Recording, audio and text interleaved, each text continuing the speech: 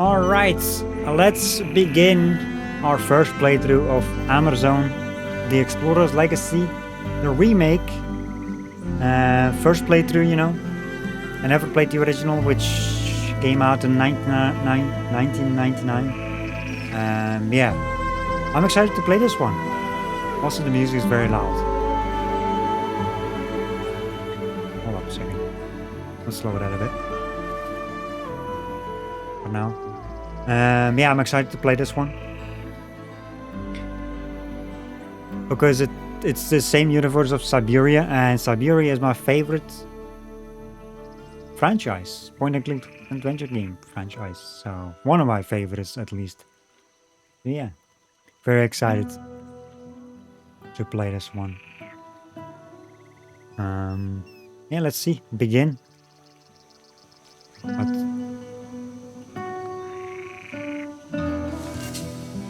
Profile 1, new game. Yes.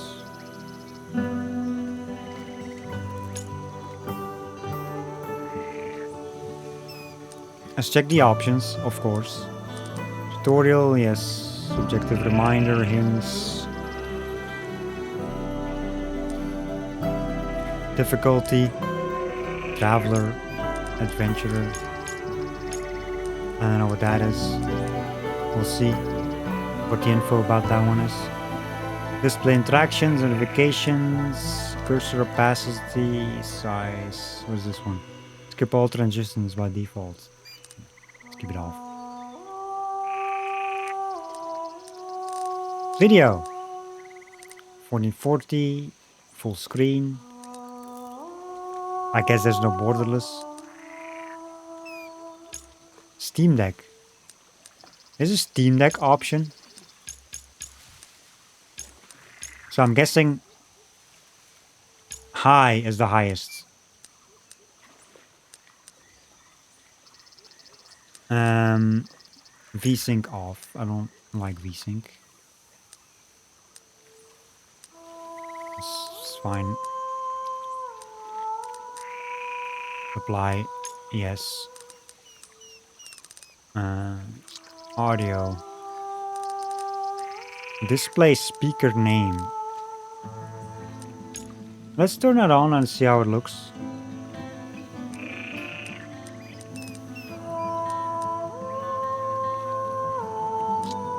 Controls. Vibration. Well, I'm not using the controller. I'm using mouse.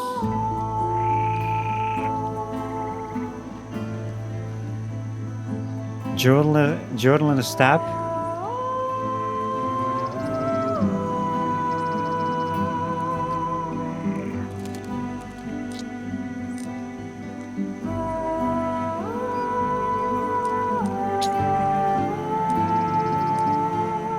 Do I have Steam Deck? No. I do not have a Steam Deck.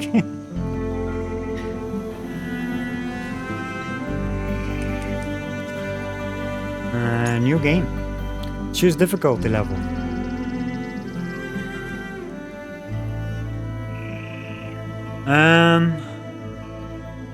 Traveler.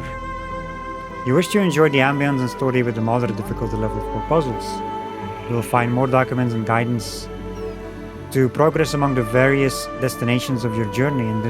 In addition, the hints you can unlock from your journal will be more precise. Note, you can change the difficulty mode at any time from the game options menu. Adventure. You will get stuck more often and will need to explore and experiment more to solve the puzzles. You will find fewer documents and help to progress through the various destinations in your adventure. And hints you can unlock from your journal will be less precise. Note, for an even greater challenge, you can disable this hint system and even objectives at any time. To do this, go to the game options menu. Let's go adventurer.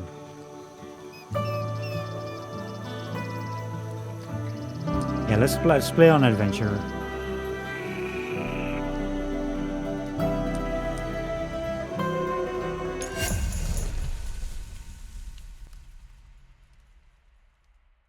First playthrough, straight in the hardest mode. From Paris to whatever this location is here. Continue.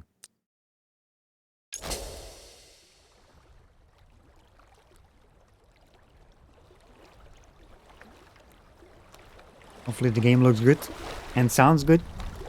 Not too loud, you know, all that stuff. Probably is a bit too loud, I think. Maybe.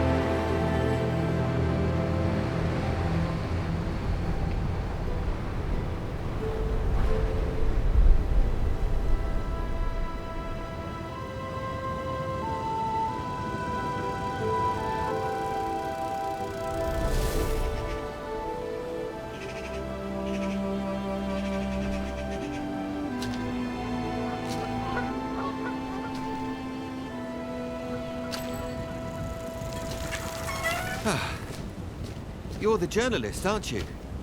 I gave him your letter the other day. The professor's probably read it. He received another letter this morning. I put it in his mailbox. It was a letter from the museum. Letters from the museum. They always mean trouble. Hey, maybe you could take it to him. He has trouble moving around, you know. He's an old man. You know what I mean. You want my advice? He should see a doctor. Well, that's what I think anyway. Oh, and have a care. It looks like something fell from your bag over there. Well, then have a nice day.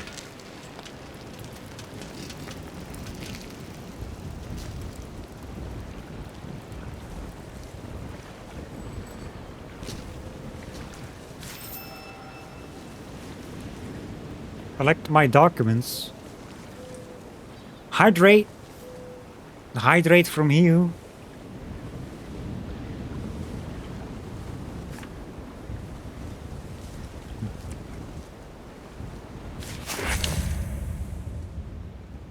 Instructions from Mondial magazine. Left click on the document, show translation. Lurk for work. Alright, no worries. Appreciate the lurk. Let's see, Professor Alexandre Valenbois. He awaits you at his lighthouse in Brittany. Despite his unsavory reputation, he is the only expert on the little known Amerzone. And we absolutely have to fill those last pages in the feature that Camille left so empty. Valenbois seems to have enjoyed your communications. Get what you can from him face to face and get back to Paris as soon as possible. The accounts department refuses to cover any hotel fees for this report. Emma Fitzgerald, Editor-in-Chief, Mondial magazine.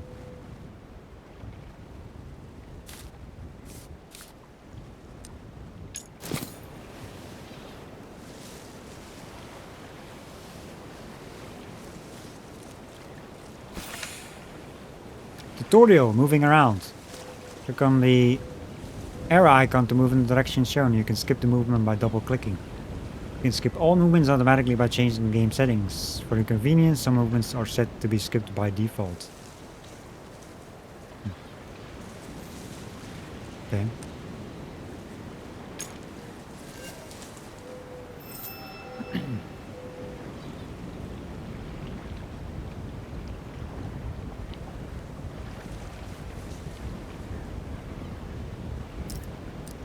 Oh. Boss. Okay. Well, we know that button.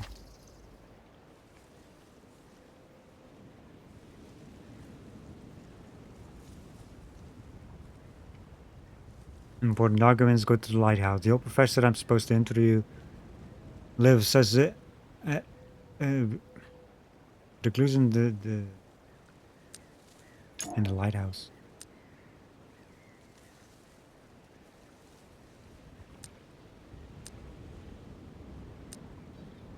But that's like a hint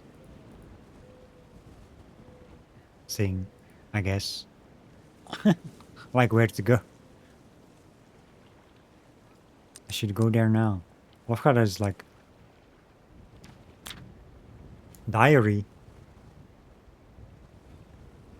Wouldn't it be nice to have like a font that is more readable?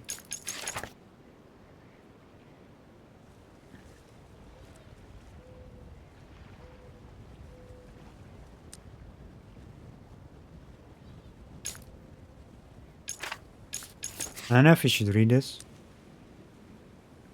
I mean, it's not like much each page, but this is a return ticket.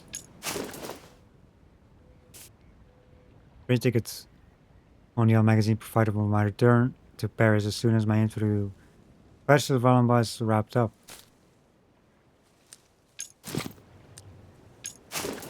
And as the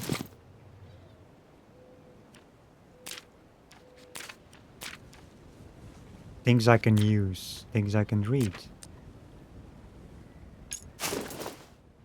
Blank press card.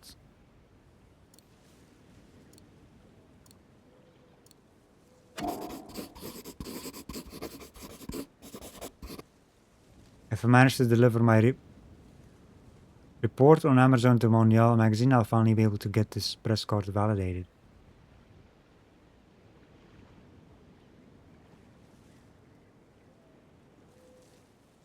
I guess there's like things you can unlock with these.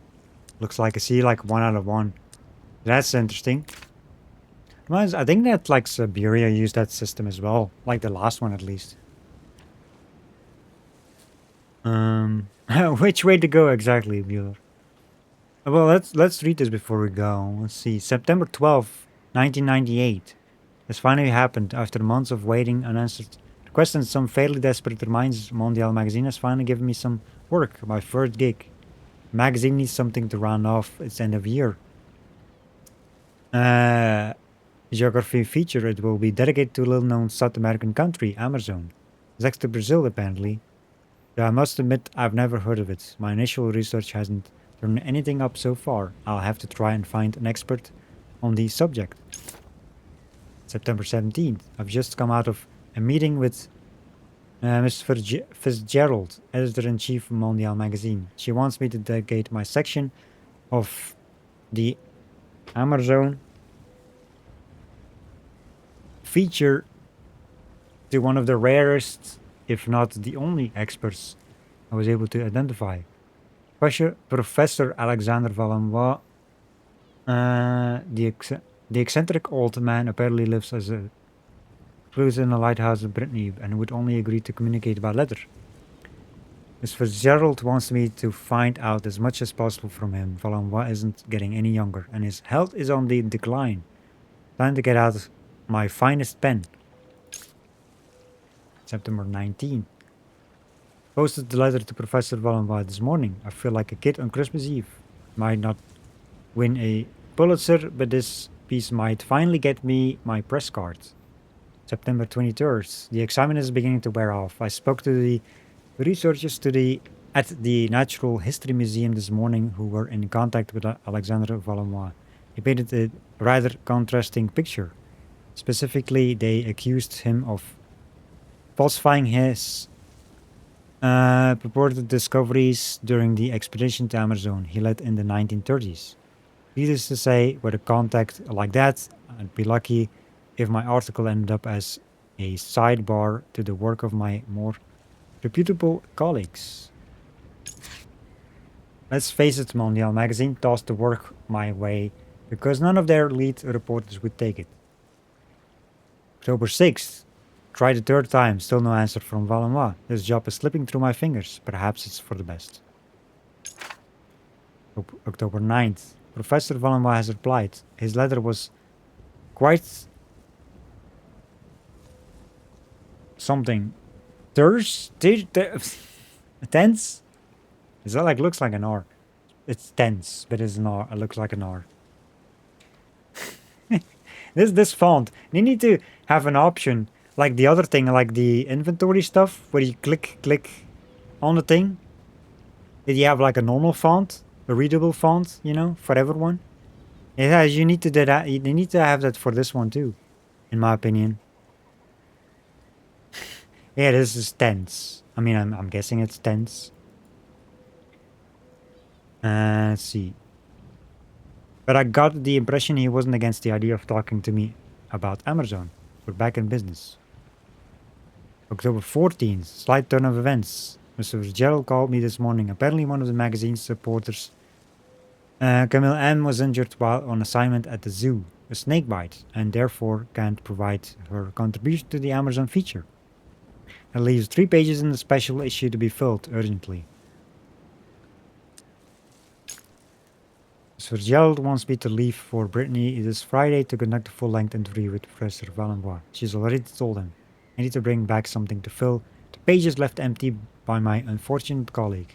And I've only got tomorrow to prepare my questions. Okay. Alright. Well, I don't know how we will find out about...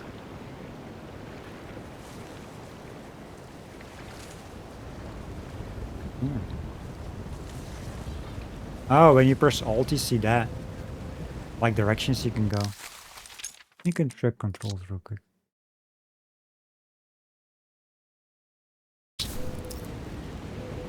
Okay. Well, I don't think there's anything on the floor left.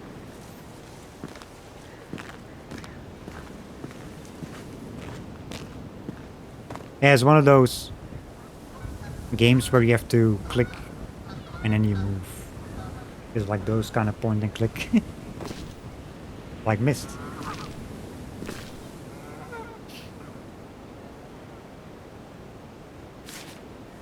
Use your mouse wheel to take a closer look. I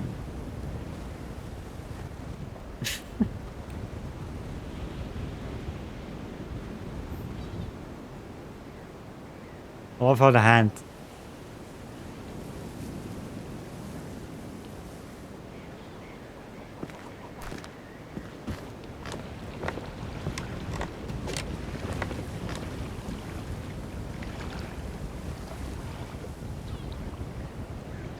Okay, see when you press Alt, you see all the interactables, not just. That's actually good because sometimes you don't see everything.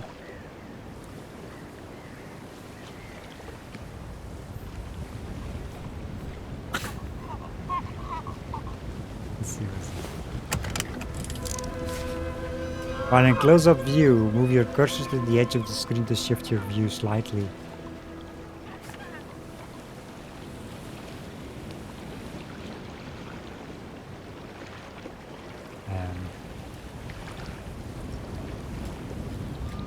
I guess.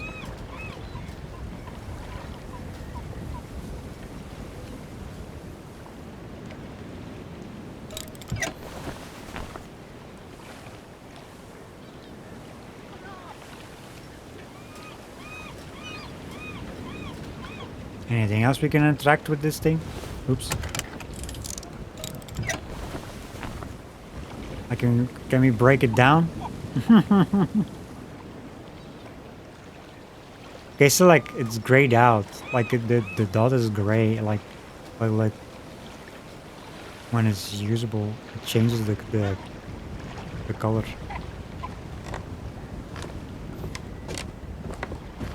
Yeah, hopefully it looks good on stream, by the way. Hopefully it looks good on stream. My friend, this old fool is overjoyed that your editor has finally decided to send you to interview me in person. As pleasant as it has been, our recent correspondence will not allow me to discuss certain subjects as freely as I would like. The subject of your special issue, the Amerzone. You must be aware that it hits very close to home for me. That mysterious land is both the source of my greatest joys and my deepest disgrace. As my old friends at the museum probably told you.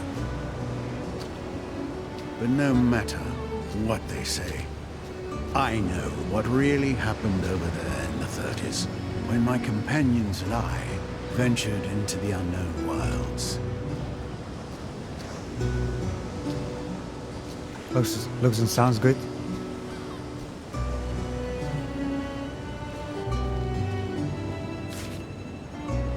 Cursor indicates that you can move your view during My cutscenes. friends and I, we caused harm. Harm that I am determined to heal today. But I need your help. Not only to finally bring my version of what happened to light, but perhaps to do even more. Time is running out. So, safe travels, my friend. I am quite pleased to welcome you to my humble abode. Signed, Professor Alexandre Valenbois.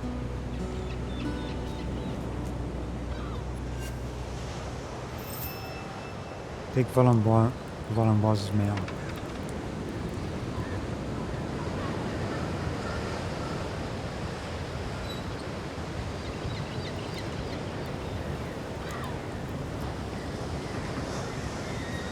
Now, I just came from there. I wanted to check out all the things on the way, but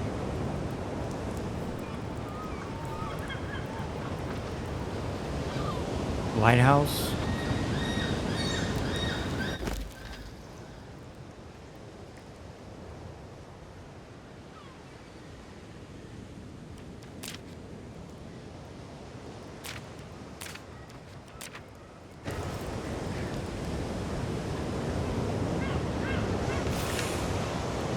Handling of objects. You can directly control most mechanical elements in your surroundings. When the hand icon is displayed, click and hold left mouse button and move the mouse in the direction shown.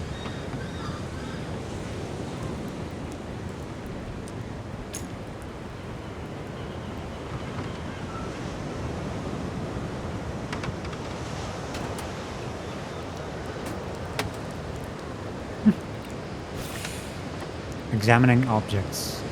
Examining objects from all angles will help you discover useful information, and sometimes even specific actions. Hold the left mouse button to rotate an object, then use your mouse to move the cursor until it changes. The cursor reveals useful information. All the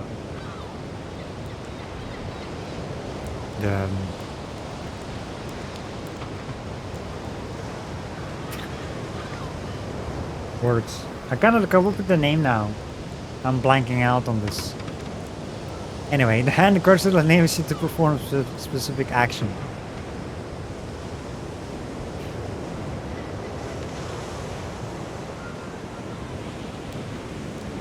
The investigate icon, you know.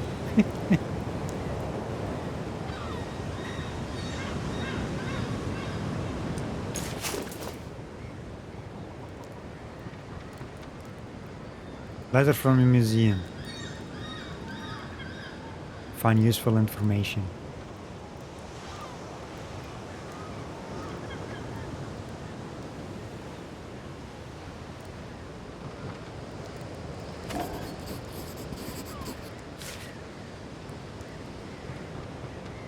The museum's letterhead, a bad sign, according to the mailman.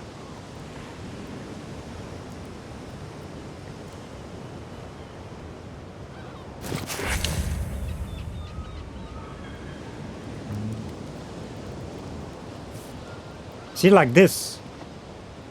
They should have that in the diary as well. Like this. Also have 400 FPS. Because I'm in this inventory view. Because VSync is turned off. I'm getting all the frame rate. All right, let's see.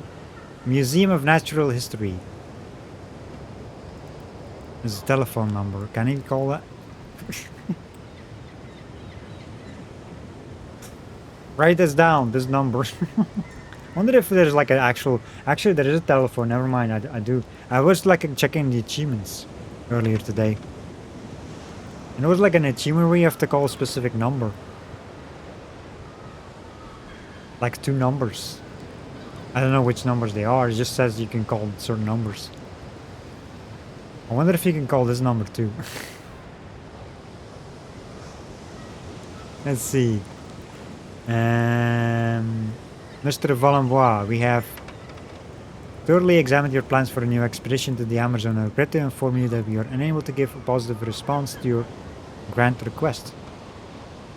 First, the present economic situation does not permit us to finance such a risky expedition. Second, my colleagues and I are of the opinion that, unfortunately, you still have not renounced that empirical fallacy which was once at the root of a lengthy dispute between yourself and the museum. This venerable institution, which I now have the honor of representing, still remembers the bitter disappointment and mockery within the scientific community that resulted from your first expedition in 1932, which we had been weak enough to sanction in the first place. Just as my honorable predecessors did back then, I will warn you against the dangers of such an undertaking. For adventurous fantasy prevails over strict scientific rigor. Edward Mallow, curator.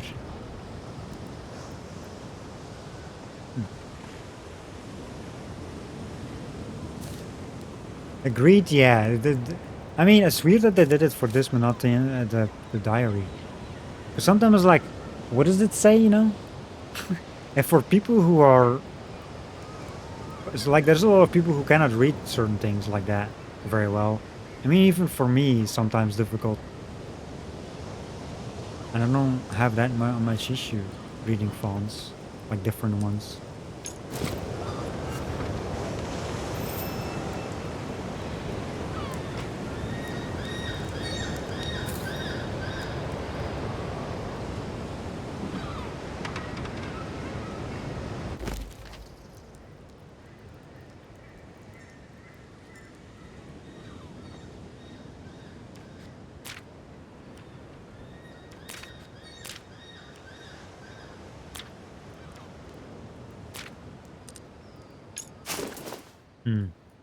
Okay, I see.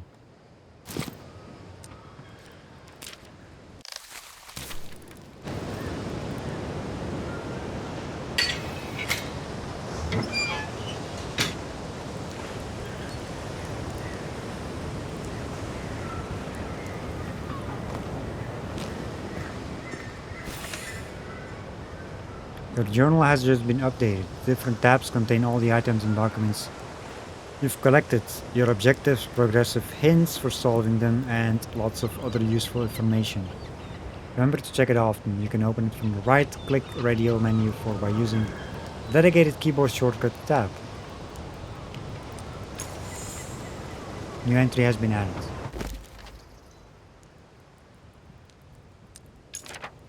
Let's see. October 16th, after an interminable journey, I'm finally here at the bottom of the Rocher Noir lighthouse, somewhere near the tip of the Langres Peninsula in Brittany. Big interview for my article will take place here, the home of Professor Alexander Valenbois, recluse, zoologist and expert on Amerzone. Everything's ready. I took great care in preparing for our interview, and now I even brought my good old blank press card. I told him to remind me why I took on this assignment. It should only take a few hours. I'll be back in Paris by tonight. See, this this came out before Siberia. I can already tell that Siberia was very much like inspired by this, like how the start of a story goes. Because in Siberia, you're a lawyer.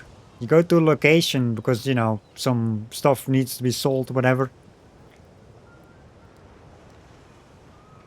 But then she ends up on an adventure, you know? Instead of going back to where she came from, to her office. This what I'm reading here is like it's gonna be like it kind of does the same thing, because you know we're gonna go on an adventure. I mean that's the point of the whole game, right?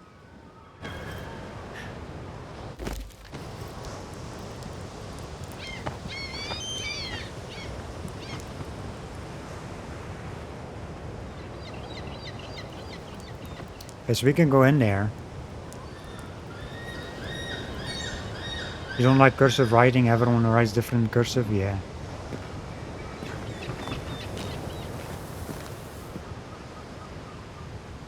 Um,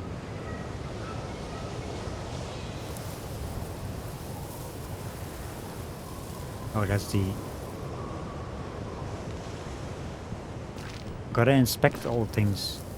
I like the alt button, that I can see what I can interact with.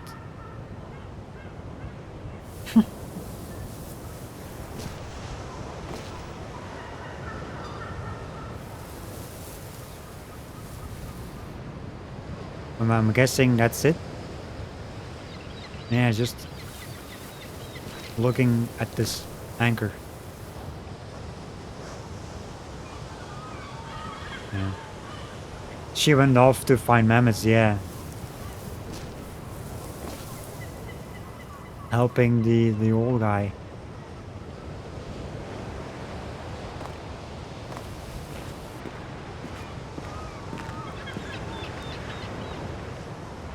I don't feel like there's gonna be stuff here to do.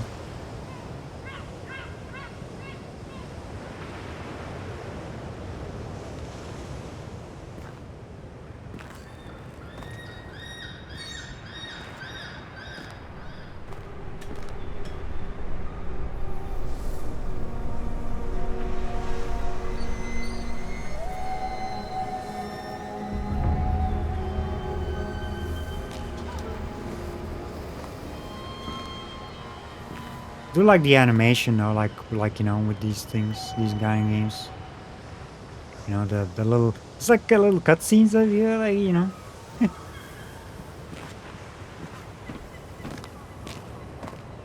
So that's what they meant, like skipping certain things when going two directions, because it's like going around the whole building.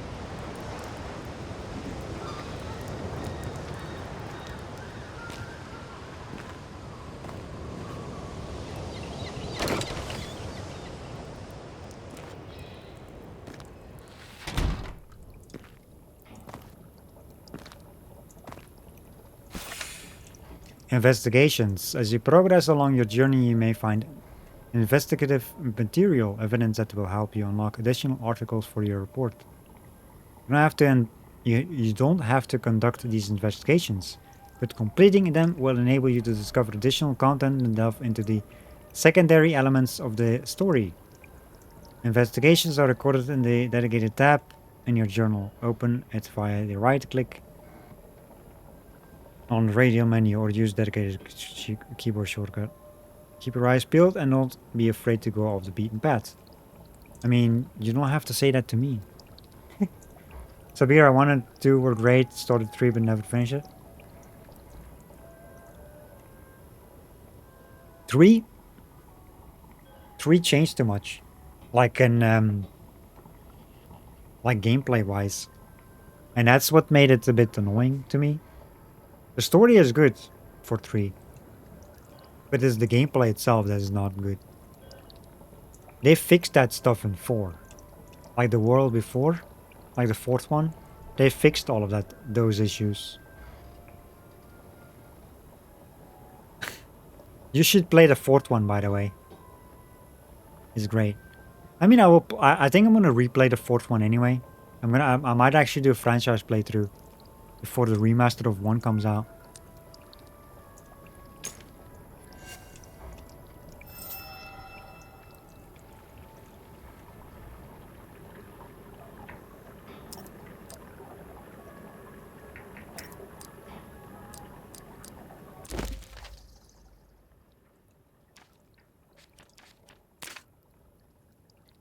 Mission. Find fallen war. Now that I'm inside Professor. Investigations. Ooh. Since Mondial magazine asked me to contribute to its special issue on Amerzone, I felt as though I've unveiled a case with untold ramifications. I need to investigate as many of them as possible for my report. It's like a lighthouse. Investigation. Local investigations. A list of investigations to carry out in this region. Long-term investigations. Some investigations require research in multiple regions. Here is a list of the ones I can pursue here. Okay, so these are only happening in this location where I'm at. And this one is like through the whole game. But this list that's showing here is in the region still, I'm guessing. Because it says a list of the ones I can pursue here. It says.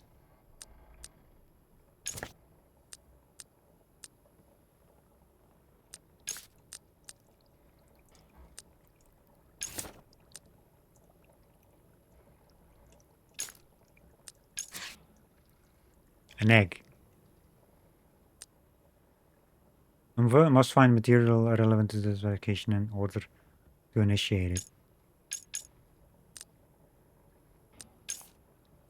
Explore the region where this investigative material is located to find it. Okay.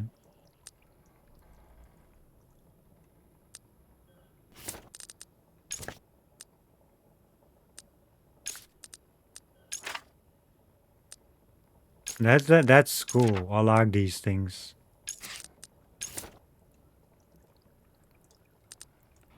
Ah, yeah, see here. From the lighthouse. In the lighthouse or elsewhere. To find elsewhere. This one says in the lighthouse or elsewhere. Interesting.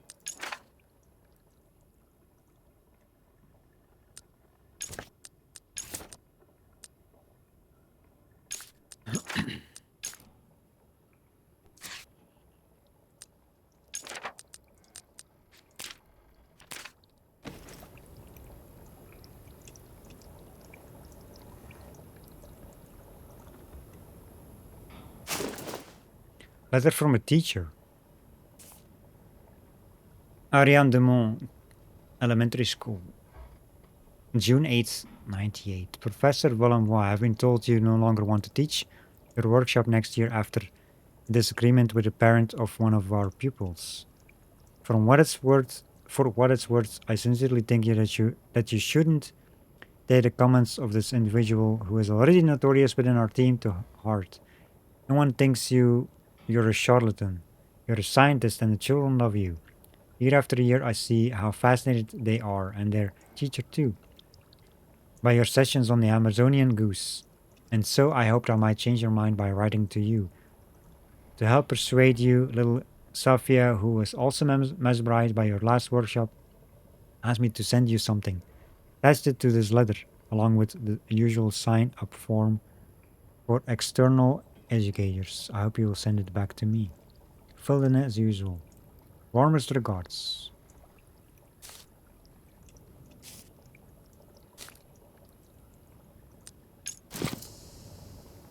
Second life as a recluse. You find it in your investigations. Okay.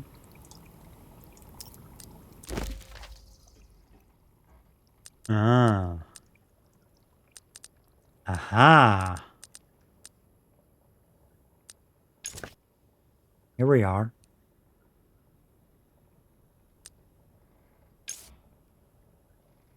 Upon his return from his expedition to Amerzone in the 1930s, Professor Vallama became the laughingstock of the scientific community. He then secluded himself in his old lighthouse. I'd like to dig a little deeper into this little-known part of his professional life, particularly the end of his career as a school teacher. Collect all investigative material related to this article to unlock it. Okay. Found a letter from a teacher begging Vallama to return to his position as a teaching assistant in a local school. He recently quit following an altercation with the parent of one of the students there.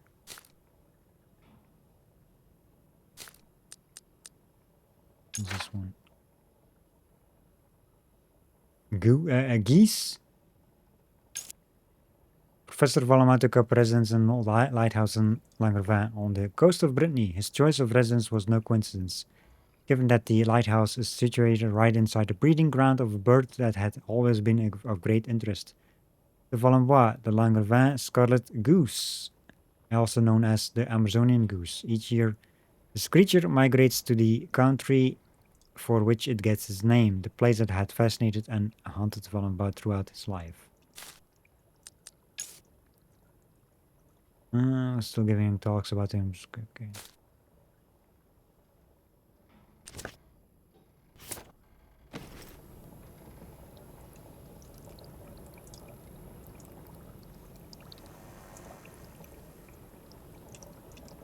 You know, I wonder though.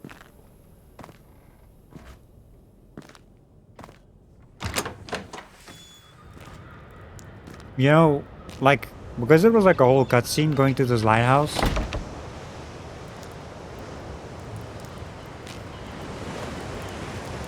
What is down here? Oh, it skipped the whole thing. Okay.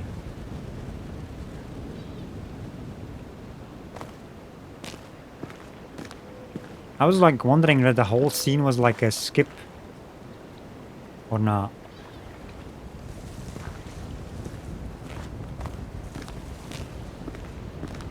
Okay, now we know. I just wanted to double check.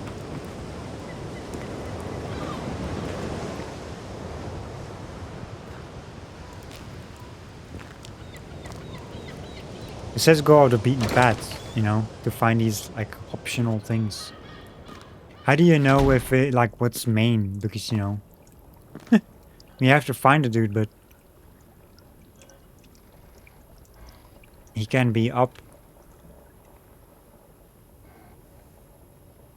or down. Maybe not.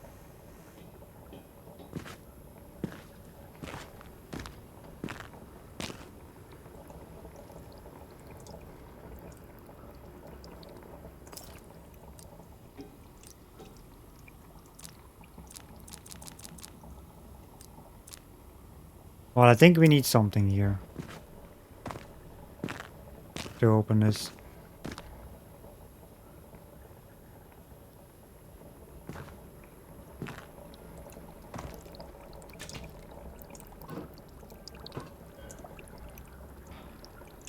I wonder what the thing is outside as well. In the back of the lighthouse.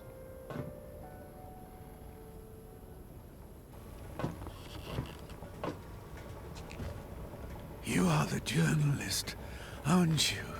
Come.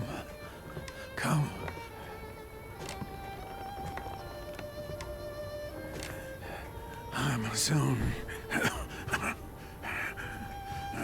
Amerzone. Too late for me. Too late. It's all over for me. I'm no longer in good health, my friend. It's a pity, but what can I do? In any case,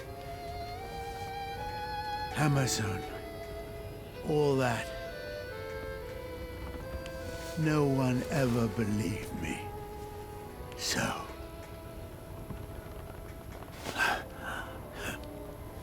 after all those years, the egg is still alive. Yes. I had planned to take it back over there to Amerzone.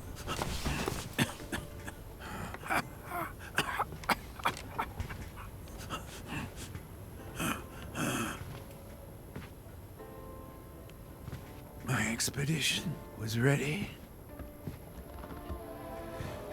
And all planned down to the smallest detail. And now,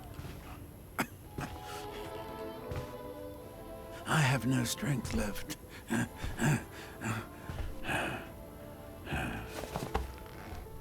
You must go for me. You must go. Take the egg back. Take the egg of the white birds back to Amerzone. I beg you, please. You will find everything you need right here in the lighthouse.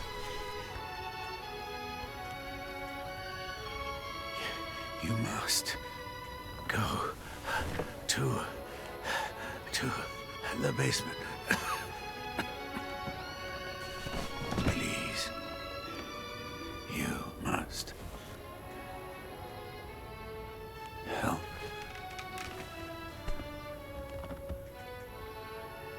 For her.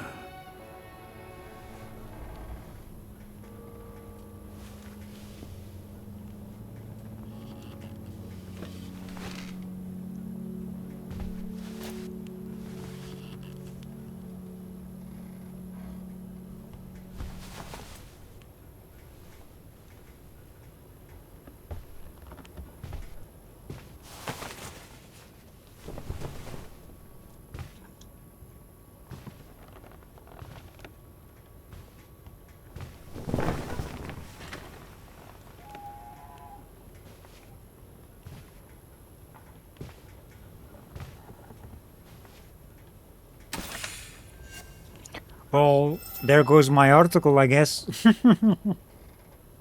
Dude died like right after I just arrived. Ah, what timing? And let's see, display interactions. You can reveal all the possible interactions around you by holding down the Alt key. Find the icons represented by the eye symbol. You must move the camera. See, I knew that because I checked control before. Oh, what the fuck? Yeah, I think that's why they do it. You want, want some information?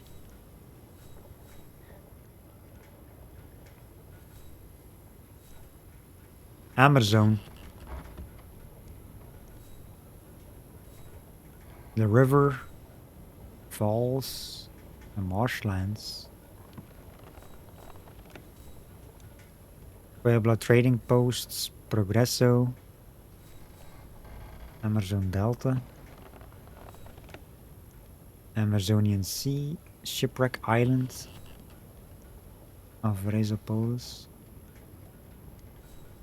Well, I guess we're checking out some letters and stuff and pictures.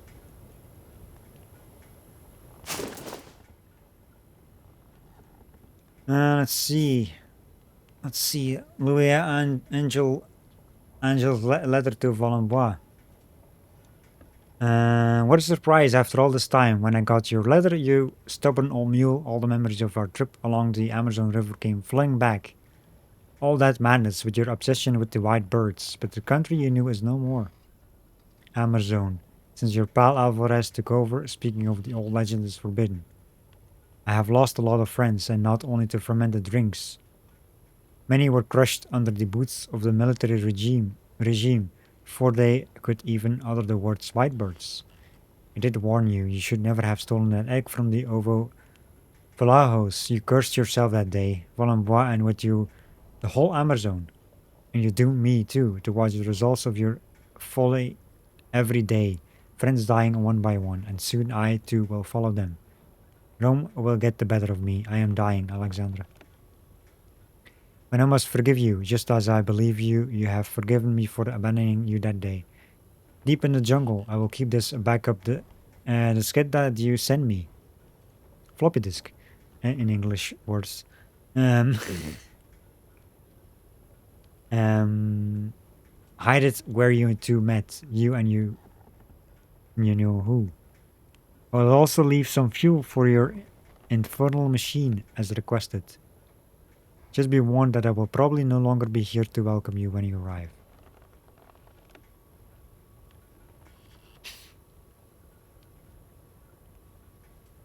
Hmm.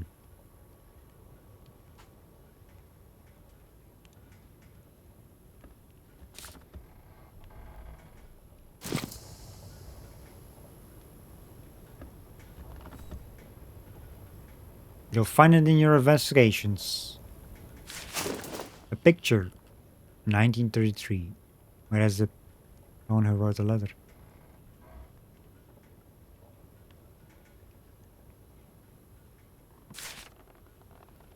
My guide in 1933, he abandoned me back then, but strangely, I feel I can trust him enough to send him a disc.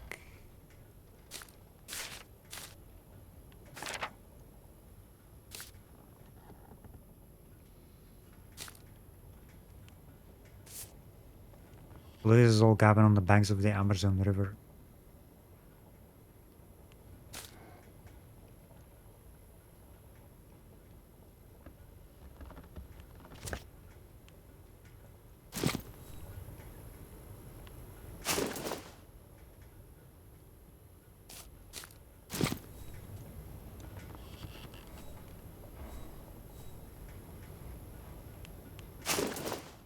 Note on the Amazon marshlands.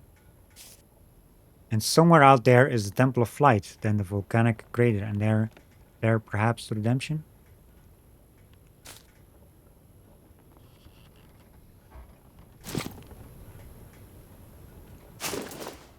Amerzone Falls. The Ovo Valajos village, is it still there?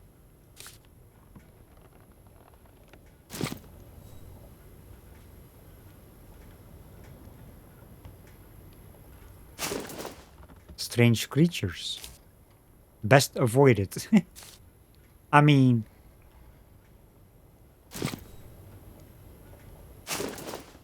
Antonio Alvarez, president of Amerzone. President Antonio Alvarez, what has become of you, old friends?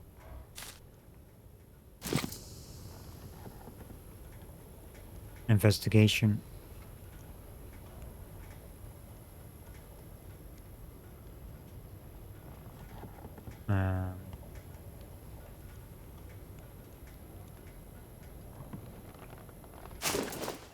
Note on Alvarezopolis. Capital of Amerzone. Place to be avoided.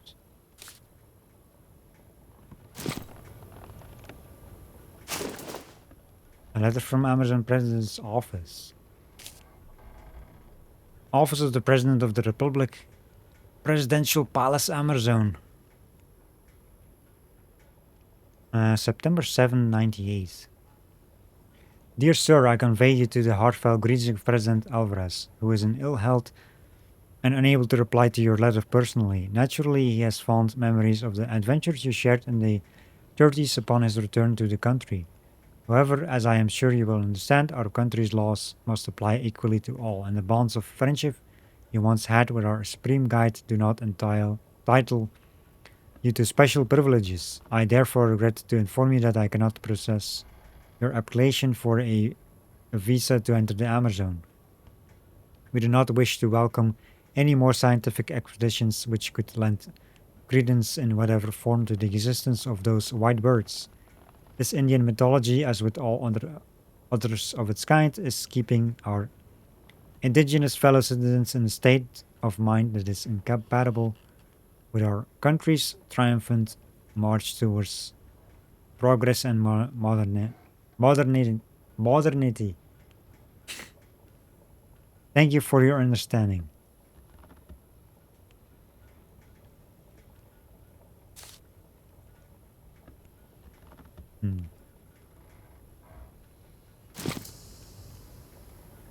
Another investigation thing.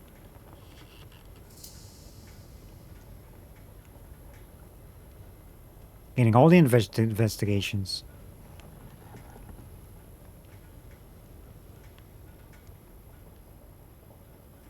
So we've checked this letter, all this stuff, and all this.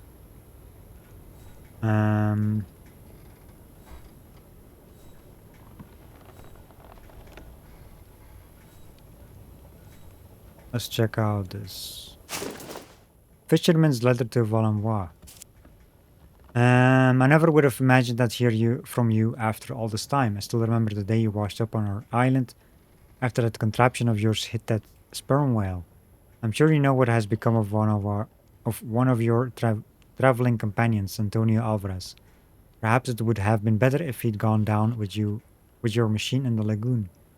Anyway, I'll take care of your doohickey. Just back up the diskette you sent with your letter. I'll hide it away like you asked. Or you stayed back then. You're right to be cautious. The Amazon Coast Guard seems paranoid that a foreigner like you is going to try and sneak across the border sometime soon. Fair winds for your voyage, and I guess see you soon. Illegible signature. P.S. And watch out for sperm whales this time.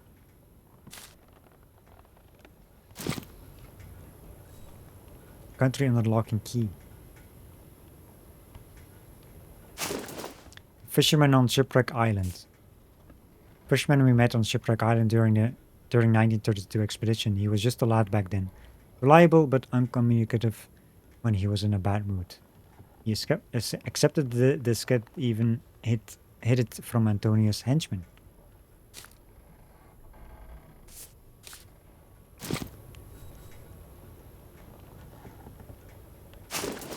Notes on the Amerzone Delta. The Amerzone Delta, where the waters of the eponymous river flow into the Atlantic Ocean. Natural border easily accessible, particularly after a stopover on Shipwreck Island.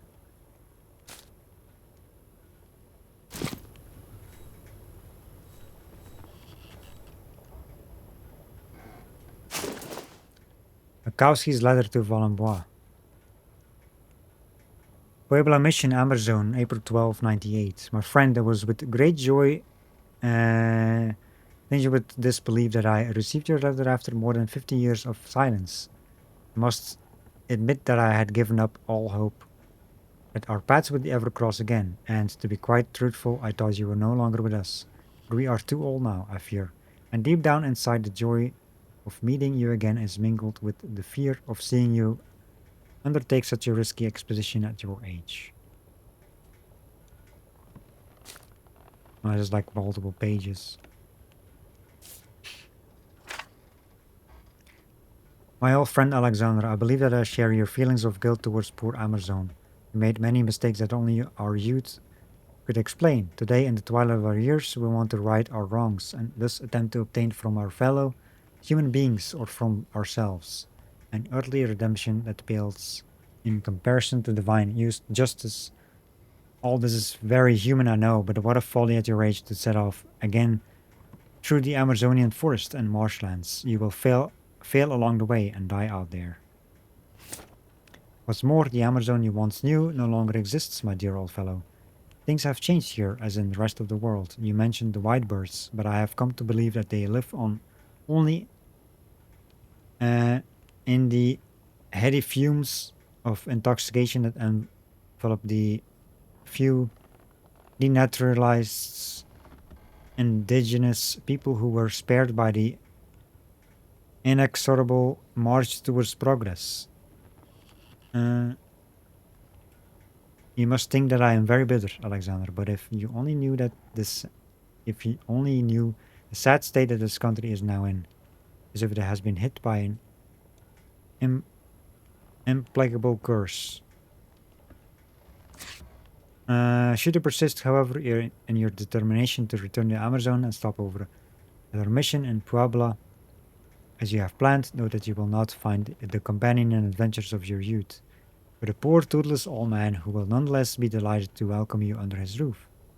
Then, like two exhausted ghosts, we will go and sit on the river bank to watch the sunset on our lives. God be with you, David Mikowski. Yes, I must say I was a little surprised by your requests, but I am happy to keep hold of your backup diskette, as you call it. all the more reason for you to stop in and say hello if you insist on undertaking this ridiculous adventure.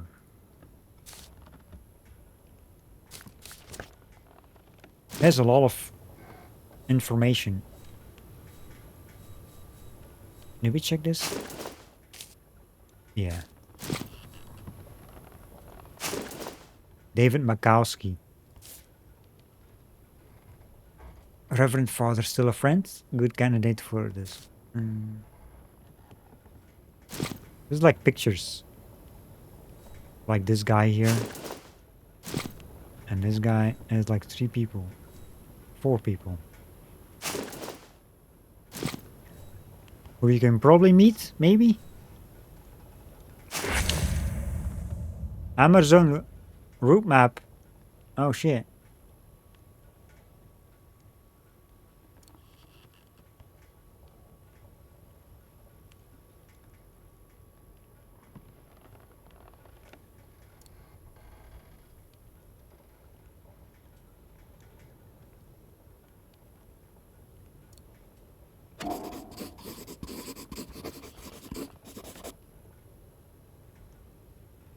A journey that starts in France, crosses the Atlantic to an island, and goes up the Amazon River to a volcano.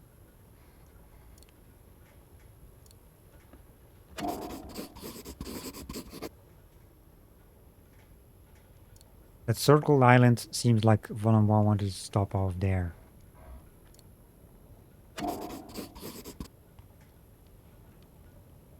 Sketch figures, they look like animals.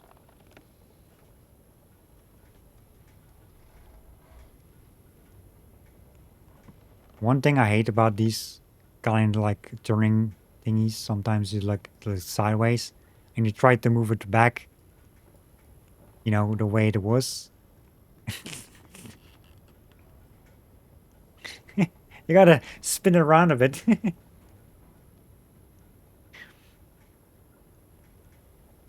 Yeah. This seems to be all the information we can get out of this. Think we checked everything on this thing here?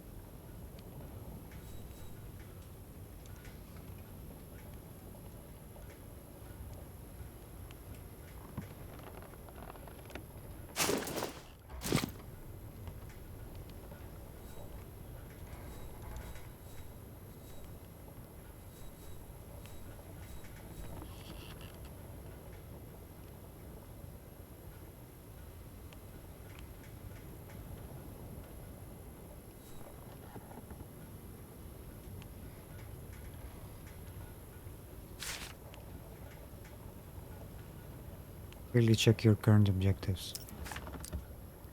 Go to the basement.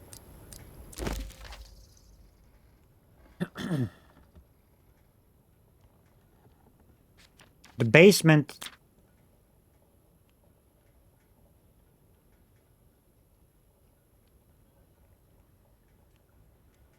So we're gonna take an egg to the Amazon for him. Lovely. That is our mission.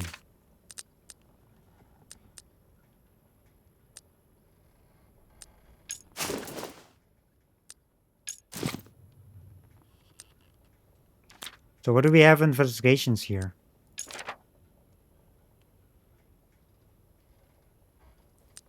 A Volume 1 egg.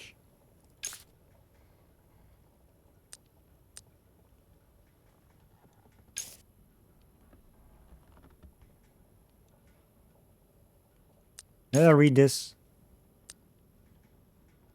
Probably not. No, I didn't. With his last breath, the near delirious Professor Volume begged me to take an egg back to Amerzone, an egg of the white burst, which, after all those years, is still alive. I know I should call emergency services and wait patiently for them to arrive, and yet, Volume feverish tone and the intensity of his plea to make the journey in his place, taking a look at the lighthouse like he suggests doesn't commit me to anything, does it? Okay. What's this one? Visa application refusal. Despite his old ties to the Amazonian autocrat Antonio Alvarez, Professor Wallenboy was recently refused a visa for Amerzone. The reason given that the scientist's return could lend credence to a mythology of the white birds, deemed incompatible with progress and morality. Okay. So we're missing one more thing here. We read this one before. Preparations. With a view to undertaking his new journey to the Amazon, Wallenbois seems to have made a priority of copying a series of strange diskettes. I wish I knew why.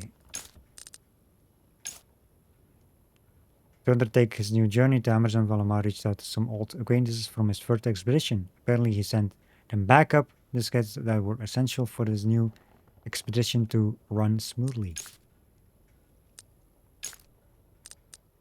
So this one, like long-term investigations, we have like 2 here and 2 here. A country under lock and key.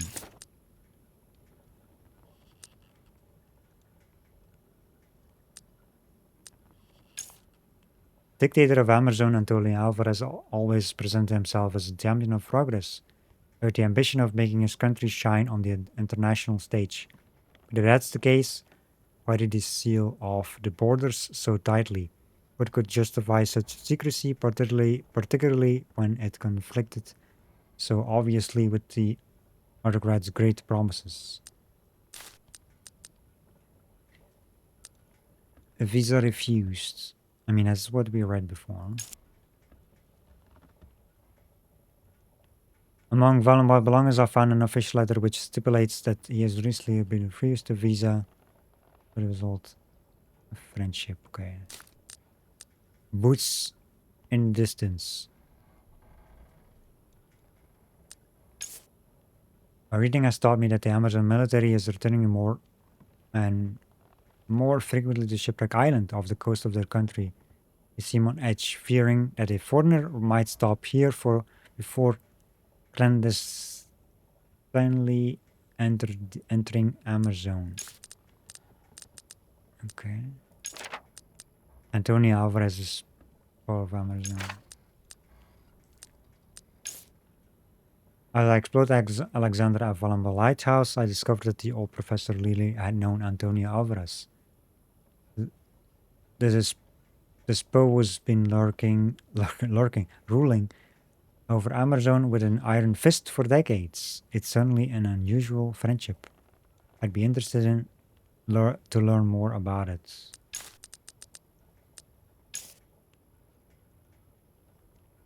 Narcissus considers his former friend and traveling companion's obsession with the Amazonian great white bird to be subversive. And old friends. According to an old annotated photo I found in the lighthouse, Wallenbois seems to have been mortified at the bloody dictator his old friend Antonio Alvarez had become. Okay. So we checked a few things here. This is found elsewhere. All the rest. There's stuff here in the lighthouse.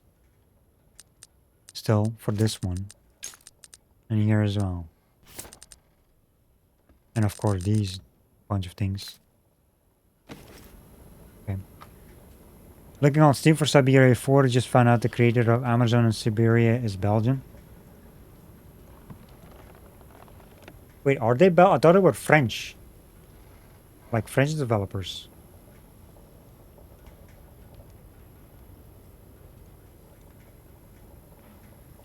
Like actually like French. Wait, actually Belgian? I didn't know that. I mean, I know that's French, but you know, there's the French part in Belgium too, but I did not know that. That the creator of those was actually Belgian. Like Benoit Sokal, or whatever his name was. I think it was like that. Belgian comic artist and video game developer. Yeah, I did not know that. I thought he was actually French, like, you know, from France. He's actually Belgian. But actually, that you know, that's even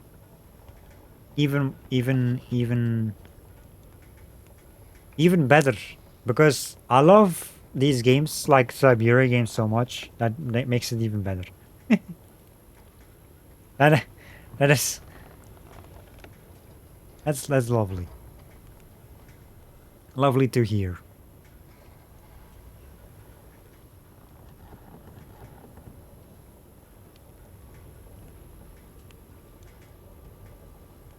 What's this?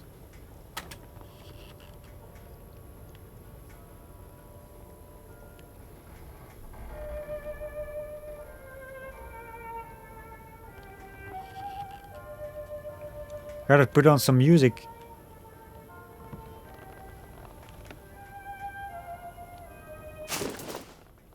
Lighthouse. Romantic representation of Valhalla Lighthouse in the storm.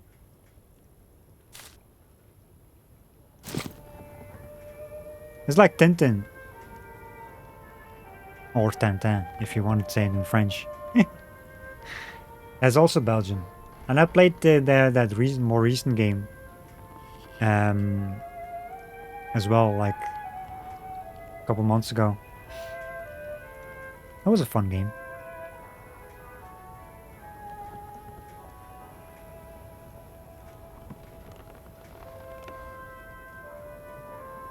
Okay, so that just goes over there. Okay. I don't want to miss anything.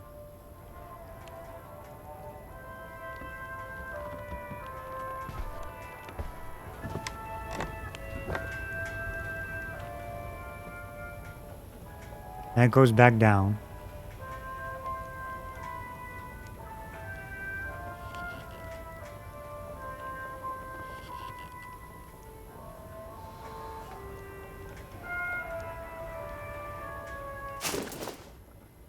A cup.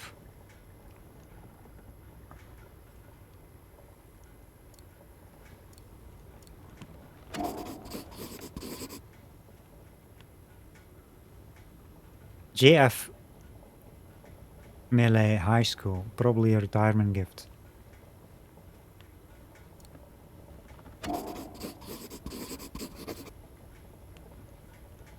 Judging by the smell, Valenbois liked to add a little kick to his to his coffee. New material. Relevant to Second Life as directly. Okay. Portrait of a young woman.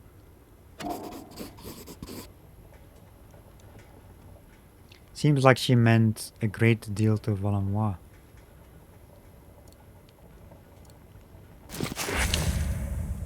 Slide 5.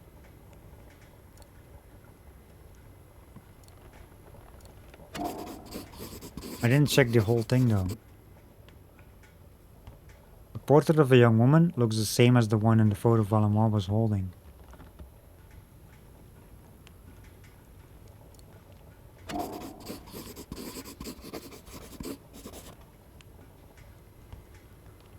Valenbois scribbled down some kind of apology.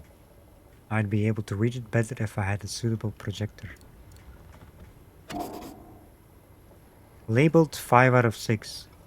So there's like 6 slides, because it says slide 5 on the top here.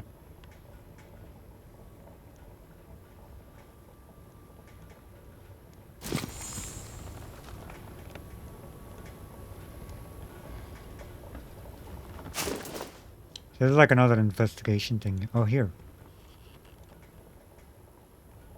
Of course, it shows like right there. If you hold.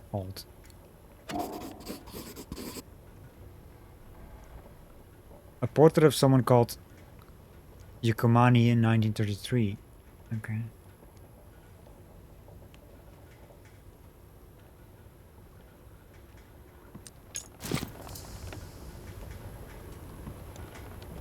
So there's more investigations.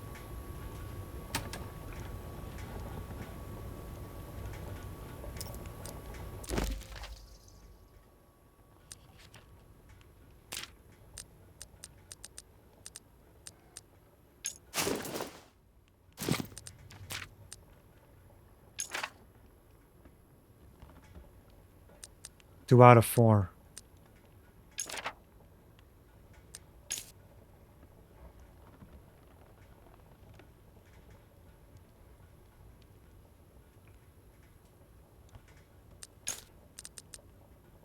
A retirement gift. Seems Valamois' favorite cup was a gift from his former colleagues at the Jean-Francois Millet High School in Langrevin, the institution where he taught after his disgrace. The young woman in the portrait.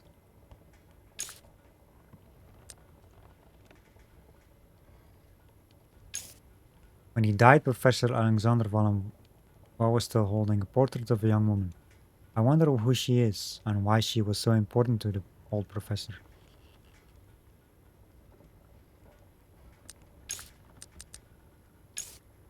Portrait Valamois kept with him when he died seems to date from 33. It shows a woman named Yukumani. She seems to have been very dear to his heart.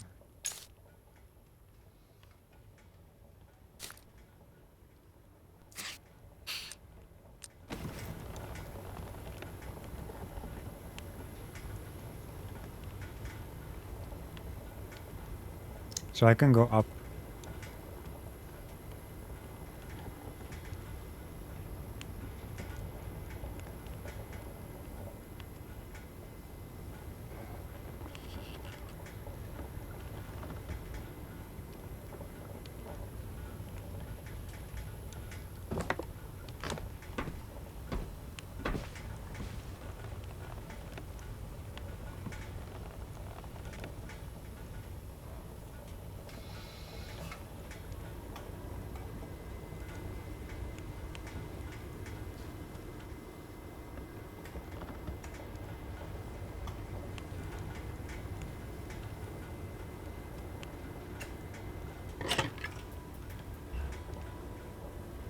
So if this is actually Belgium, because I saw in the achievements list here.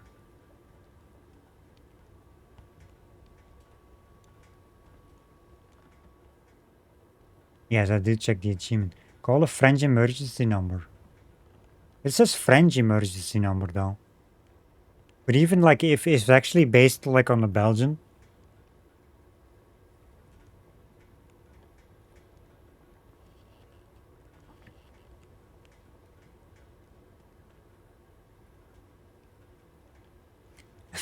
One drink to rule them all. It's like a Lord of the Rings.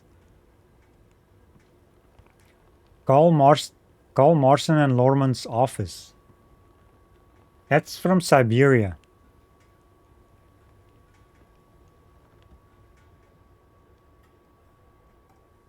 That is from Siberia. I don't know that number though. Can anyone look up that number? That has to be an actual number. You can. I need to know that number from that office from Siberia. I want to get that achievement. So emergency number. If it's like actually based on the Belgian one.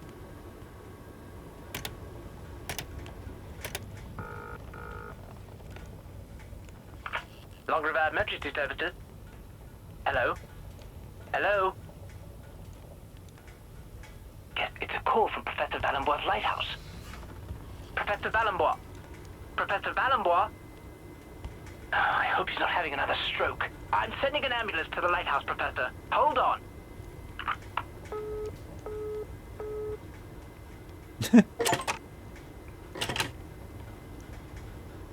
That actually worked. Because that's the Belgian emergency. I don't know how it is in France, but that's the one from Belgium as well. What is the number for the other one, for the Siberia office? So wait a minute, are they actually arriving as well, like an ambulance for this dude? Actually, as well?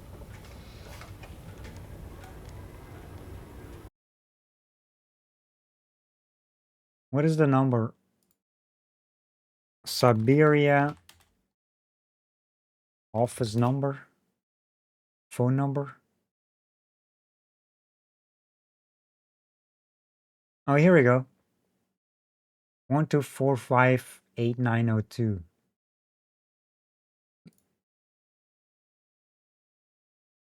I remember in Siberia, I think it was the fourth one, you can call numbers too. Which is kind of funny. It was like 2, 4, 5, 8, 902. 8, 9.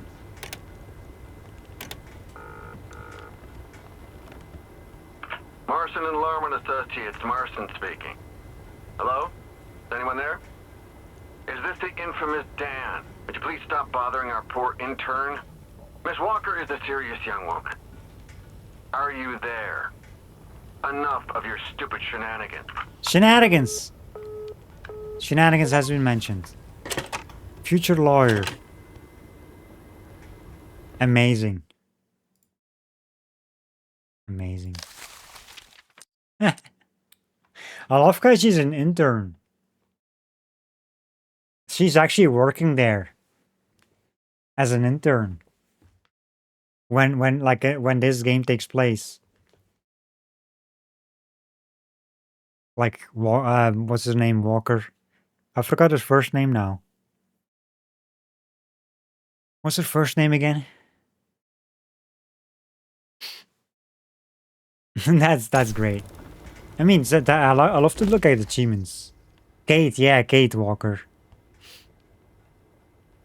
A lot of collectible things, I guess. I see. You know, some goofy things.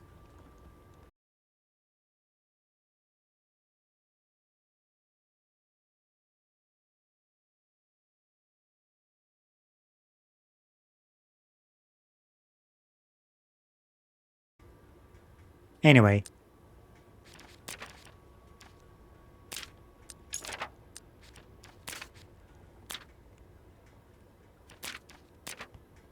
I wonder if there's more numbers we can call.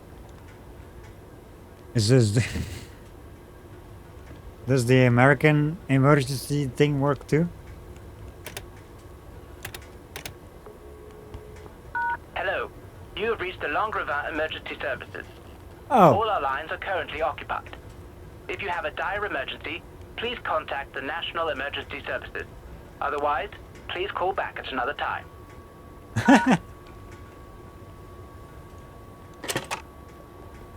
Now that's funny. If you call the American line, that works too. I was wondering if that would work. Any other numbers we can call?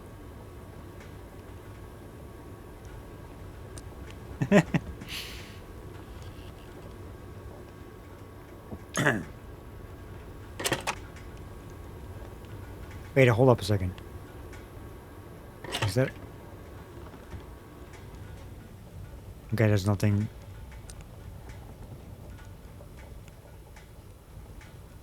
Wait.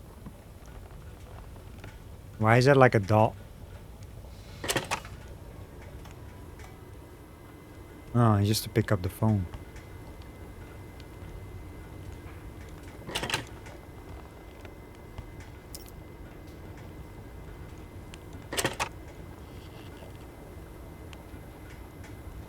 Okay.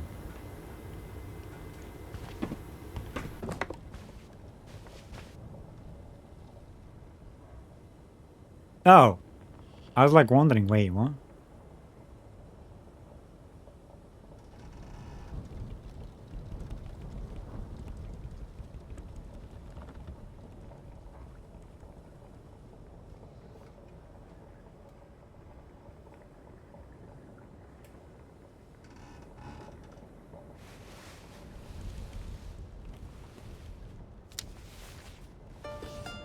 My dear friend, I am an old man in the twilight of his years. I know now that I will never have the strength to set off again to the Amerzone. My only remaining hope resides in convincing you to go in my stead, to make amends for the wrong I have done to that country over 50 years ago. It was in 1929, at the university where I was finishing my studies in natural sciences, that I first heard of the Amerzone.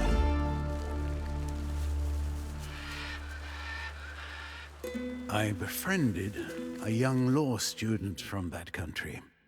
His name was Antonio Alvarez, and he was later to become the despotic leader that we now know today. He suggested going with me as my guide and interpreter until we got to the last steps of civilization in his country. A second companion was to join me, the Reverend Father David Makowski, who was burning with desire to perform mission work among the inhabitants of those regions forgotten by the Creator. We set off, therefore, one morning in June 1932 on board the Hydrofloat, a revolutionary invention of mine. Unfortunately, this first prototype had several imperfections. The mechanics of the craft failed us on the way, near Shipwreck Island. A large number of sperm whales had settled there. I feared that we might have hit one of them. It was only by a miracle that we set foot on the shores of the Amerzone. But already, my friend, I realize that I am only at the beginning of this tragic story. If you want to find out about what follows, it will be waiting for you in the basement. Your next destination, should you decide to replace me for this new journey.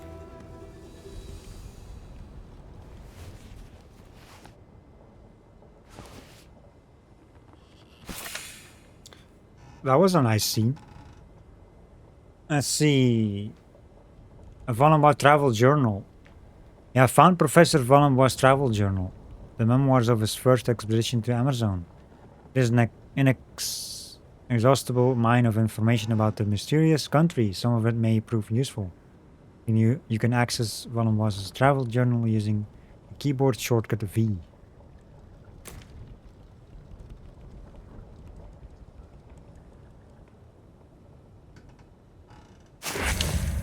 I got a key.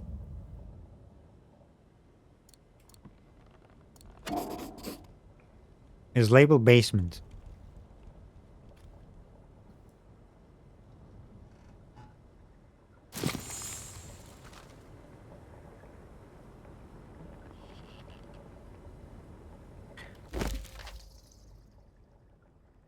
Oh.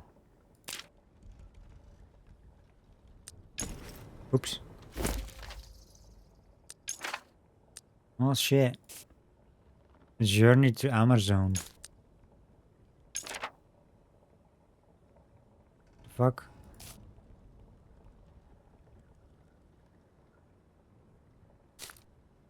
Oh,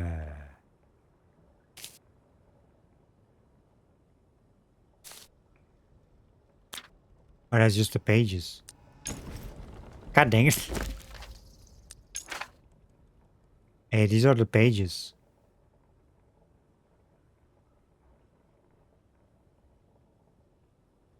Well, then again.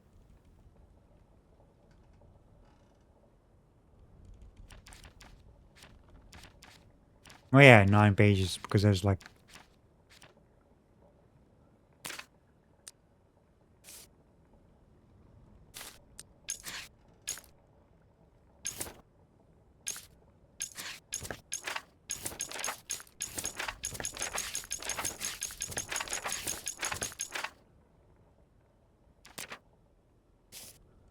Amerzonian goose. Amerzonian goose owes its name to the fact that its annual migration leads it to the delta of the Amazon River, where it settles down for the winter. The simplest way to reach the shores of the Amazon would be to follow the same route as those birds.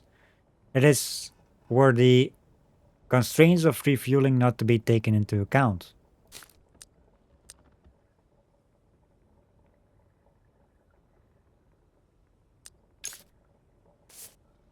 David and Antonio watched the geese fly off towards the Amazon.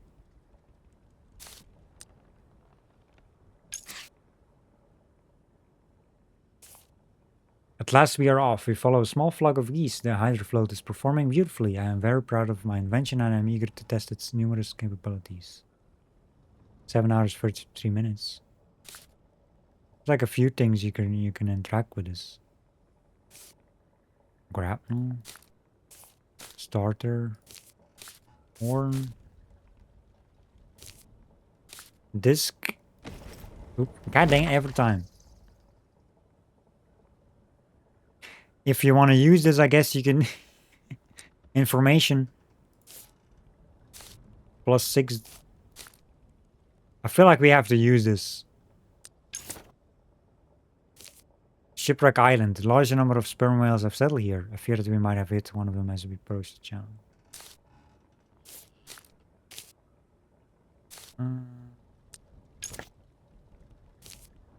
This atoll bears its name well. It seems to be the meeting place of all those who roam, explore the planet. Unfortunately, for many of them, this is where the adventure stops for lack of transport. This is a necessary stop. We need fuel for the hydrofloat.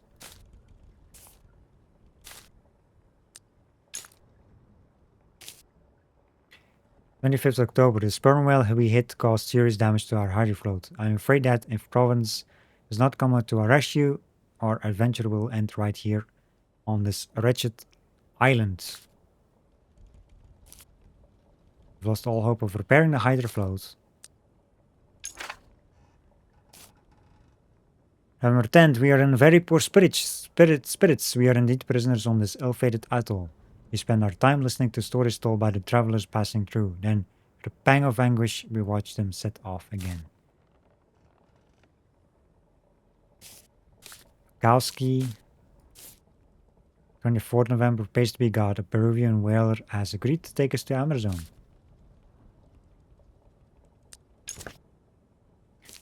As far as the eye can see, the delta of the Amazon River. 25th December. 32. We set foot on the shores of the Amazon.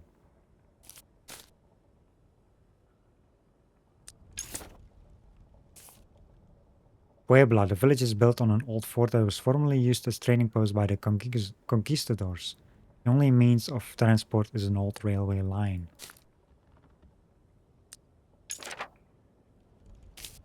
This village is a flourishing marketplace for the whole of region's population. Fauna and flora of Amerzone. The Amazonian vulture. Puebla, December 1932. Caphardus horribilis. Very common throughout the village of Puebla. The natives are very fond of it. They say it has calming properties. Yeah, these are like... Feels like at some point we have to use this stuff.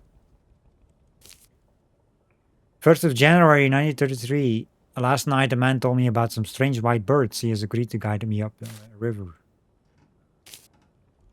He is of mixed blood and lives in the jungle. 10 days from Puebla by canoe. Shabby hut on the riverbank. Farewell to Mikowski and Alvarez. Hummingbird bat. Alligator toucan. Guide. 11th January. The surroundings of my guide's humble dwelling are extremely diverse from a zoological point of view. Suckerer. Banks of the Amazon River, 12th of January. That looks like an interesting creature.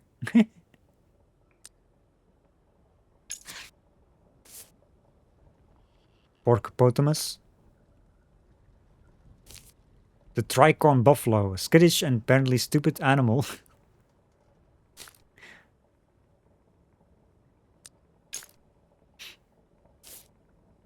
Rhinopotamus. This animal seems to thrive in the meandering waters of the Amazon River. The natives hunt it, as they do the porcopotamus, with which it must not be confused. There are many oxbow lakes, tributaries and distributaries along the Amazon River, and the current is very strong, and only the solid experience of my guide enables us to progress without mishap.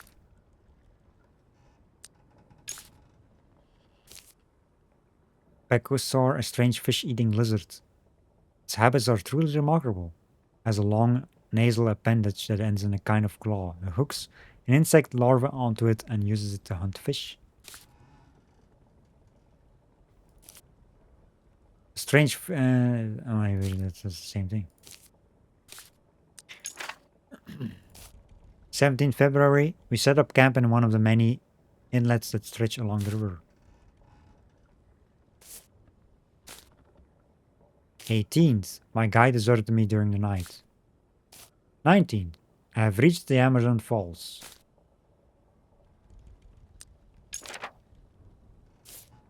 22nd of February, and glimpsed a native village in the distance. I am hesitant to establish contact with these Indians. I suspect it is their approaching presence that made my guide run away. 23rd, I have been tormented by strong fever since the middle of the night. I am too weak to get up. My senses are progressively deteriorating. 28th of March, the positive evolution of my illness now permits me to resume the course of the journal.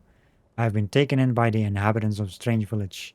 They seem devoted to a particular form of worship, the nature of which I have not yet fathomed. They are peaceful Indians who survive on hunting, gathering and on honey, which they consume in great quantities.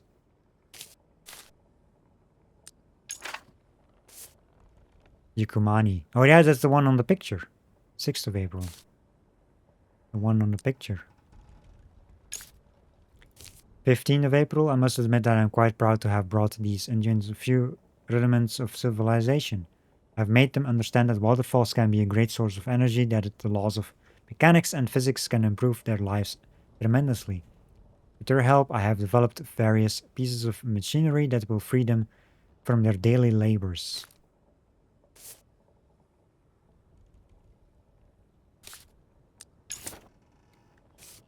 Indian village, the Ovo Valahos tribe.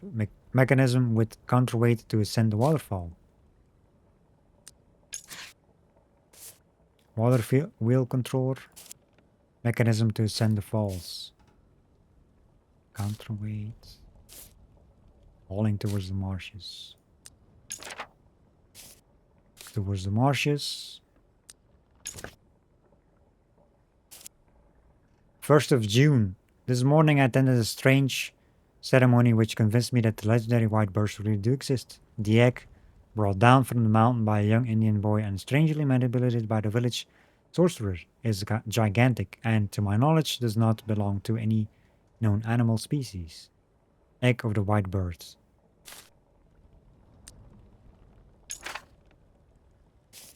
According to my Indian friends, it is the egg of the white bird. It would appear that their priest performs a sort of treatment on the embryo to cure it of a severe physiological alteration caused by the noxious fumes emanating from the volcanoes to which these birds are bound. Without this human intervention, these mythical birds would probably have ceased to exist a long time ago.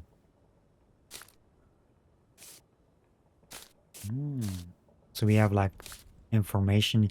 I feel like some of these things we have to figure out, use. There's like names here.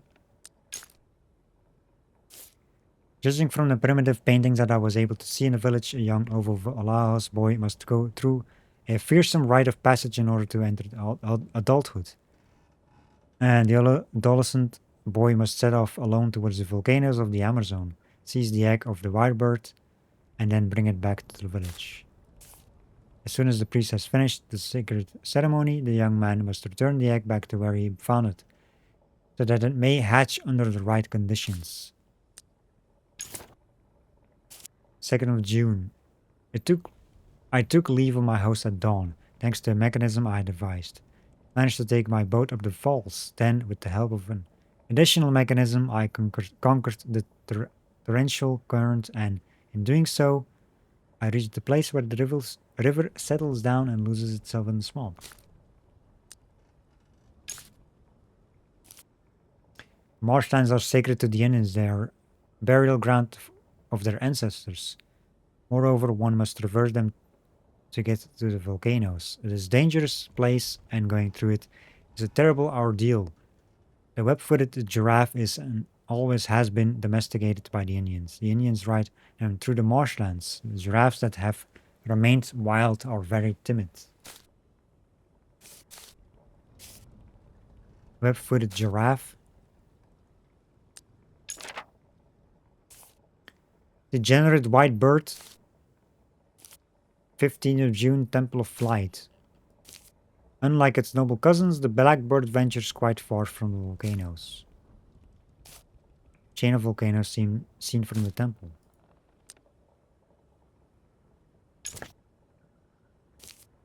18th of June. Here I am at the end of my journey at last. After several months of adventure until now, I have seen only those pitiable little blackbirds, and I have been able to observe that they lay eggs that are similar in every respect to the one that I saw in the Ovo Valahos village.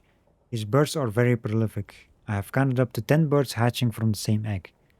Nevertheless, their existence is precarious. They fly poorly and display clear signs of degeneration in all aspects of their behavior. This seems to confirm the expertise of the Ovo Valahos priests in the matter of embryonic surgery. I saw them this morning. There they were, right before my eyes. They glided inside the crater for a long while, and then imperceptibly they arose and rose on the thermal column until by noon they were nothing more than tiny specks in the sky.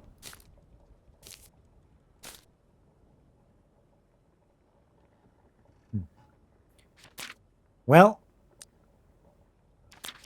we read the whole journal. We had to check it. You know, that's the thing. This is one of those games I want to read all the things, if possible. There's a lot of reading, but, you know, I want to read these things. All the informations. We can go up this thing here. That's where we came from. Got a globe.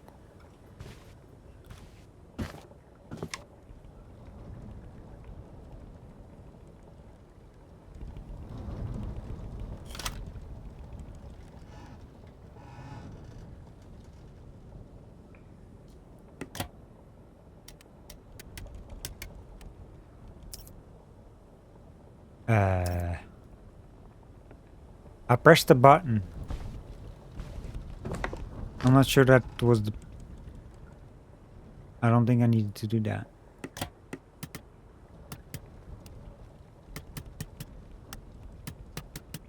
I feel like this is like a puzzle.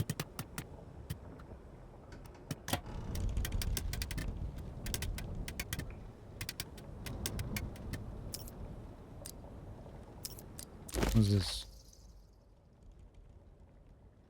What did I get? Oh, the key.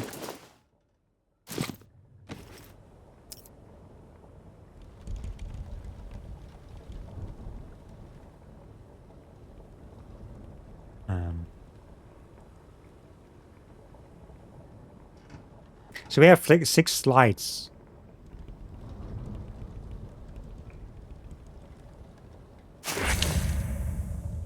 And this... I got 2 so far. Slide number 2. What's this? Silhouettes of 3 men, Valenbois and his companions.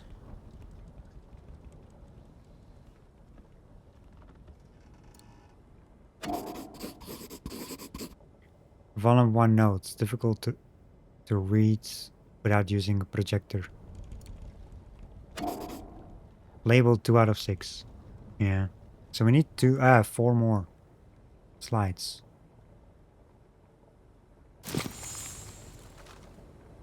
I'm guessing we can put these in here then.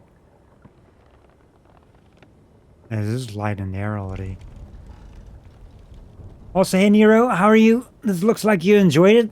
It's well, I have not done much yet other than just exploring this lighthouse, which is the very start of the game.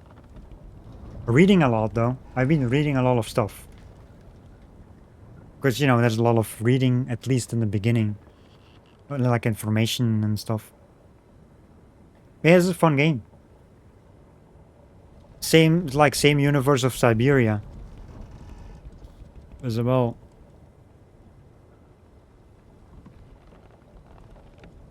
How are you doing, by the way? How are you doing?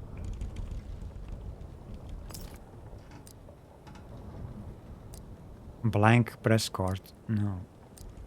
Slide 5. Slide 2. Can I take this slide?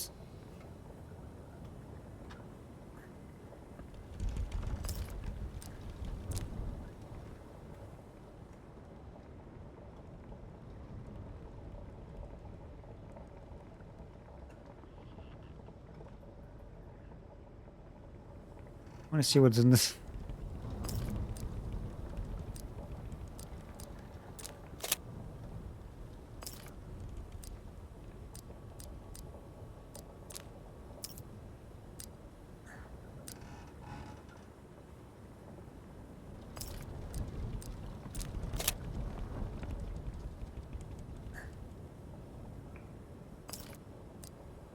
I guess not.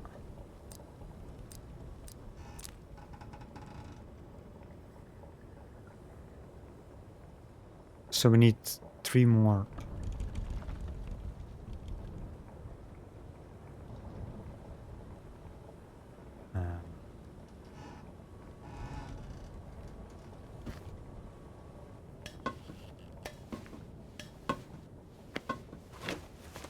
Yeah, there's like a lot of optional things, which I'm doing right now.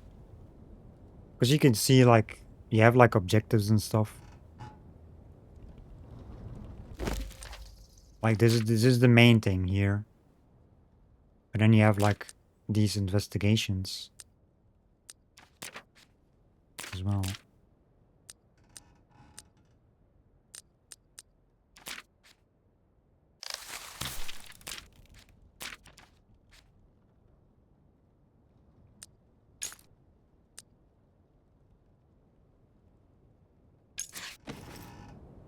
Also, there like the journals. I think the journals was the most reading I've done.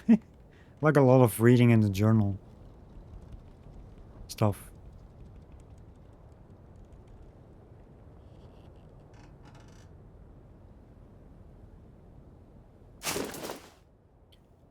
Caphordus horribilis. Was it, fuck, was it? This specimen seems to have some sort of a venom gland. Aptly named. Oh, that.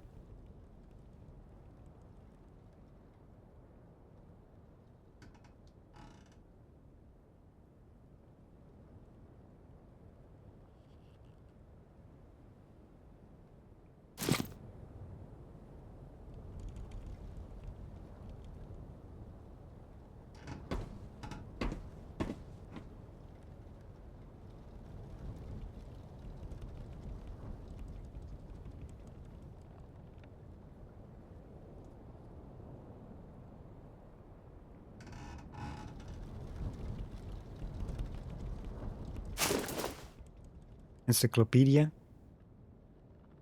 This book is open at the page about the Amerzone Hoko. Page shows a female on the left and a male on the right.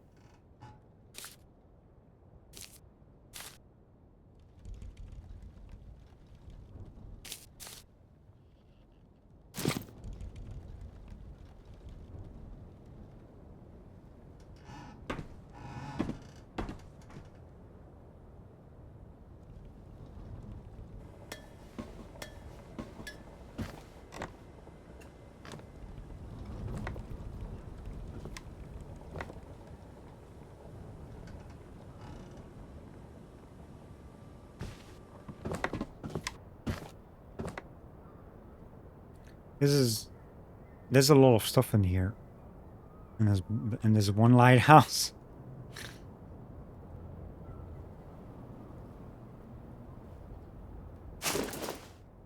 Antonio Alvarez, the reign of the dictator.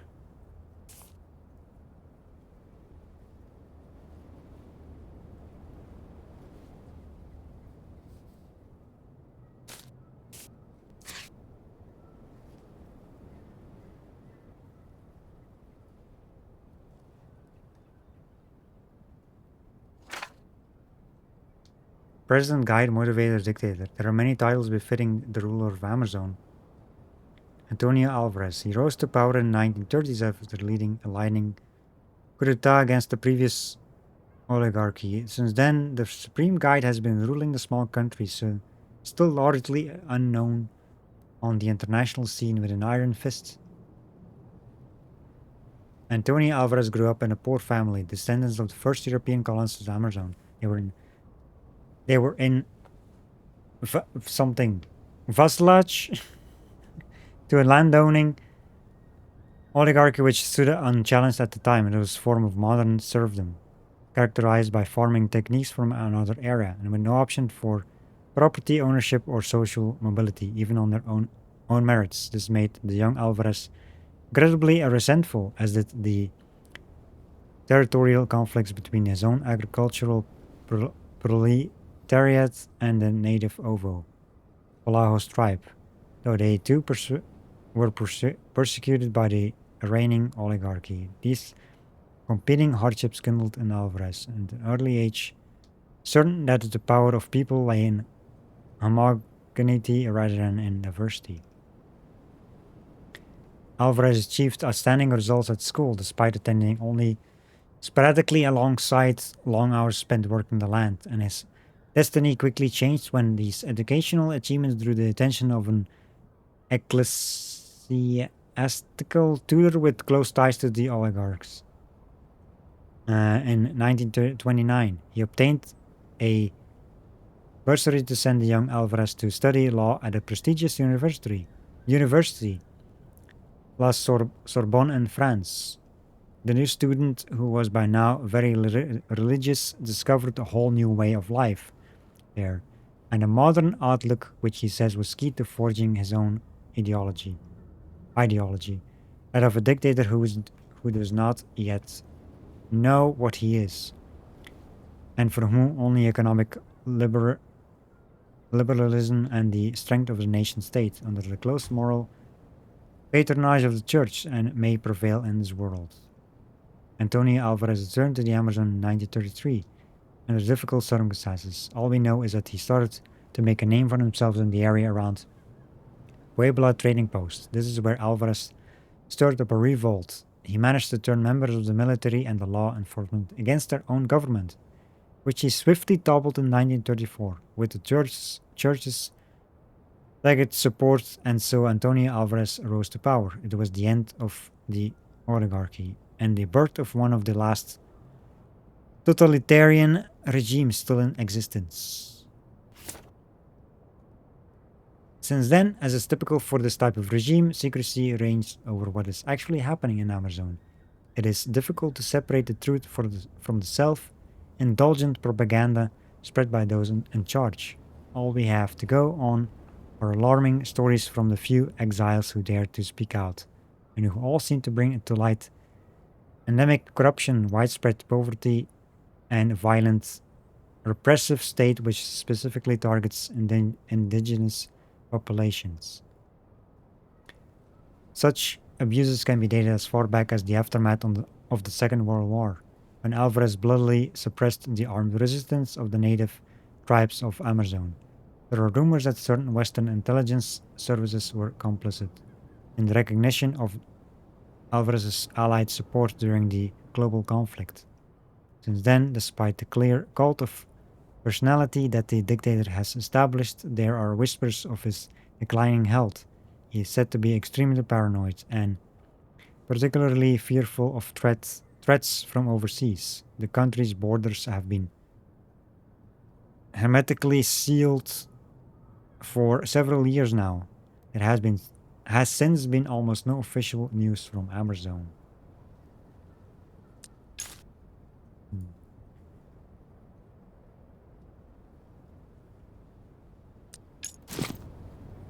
New material. New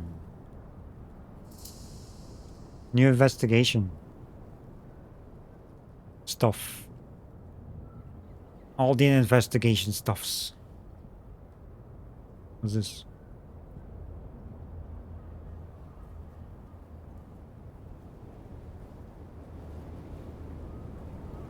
You just looked at it? Nothing else? I guess not.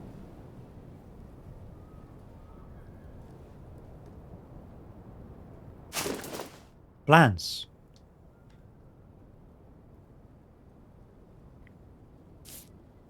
The stages of the Hydrofloat, a machine Valembois appears to have done a lot of work on.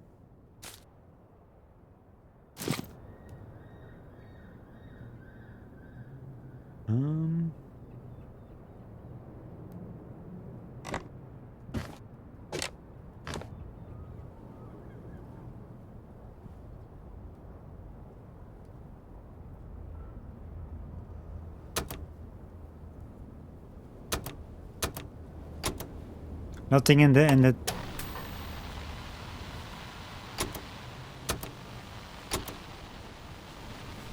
I'm guessing there's nothing in it. There's a cassette though.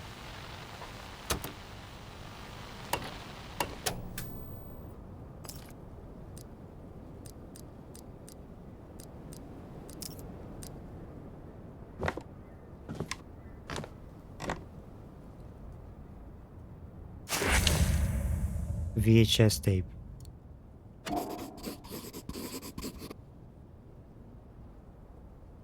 Antonio A. 96, a recent recording of the Amerzonian dictator.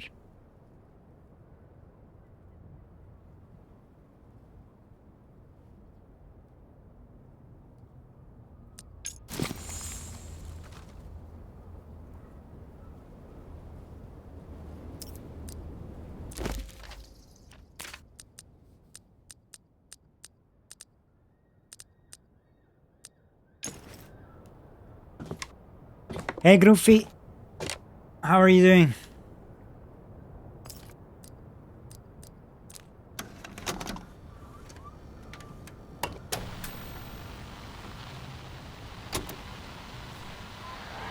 Amerzone is a powerful country, and the people of Amerzone are its symbol. I am the father of the Amazonian people, and as this nation among us, long live Amerzone! Long live progress! Progress will liberate us, separate us from the romantic nonsense of the savages. Progress will burst open the door to the modern world so that we, the people of Amerzone, may enter and take our rightful place.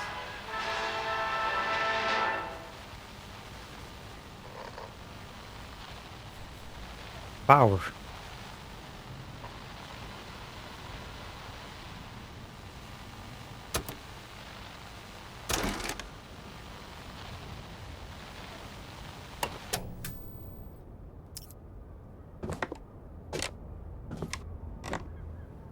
Same old, same old.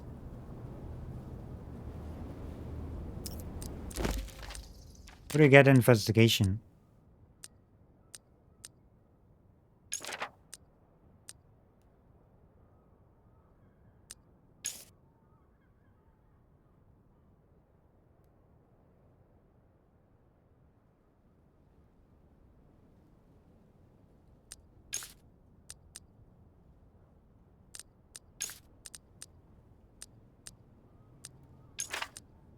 Did we read this one? I guess so. We...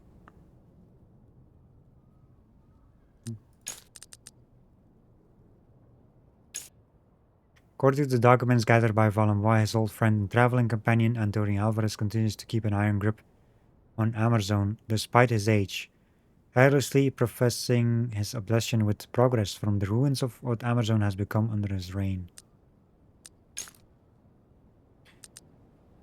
To be found elsewhere. So we've got all the things in the lighthouse for this long-term investigation.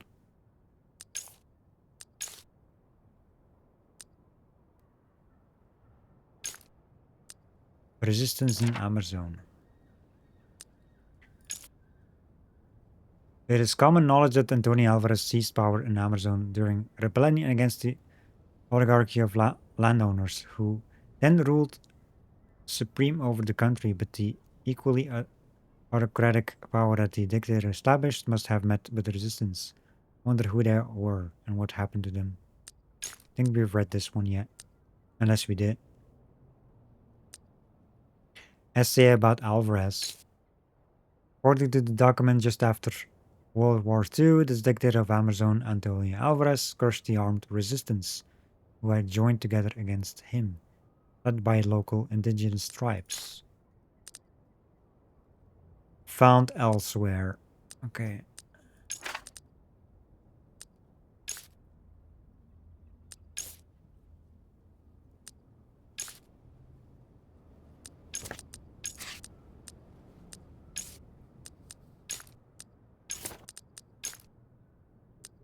So this is one more thing here.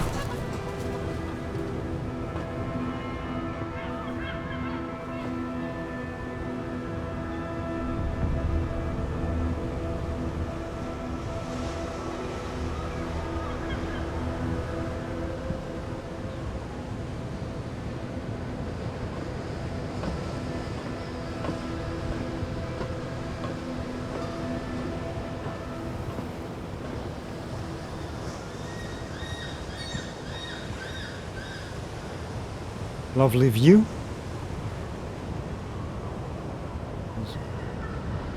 I'm not sure why we can walk over here though. Is there like anything we can do here?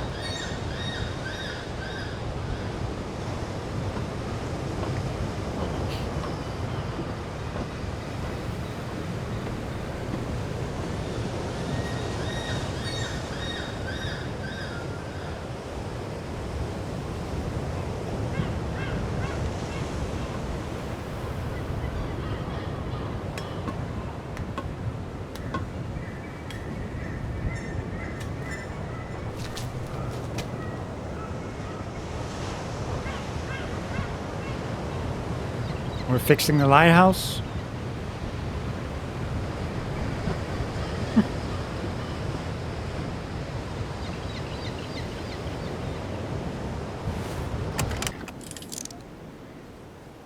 Oh? Is that the mailman?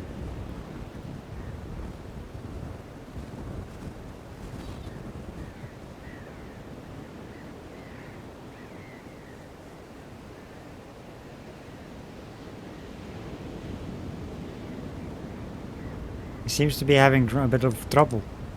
I wonder if we can actually go go there. Because we met that guy.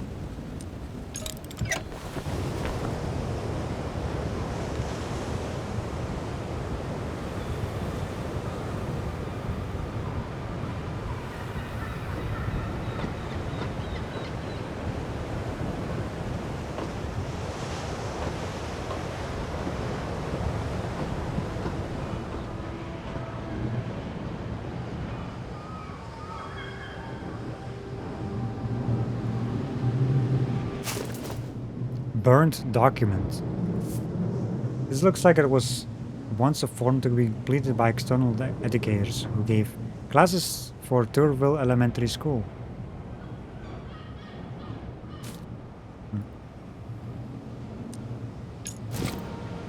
New material.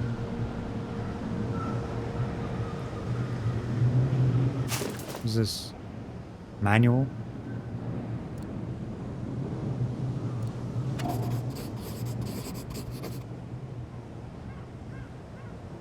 This book must have helped Fallen Boy with some very tricky calculations.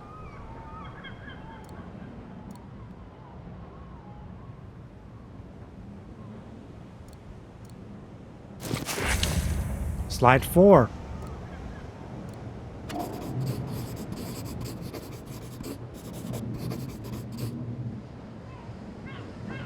A crowd of people with their arms raised. They seem to be carrying something. Though it is difficult to make out what exactly without a suitable projector. Label 4 out of 6.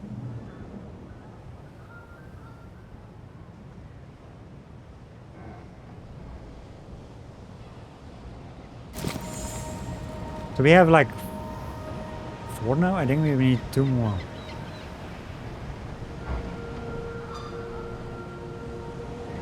What is this?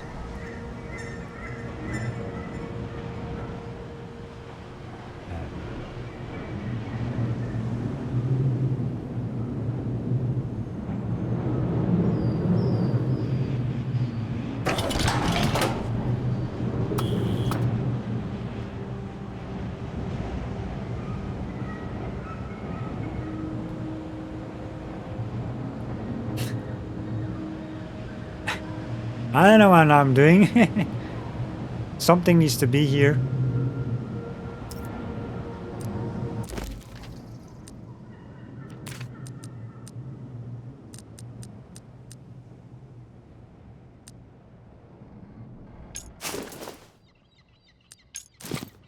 It's like a number.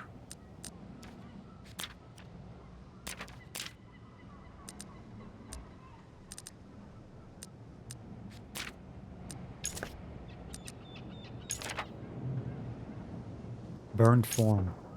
Final fortnight, Valamar was asked to fill out to continue his education activities in local schools. Said he burned it.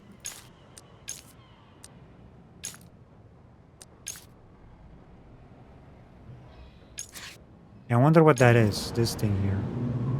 What number?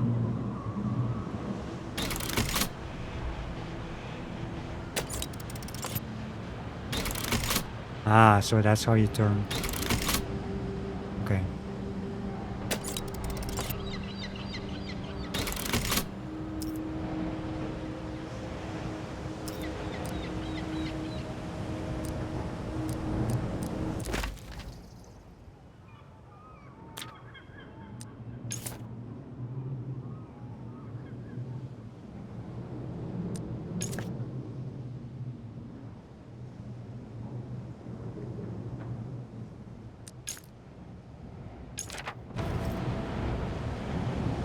Is this like, I feel like we have to do certain things. Because we have to leave at some point, right? I think we have to do certain things. To get the, like, we know with the hydro float, I'm guessing we have to use that thing. That's the thing in the basement, most likely. We haven't even gone to the basement yet, but I think that's gonna be there.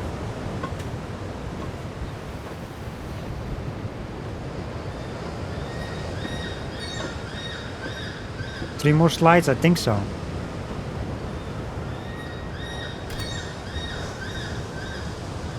Also, there's no power.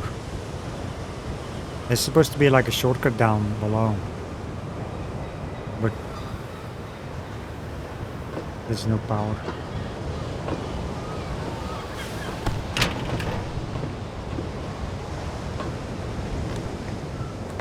I'm not just doing whatever. I don't even know what the fuck we need to do this for. I'm just looking for information about these investigations. The whole time. I also like this thing here. I don't know what the fuck that is. But like this thing is a puzzle. And then the top is a puzzle with numbers. Yeah, here. Yeah. Actually, no, 2 more slides.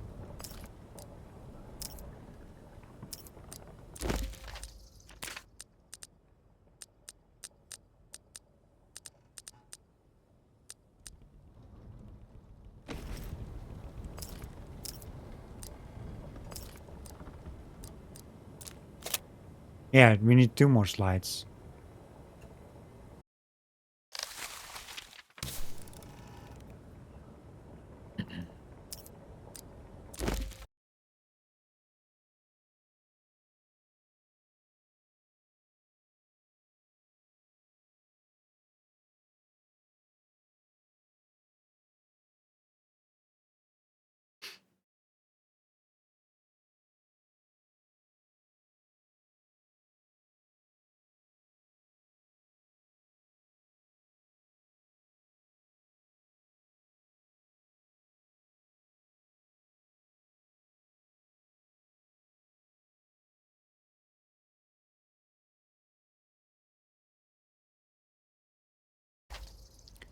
Which do we already have anyway?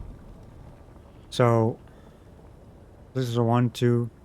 So we need slide 3 and 6. I'm guessing that's like an order.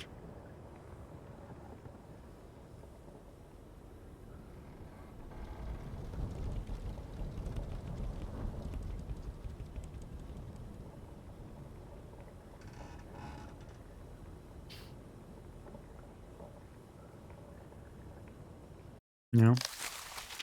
I always press the wrong button to get out of this. Okay, so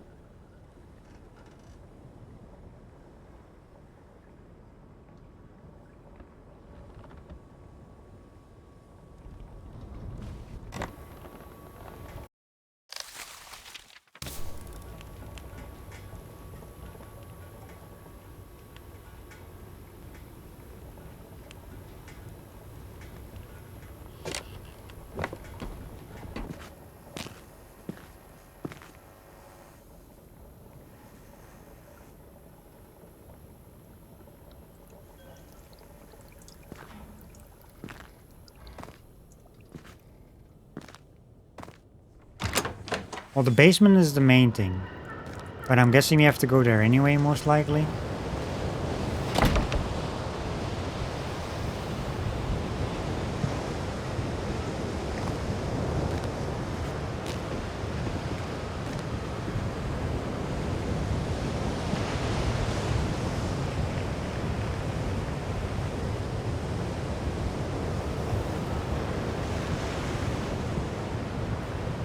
Yeah, this thing, this has no power. I don't know.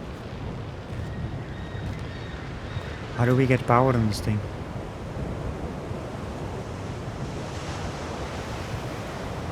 Because we saw that at the top, I pressed the button, but it didn't work.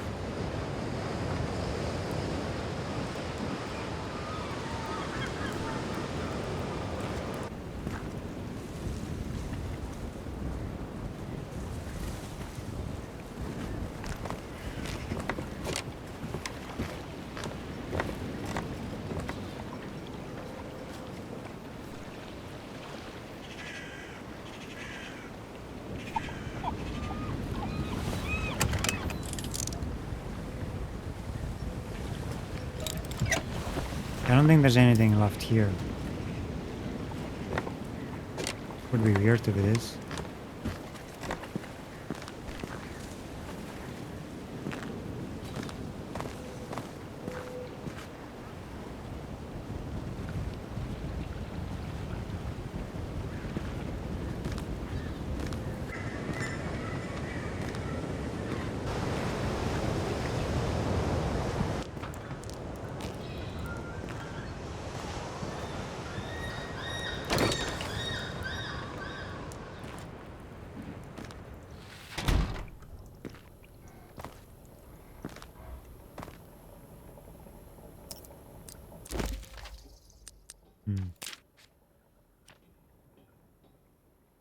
Check, yeah, probably have to check in the basement, like you say.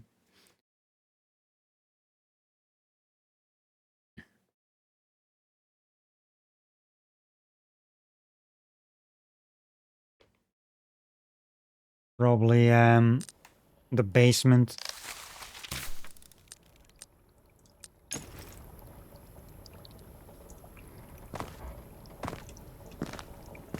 I mean, plus we need power for that elevator, unless I'm missing something. But then again, that globe, I want to do that globe as well. We didn't have to do the globe either. Also need to turn on some more light.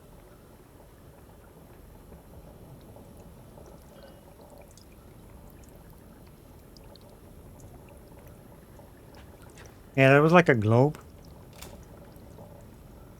don't know what the hell that is. Oh, I need to change my my time message because we are playing Amerzone. Hold up a second.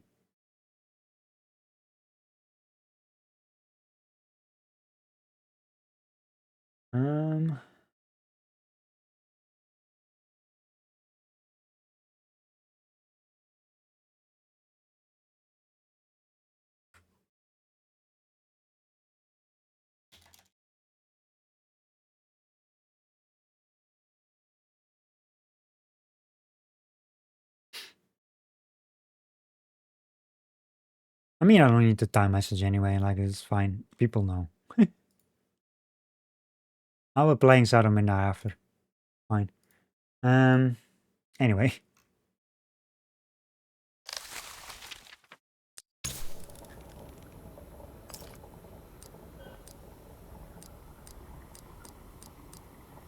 Key.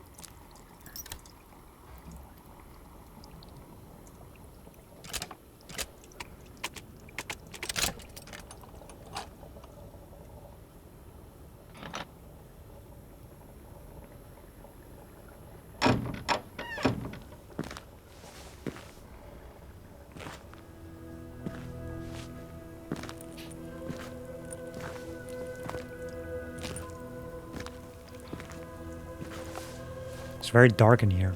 Oh look, there's a power. Maybe we need that for the elevator thingy. I mean, you see a light. It has to be power, right?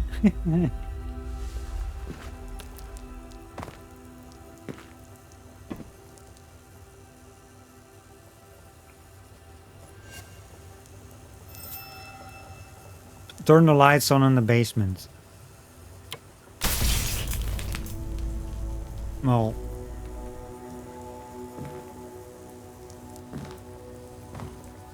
Good stuff.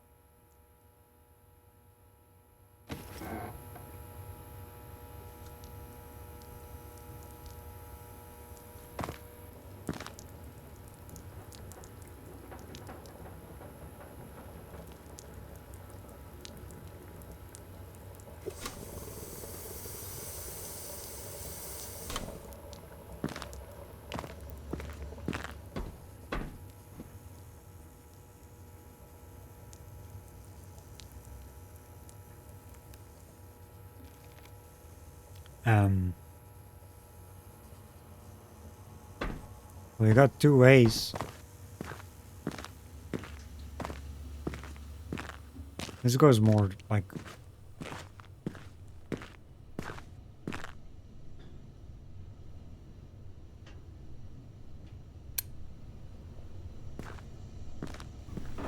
I think we need power, because the light is red. I think we need power for this thing.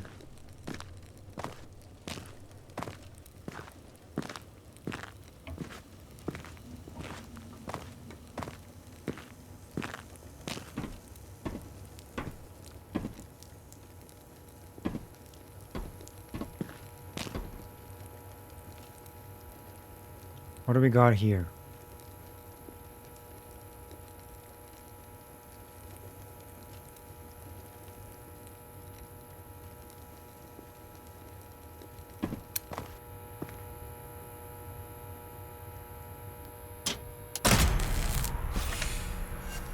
Progressive hints.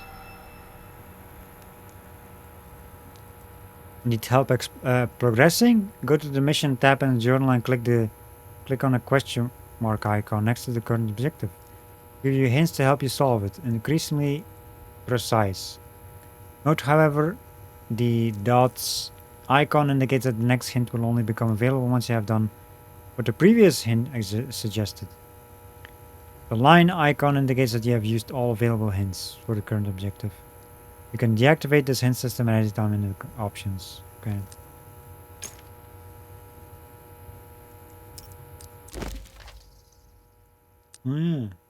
Reach the end of the tunnel, switch on the computer.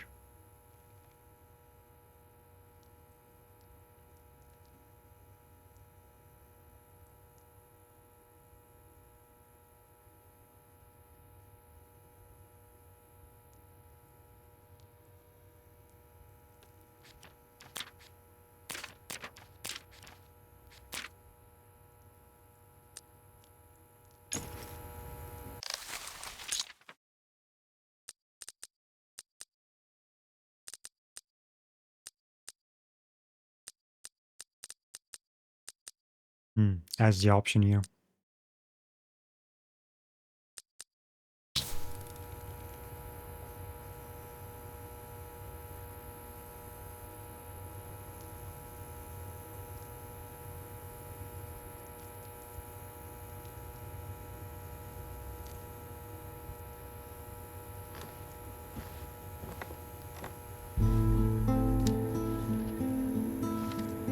My dear friend, it's nice to see you again through these few pages.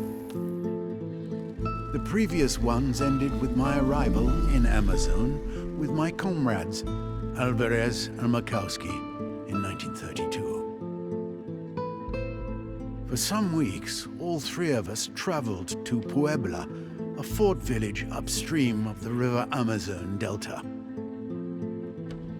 It was there, in the mouth of an old drunken and erudite Indian, that I first heard of the great white birds. The white birds are dependent on the imposing volcano that rises above the Amazonian jungle. They are majestic skyships of sorts. They glide interminably, taking advantage of the thermals created by the heat from the craters. Every 3 years, one of the females of the colony abandons a single egg that will, all by itself, contain the entire next generation of white birds. But the embryos contained in the egg are subject, it seems, to a brutal alteration in their chromosomes due to the toxic gases that escape the volcano. Left to its own devices, the egg would hatch nasty little black birds with a precarious existence. It is, at this point, that the intervention of the Ovo-Volahos, an indigenous tribe descending from a very ancient and famous civilization of white bird worshippers, takes place. Ignoring the warnings of my companions, I set off towards the unknown, with the old Indian as my guide. After a month of traveling, I reached the Amazon Falls. Then, out of the blue, my guide had left me. I was starving and had no more strength, totally weakened by a vicious tropical disease. I owe my life to the hospitality of the native tribe living near the bottom of the falls. A young Indian girl patiently lavished on me the care that was necessary for my recovery. To tell the truth, we never left each other after that. Her name was Yekomani. I loved her, and she loved me. And the months that followed were the most beautiful of my long life. But here we are, already approaching the sinister conclusion of this tale, my friend.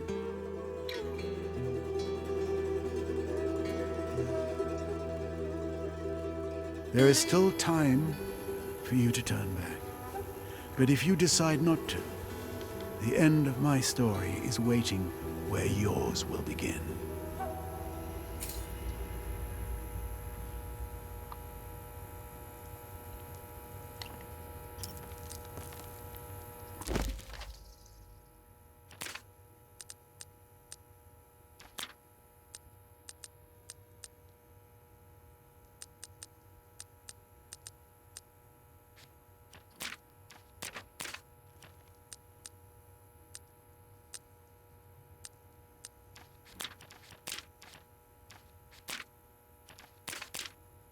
Spurs.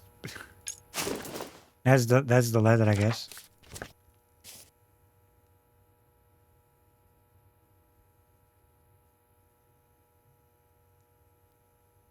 Good thing we don't have to read it ourselves. That the dude read it for us. But that's a lot of reading.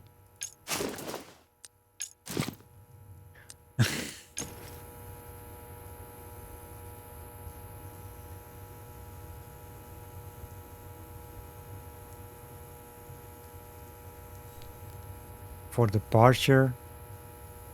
For the island backup. False. For Babylon. Emergencies. Well, this one is gone.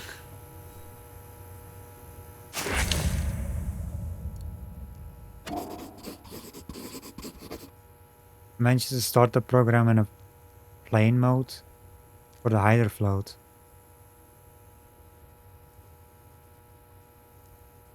This disc is over. This is like very worn. Like, look at it. Must have been here for a while.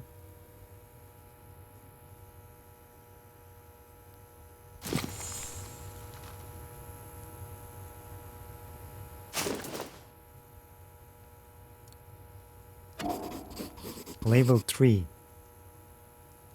Valenbois didn't have time to use it.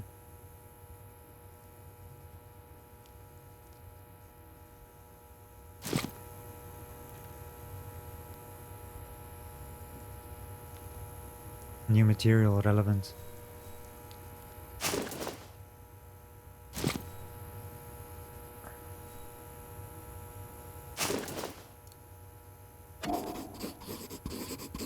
Blank and label 5. What was Valenbois going to burn onto it?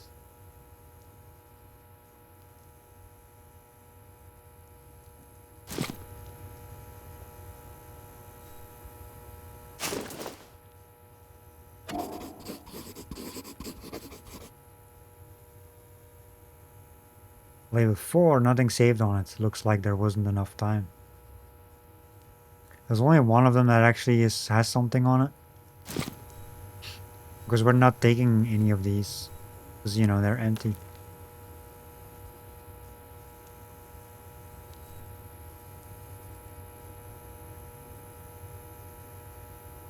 Nope.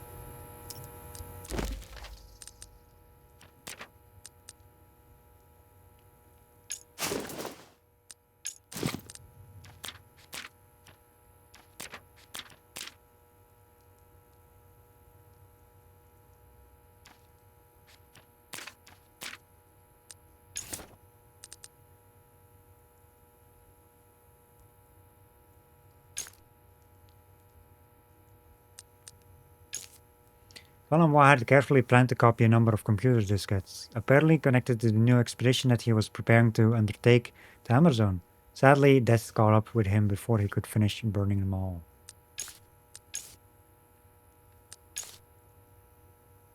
Yeah, there's a few more things we have to find, like one more information about the egg, this cup here, the discs, 2, and the geese, like this. These are like the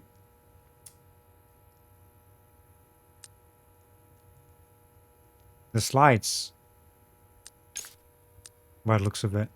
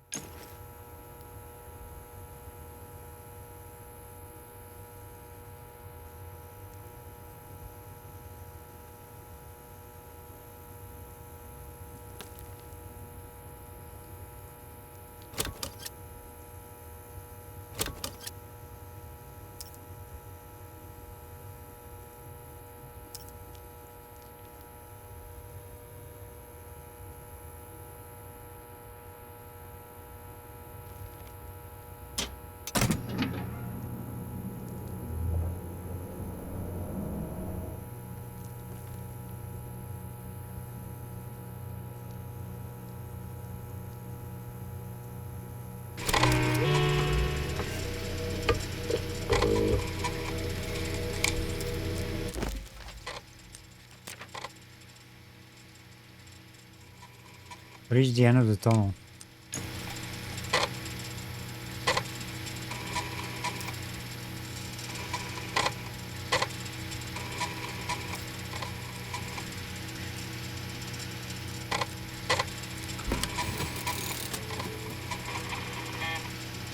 Password. Oh shit. I don't know the password.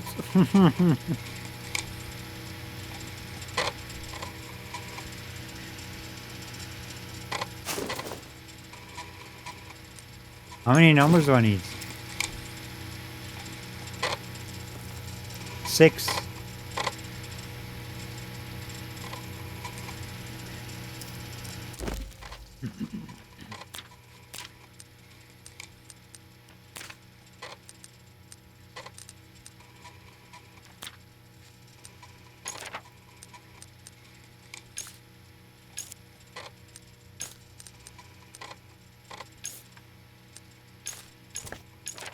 I guess we gotta...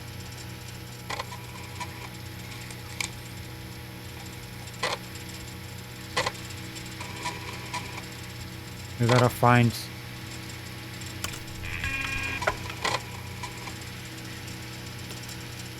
I gotta find the password.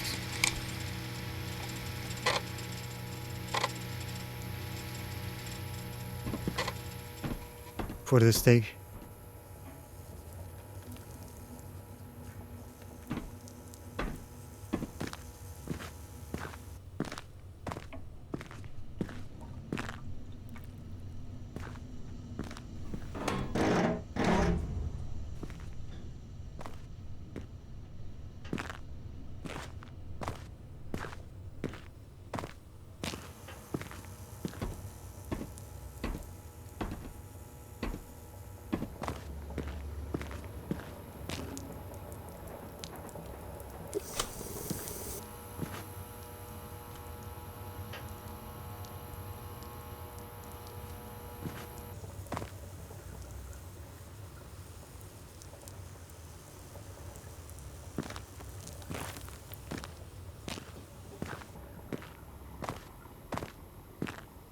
Okay.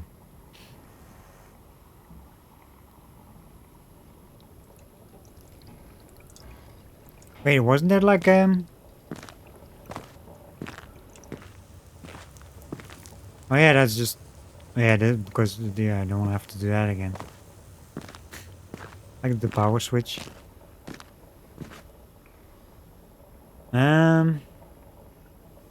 So... Is there something different upstairs now with the power on?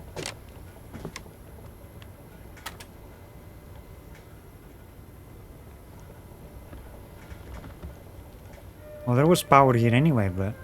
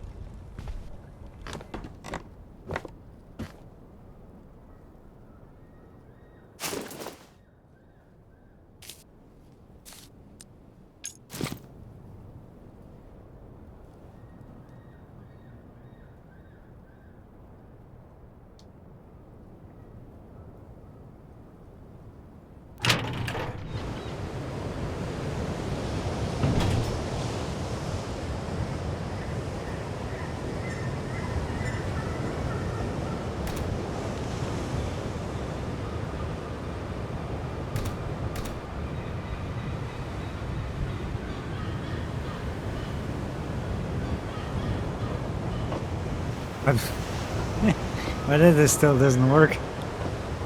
There has to be something we have to do with that. Wasn't there like a... Oh, must be all...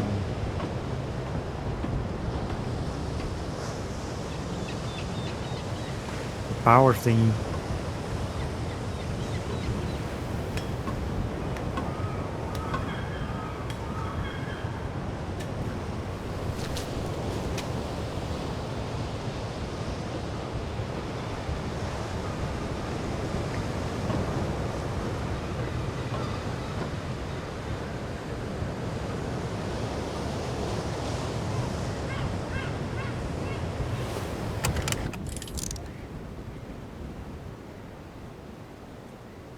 The mailman is gone.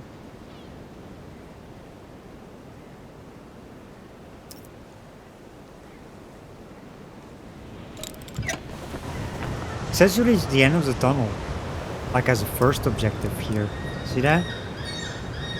The computer and the other thing is like a... at the end. Which is weird.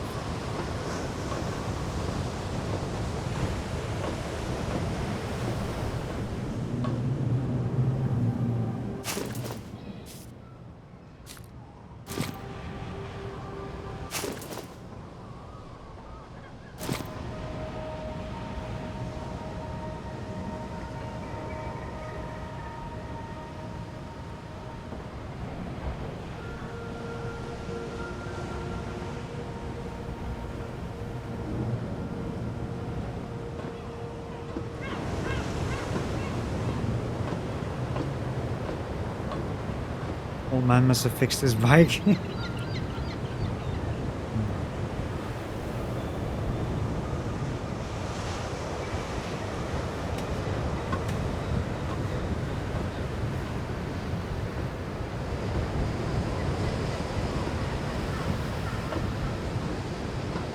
Still want to find the other two slides.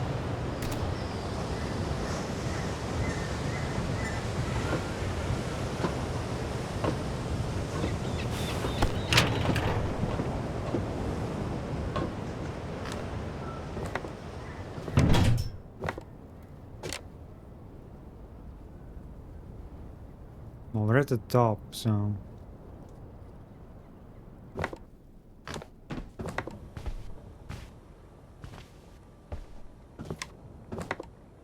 What does this do?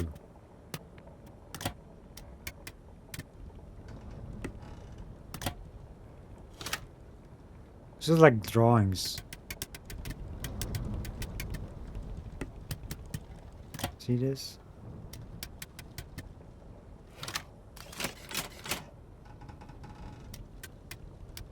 Oh, there's like a certain order.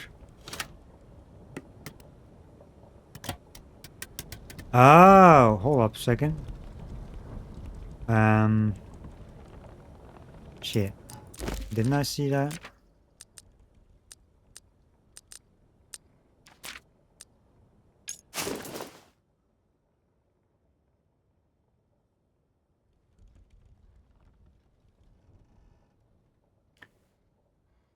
So it's like, well, starting in France basically, and then island, animals. Well, now I have to reset this thing. How do I?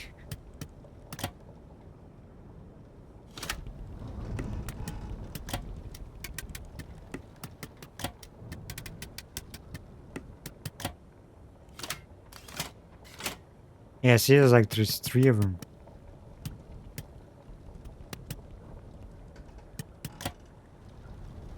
Yeah, here, birds. And then, well, this I guess looks like an island, and then the animals, the giraffes. Secrets!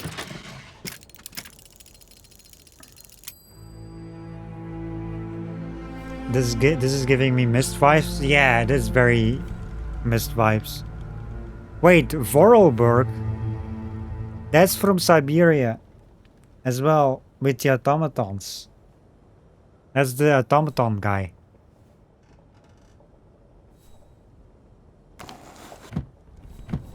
Vorarlberg made this. That's why the animation. They had like little, you know, you know what's great about Siberia games? All the animations in that game, like the automaton stuff. That is so cool in that game. I love that.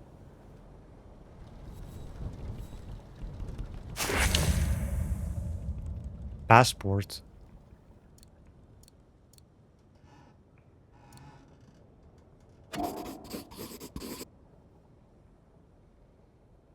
Born June 28, 1904. Valenbois lived a long life.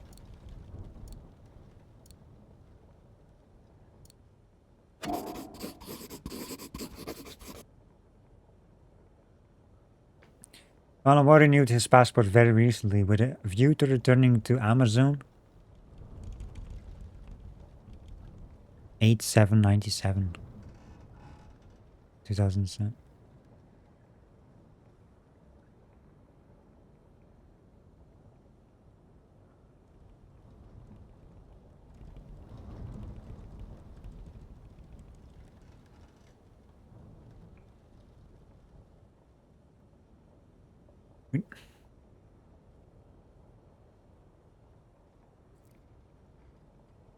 So the password, we need 6 numbers. I wonder if that's his birth date. Then again, like June 28th and then 04 or something.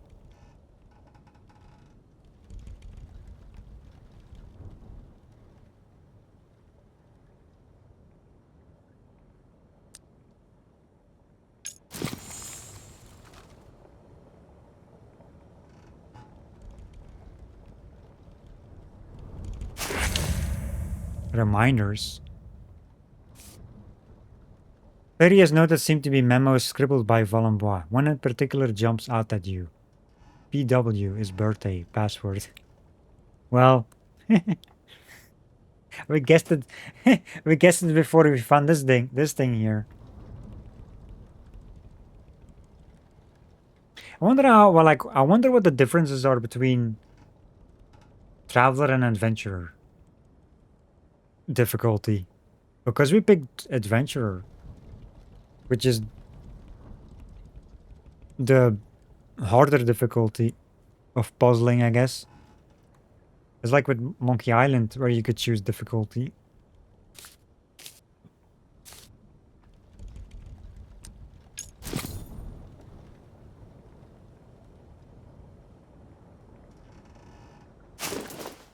School people's drawing. Thank you, Mr. Alexander. Sophia, grade 3, Durville Elementary.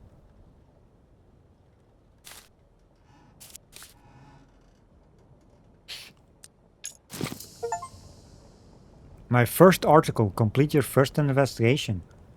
Oh.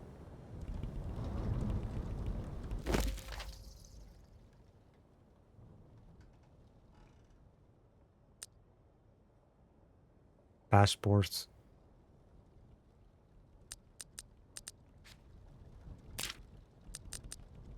Reminders. The unobtainable resilience of Professor Valenbois.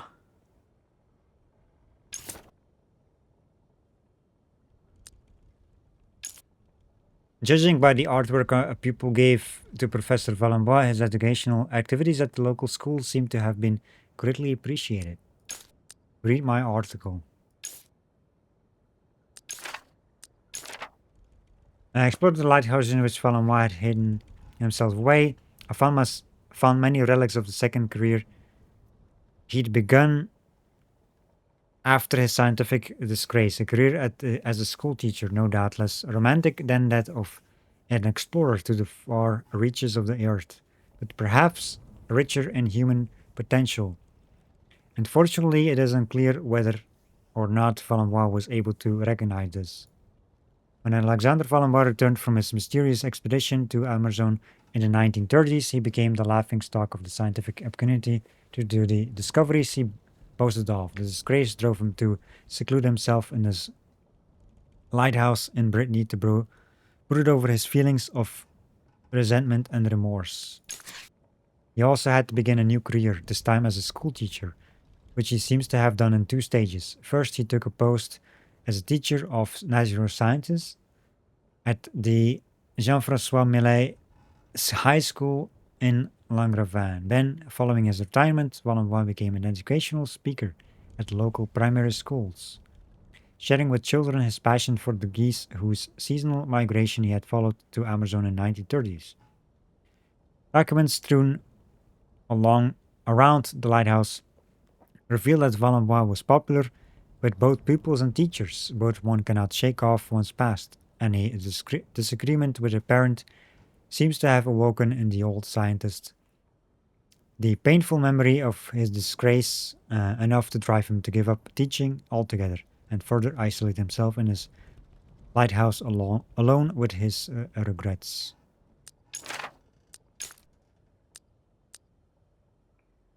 So that top thing, I think that's the first information we get before we finish it, because the font is different.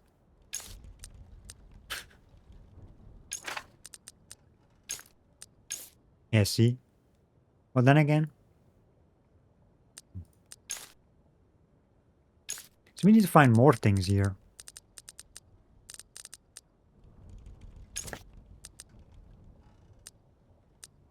Found elsewhere. There's one more thing here. About the young woman on the portrait.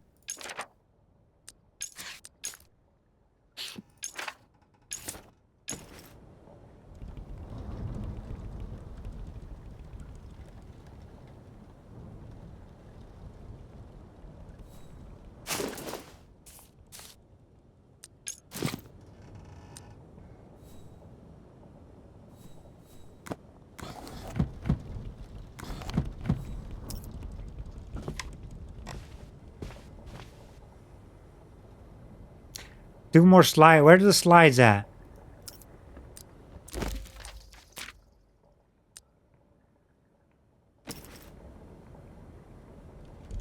God dang it.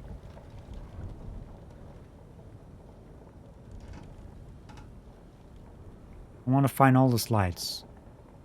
It's actually an achievement because I saw it when I was scrolling to the list.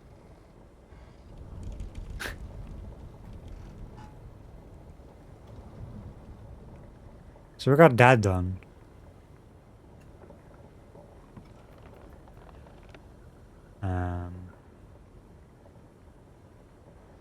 So we done the lighthouse thing with the number as well.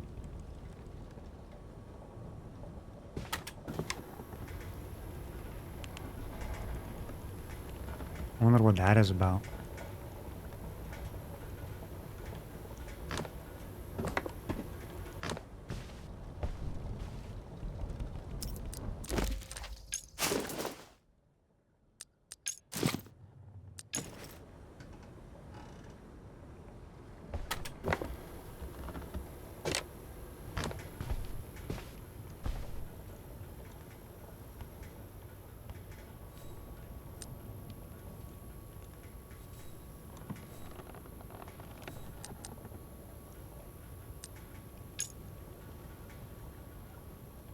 Has to be something too.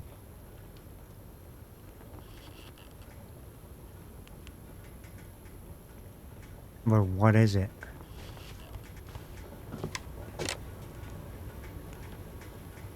I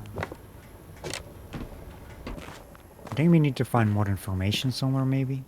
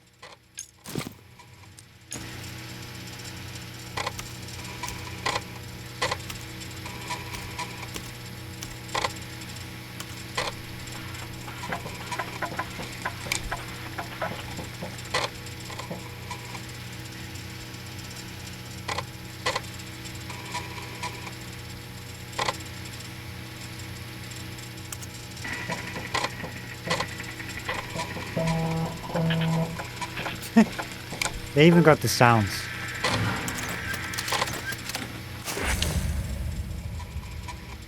Oh.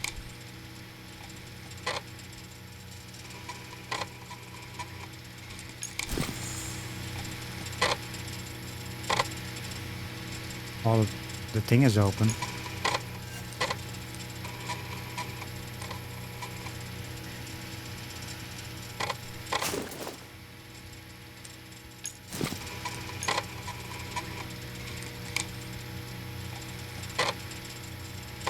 No. Label 3.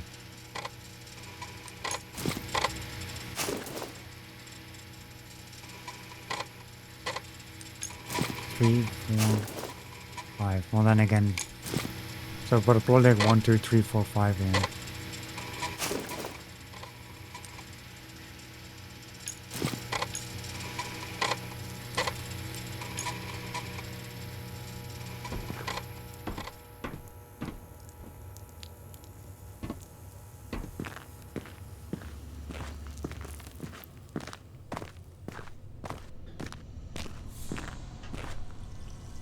Wait.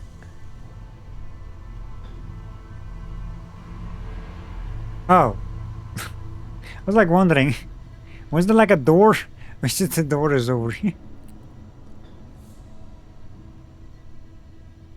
What is that? Metal rod.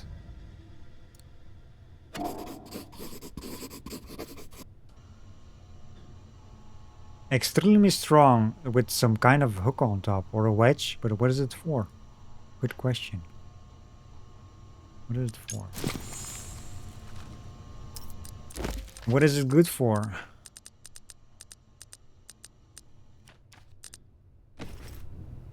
Any more shenanigans?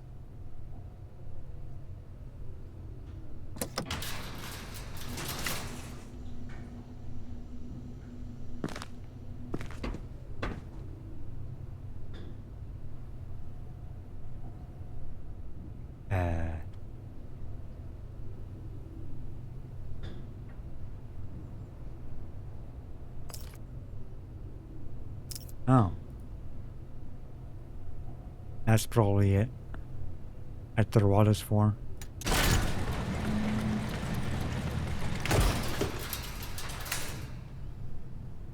Think.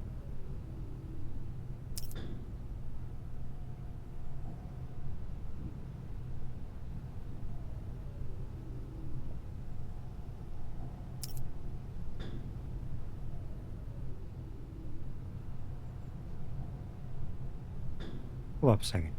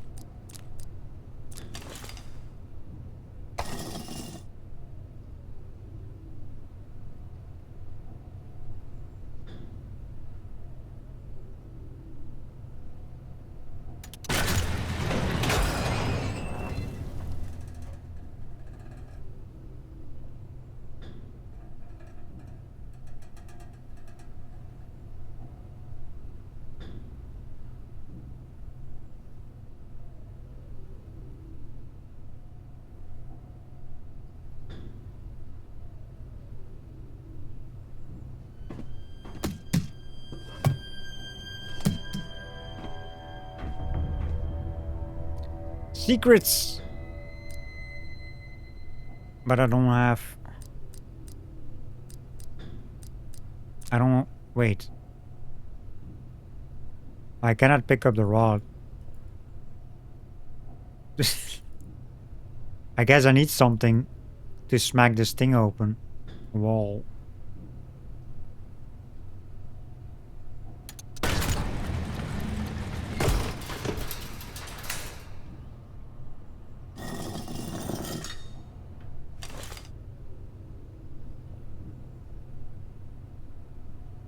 I was like wondering, I need the rods for something. I was like, wait, let me try that. There is something in between. By the looks of it.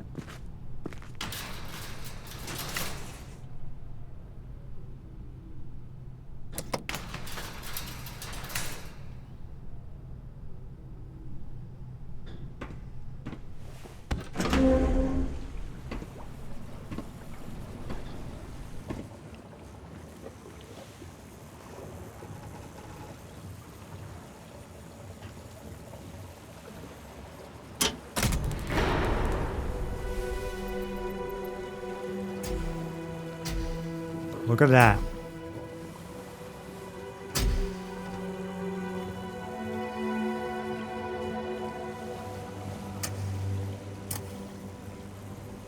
This is why I love these kind of games. Like there's a lot of like puzzles, secrets, and all that stuff.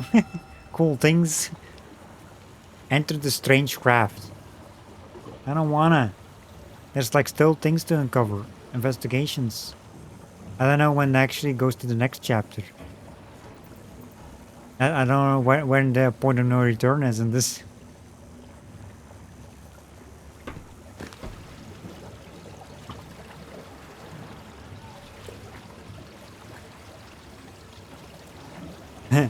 There is the Hydro float, or is it? It's like, look at, there's like tracks here. Go up. Tracks go up. But there's like an office.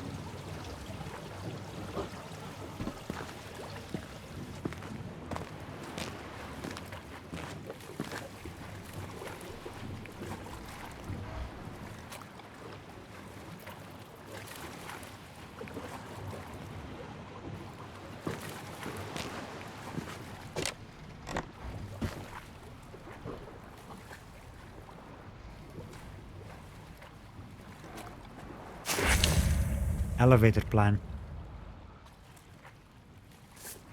A diagram of the elevator I used to enter the sea base. Something doesn't add up. Yeah, that's the track that I'm seeing. Yeah, here's the thing. The elevator that I just entered. This is the elevator. And this is the in-between. See this? Where you can break the wall. That's that. And that's where I came down here. The stairs.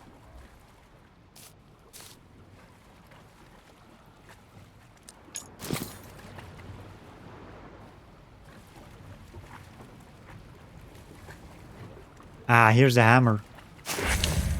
I need hammer time.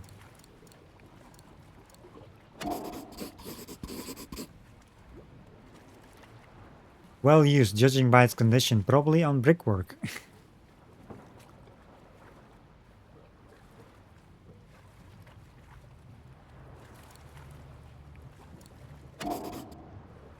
Use with caution. Use with caution. Oh, there you go. Exactly, Abdul. We need a sledgehammer on you. As you said it, I found one.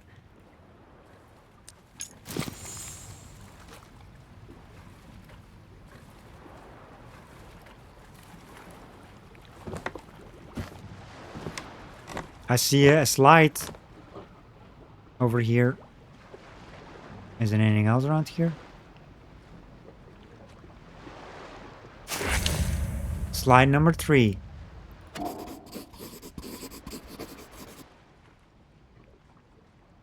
A diagram with mathematical annotations. I'll need a projector to make out what it is. Labeled 3 out of 6. And the only reason I know we need 6 is because, you know, they wouldn't put like labeled 3 out of 6 or, you know, another stuff like that on this. if there's no like 6 that you can find.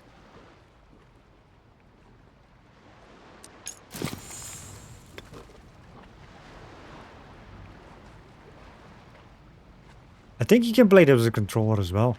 This game.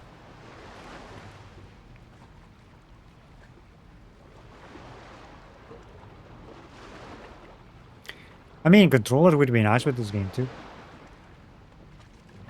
Like, you know, sit back. But usually point and click adventure games. I mean, there's like Myst. But just like this kind of style, I prefer mouse. This kind of style of game.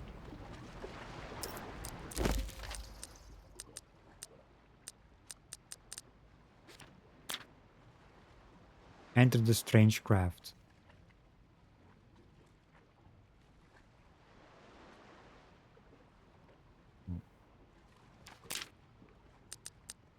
Elevator plan.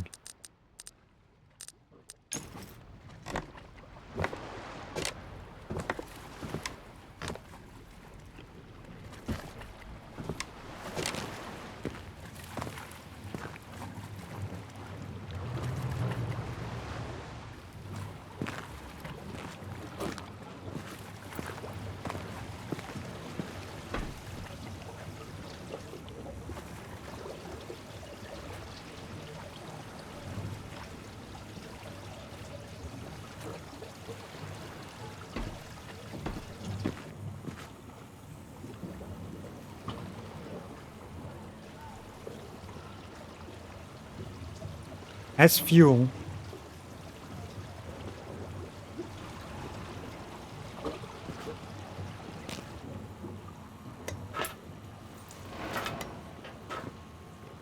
I still don't know what the button there, like, how did I make that thing work on the lighthouse?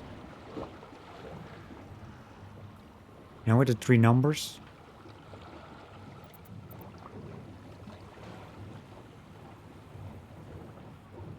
Oh.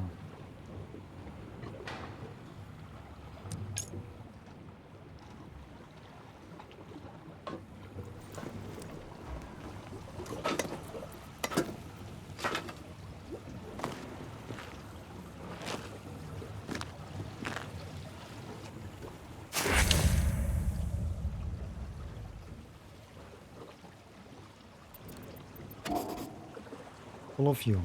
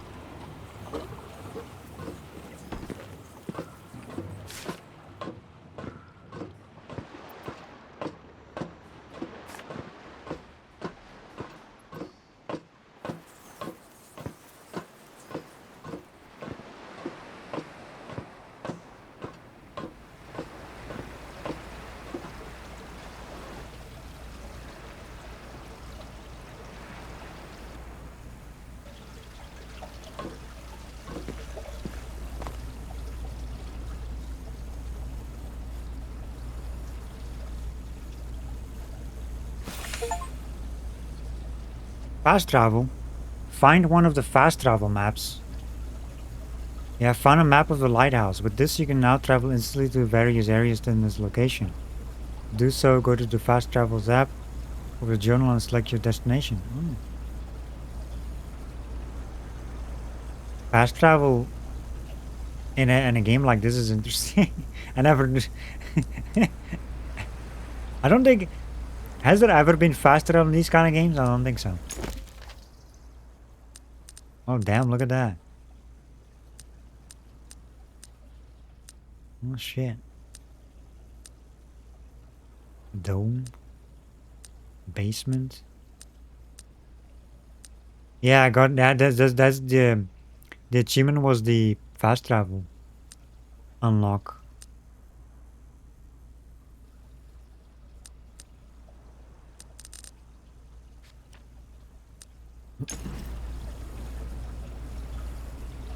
So I'm guessing it says find one of the maps. Yeah, see, find one of the fast travel maps. So I'm guessing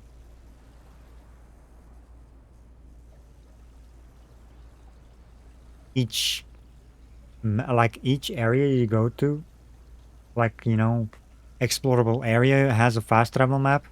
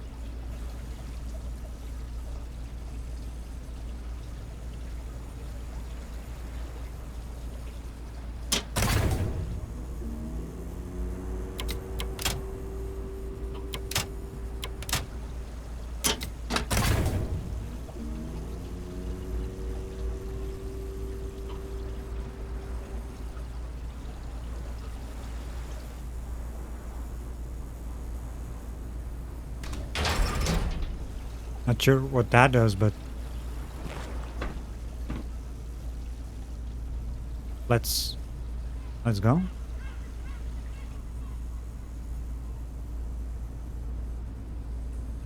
Wait.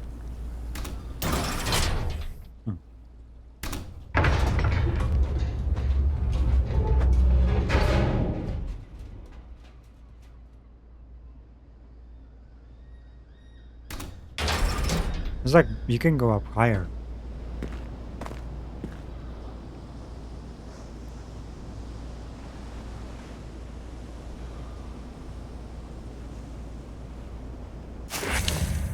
Slide number 6.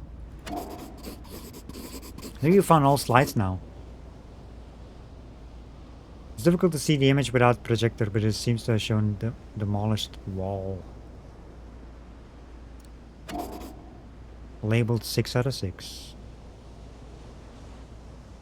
I think we found all of them now.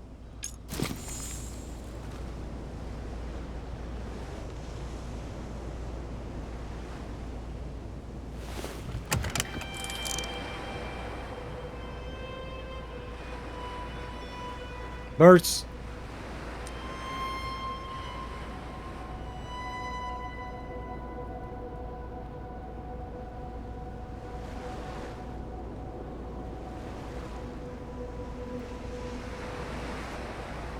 I've seen 3 of these now.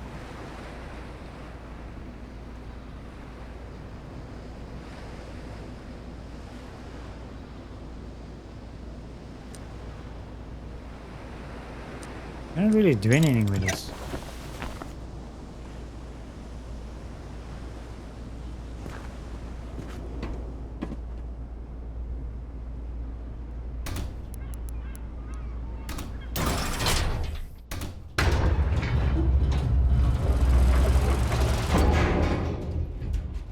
Oh shit! Look at that! We're at the top of the lighthouse. Wait, but that thing...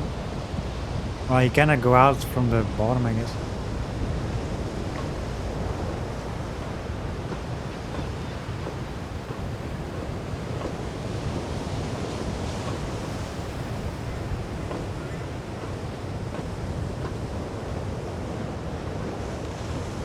Like, I've seen them on multiple of these.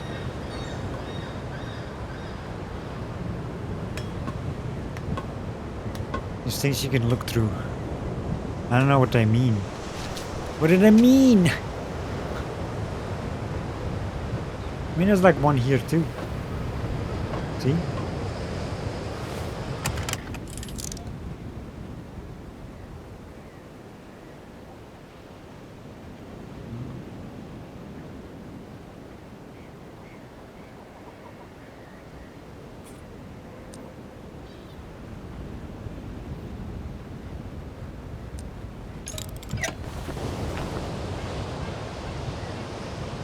And like this thing here,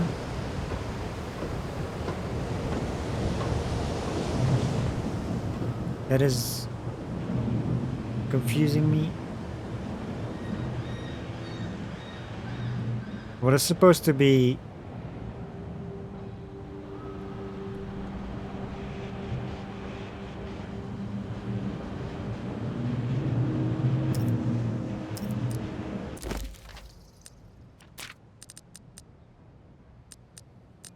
let's check out the slides. I don't know what this is. Like what numbers I have to put here.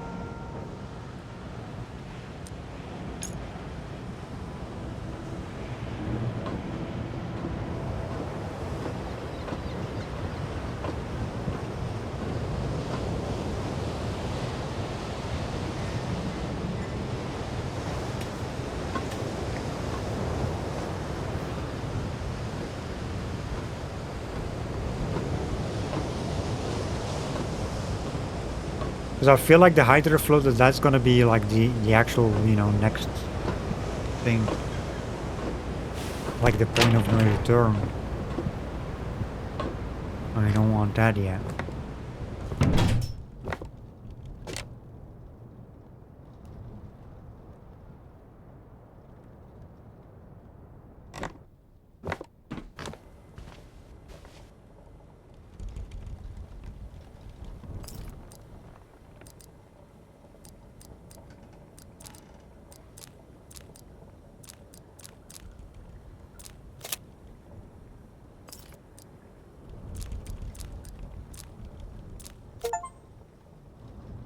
Memories. Put all the slides in the projector.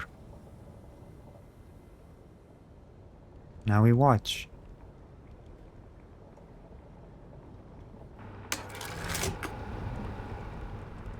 New material relevant to the geese. An Amazonian goose, the eternal guide towards the great white birds.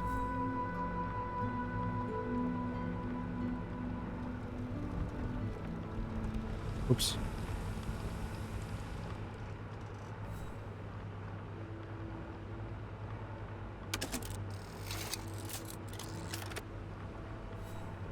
October 1932, Antonio Alvarez, David Makowski, and myself, Alexander Valenbois, for setting off for the Amazon.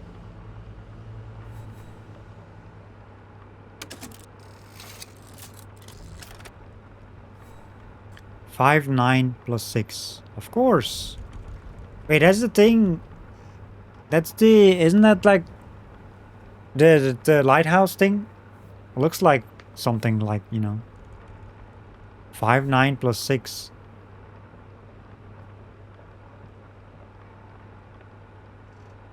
Plus 6 what?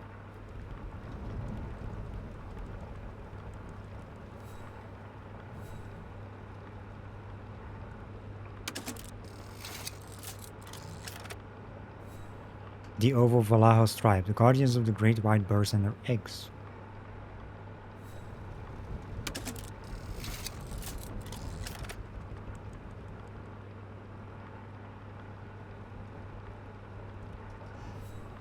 Forgive me, my darling.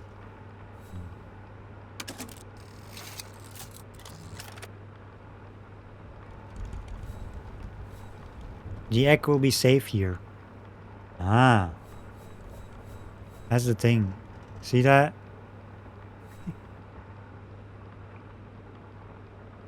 Okay.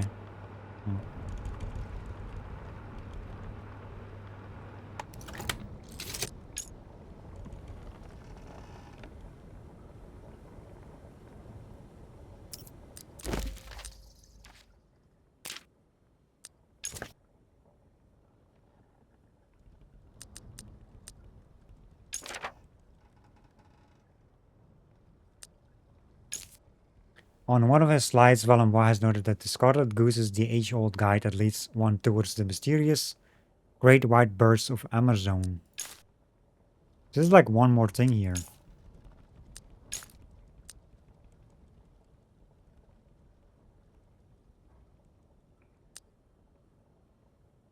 And this is part of the slides, by the way.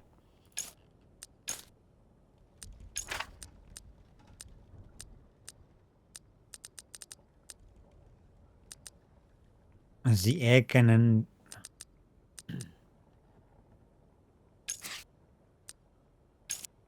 Valenbois had hidden his slide depicting the same young woman as the one in the portrait. He was keeping close to him and he died.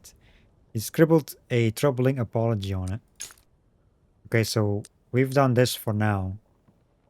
Just material to be found elsewhere.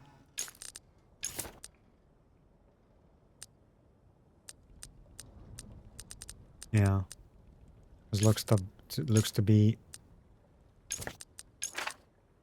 found elsewhere on the other things. Yep. So this is done for now. But we still have like the local investigations.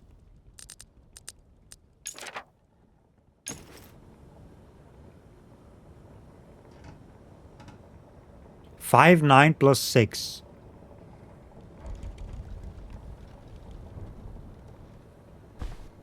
I wonder what they mean with that.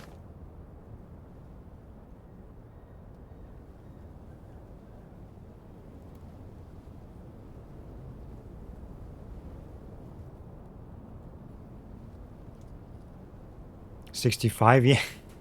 Yeah, but still, like, I mean, would that be if it has something to do with the lighthouse, like with the tower, the lighthouse, like all the way at the top with the 3 numbers. We need 3 numbers. 65 is only 2. And that is the thing. If it has something to do with that,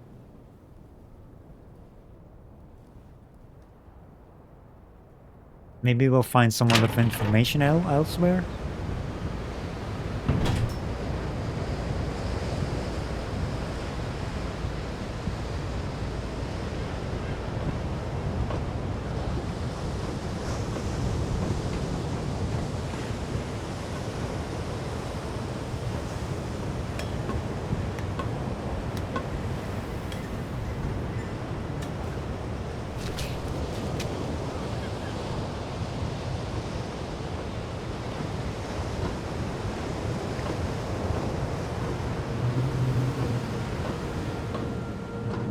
Like here. What was like on the I think I have a thing right in the documents, right? It has the elevator plan.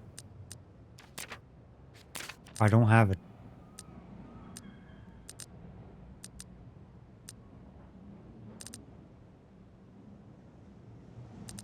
Wait.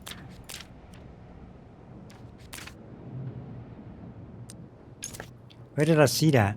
And there's something I didn't pick up then, I guess. Oh yeah, it was a slide. This looked like this on the slide. By that same image, sort of.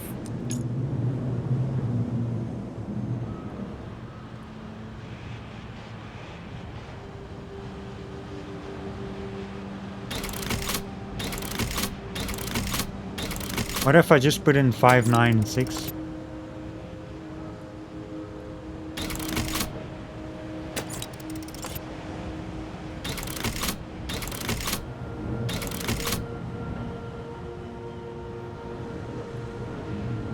Can you even do anything with this?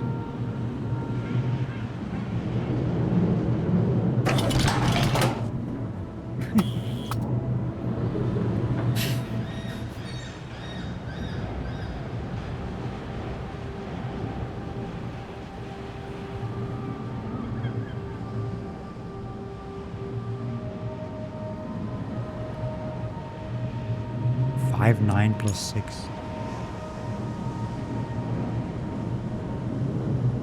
I mean, yeah, 65, but then...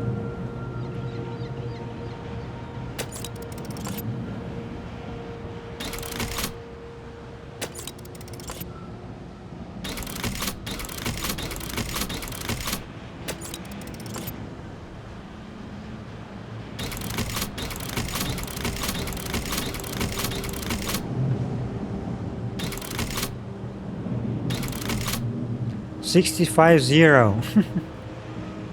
I don't think that's gonna be it, but... Has to be something with that number, though. With 59 plus 6 on the slide.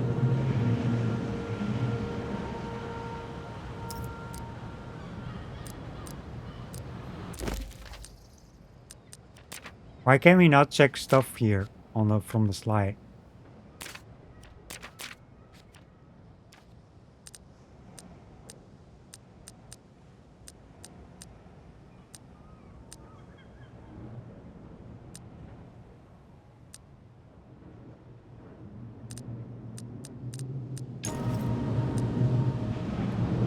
Zero 65.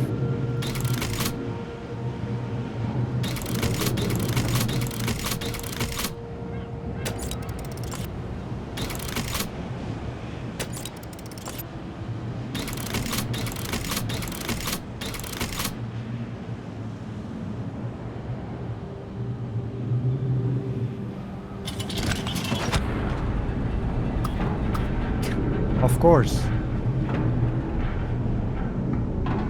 I mean, that makes sense, actually.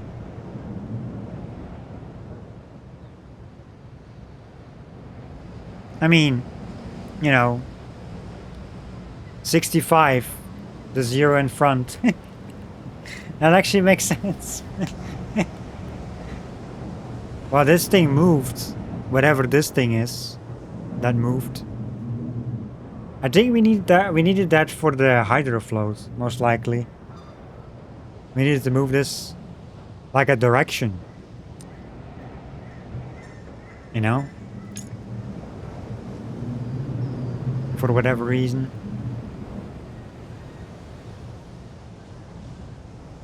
Yeah, we cannot use it anymore now. You don't know what for though? Yes. Well, I think it's for the hydroflow.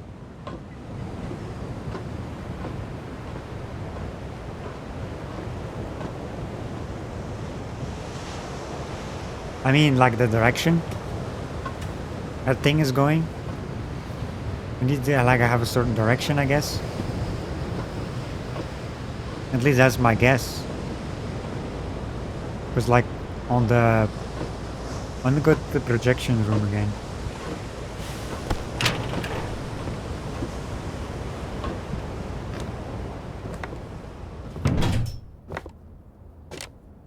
Like, oh, it's on here. Thought it was.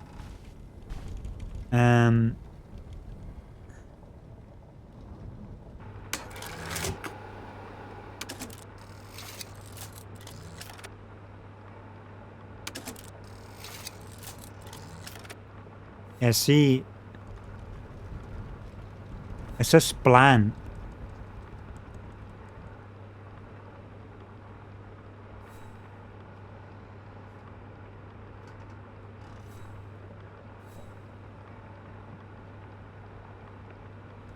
This has something to do with the direction of the hydroflow, most likely. When it goes out. I'm not sure about it, but I have a feeling.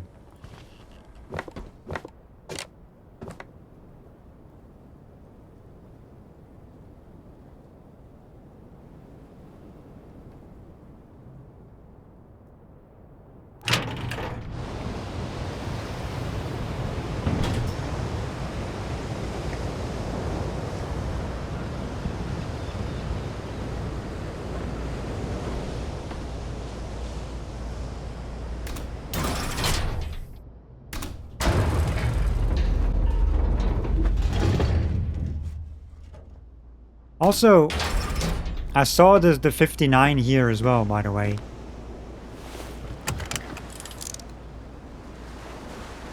See this on the top here? It's just above my camera. I noticed that this was like white text instead of, you know, the black text. I saw 59. I was like, then I saw the slide as well. Like, wait, that's like, is that connection? You know, that's why I was like wondering what these were for. And you know, you're looking in a direction towards the sea somewhere in this one. So that's why like I'm thinking it's for the hydroflow, you know, because the other ones don't. The other ones like go towards land, like look towards land. At least one of them.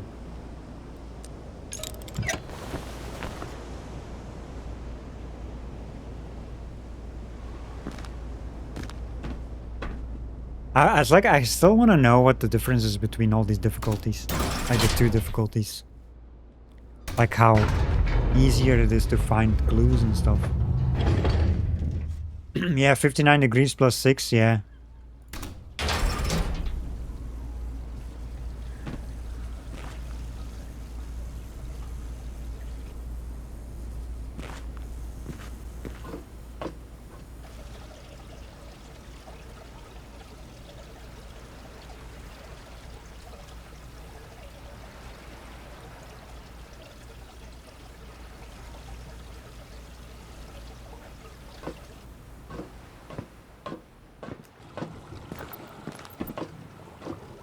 This is fun though.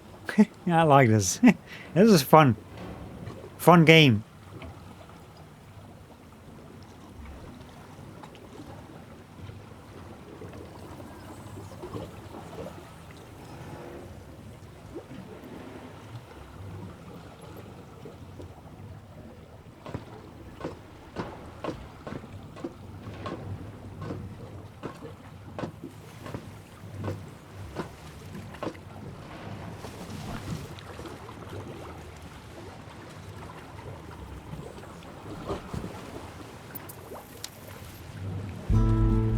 My friend, so you have decided to push your curiosity to the limit. I will never be able to thank you enough.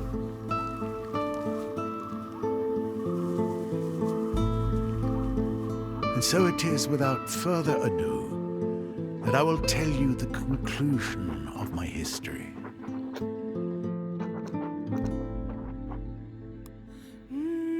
I ended the last part of my storytelling with the moments of happiness that I shared together with my one true love, Yakuman.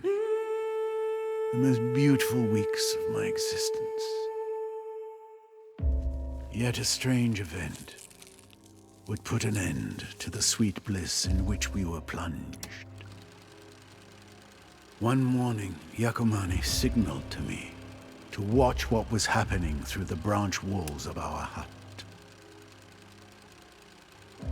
The fever of my illness, compounded with that of love, had eclipsed my faculties of scientific observation.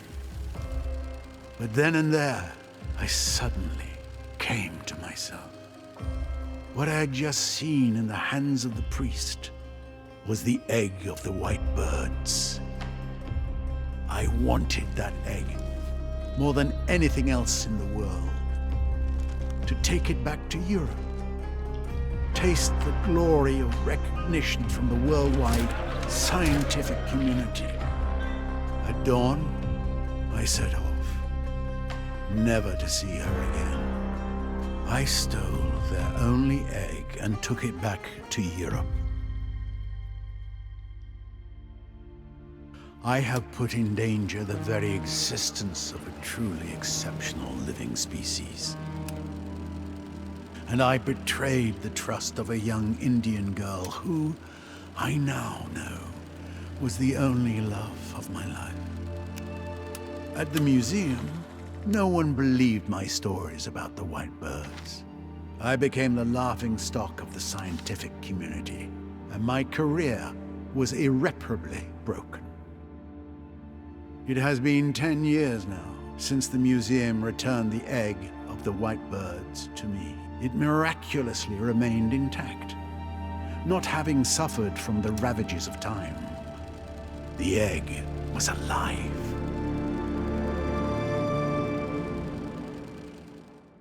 Since that day, I have only had one thing on my mind: make right the wrong I have done, and take the egg back over there to the Amerzone. In the meantime, I have put it in a safe place. Today, everything is in place. I have developed a new hydrofloat that is specially designed for an expedition into the heart of the Amazon. I have carried out all the necessary checks and calculations and corrected all the imperfections.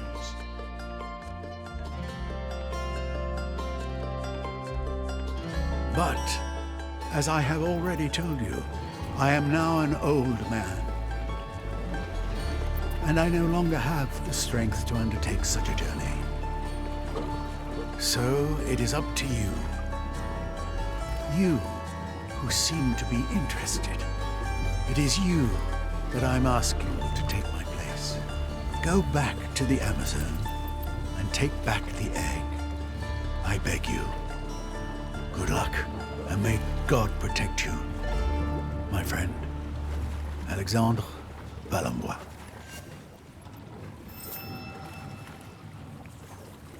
Start the strange craft. I don't wanna. There's no power. Horn.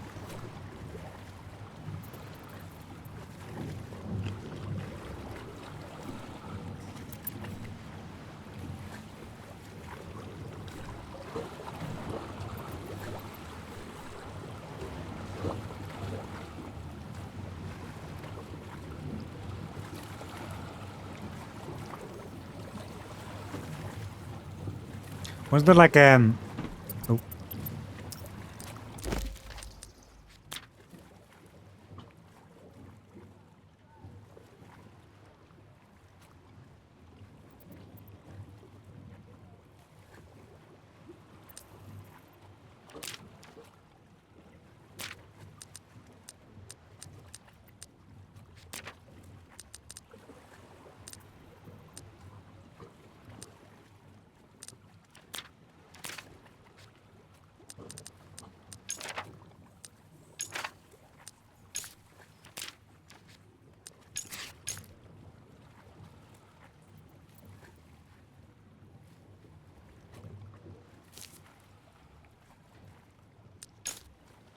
starter.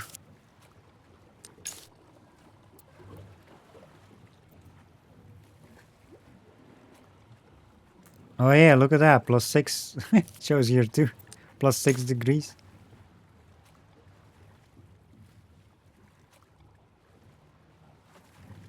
I mean, this thing is not going to start.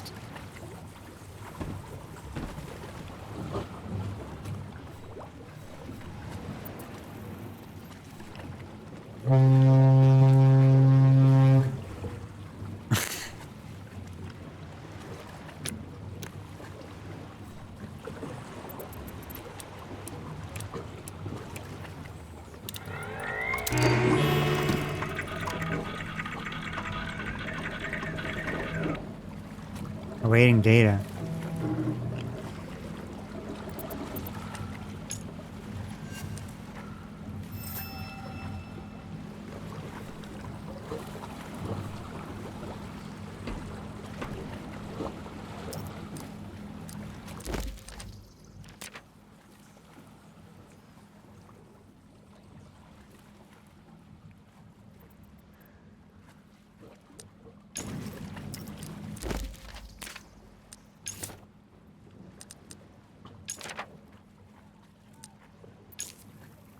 The Hydroflood operating system. The strangest gadget Valois was so set on copying seemed to contain the data required to operate and update the new model of the Hydroflood. Strange machine that he built for the purpose of returning to Amerzone.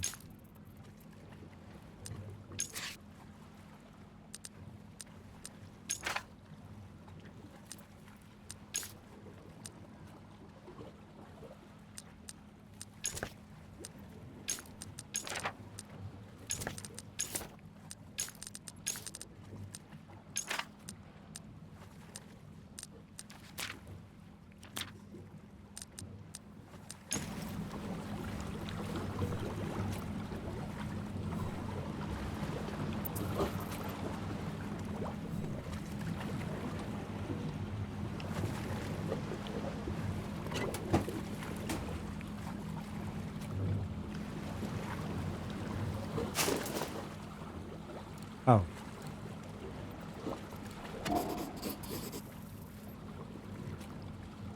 Carefully labeled tree.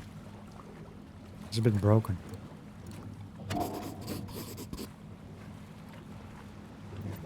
Seems to have been intentionally destroyed.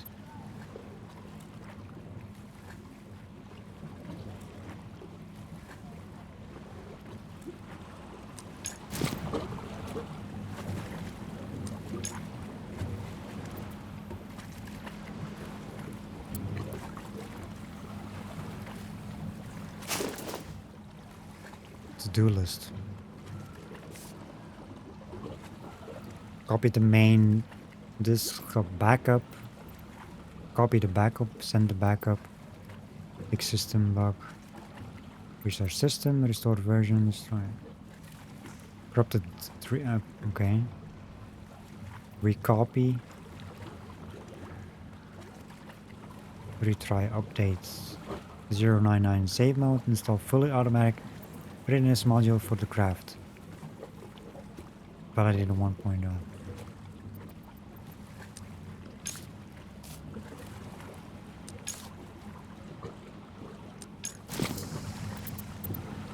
Investigation complete.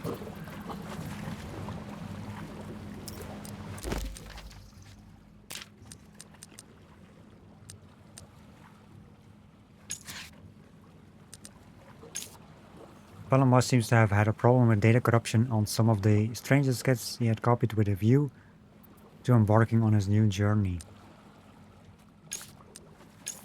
Read.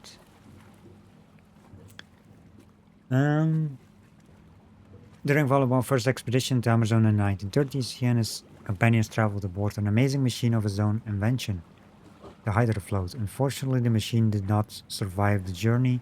Sent Valois devised his crazy plan to return to Amerzone. He set to work building a new model. The new Hydrofloat is more up-to-date and efficient than its predecessor. It boasts state-of-the-art microprocessing technology, including its own operating system that requires regular updates using a collection of 5 data diskettes. I have found, however, that 3 of the diskettes from Valamar copies were corrupted. And unfortunately, the old man did not have time to make new copies before he died.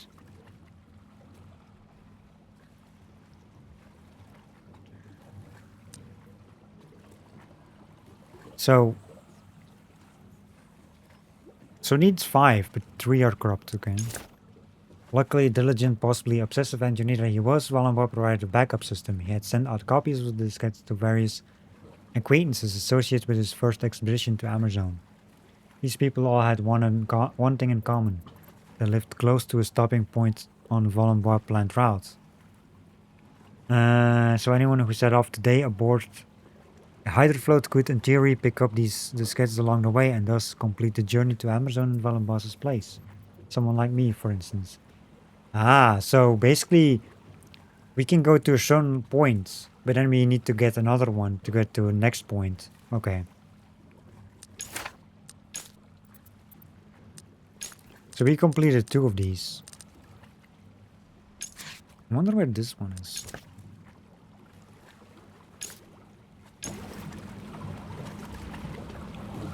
We have some unfinished business, exactly, Mueller. Also, hey Raz, how are you? Welcome in. Hope you're doing well. How is Amerzone going? It's going great, actually. I'm loving this game. I'm enjoying this.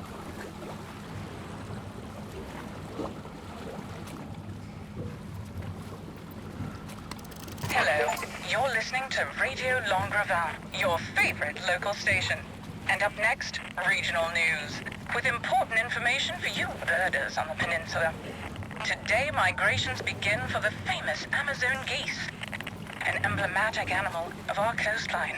The geese should start their departure in the coming hours, off to their vacation homes, so to speak, nestled far away in the jungles of South America. But they'll be back with us next summer.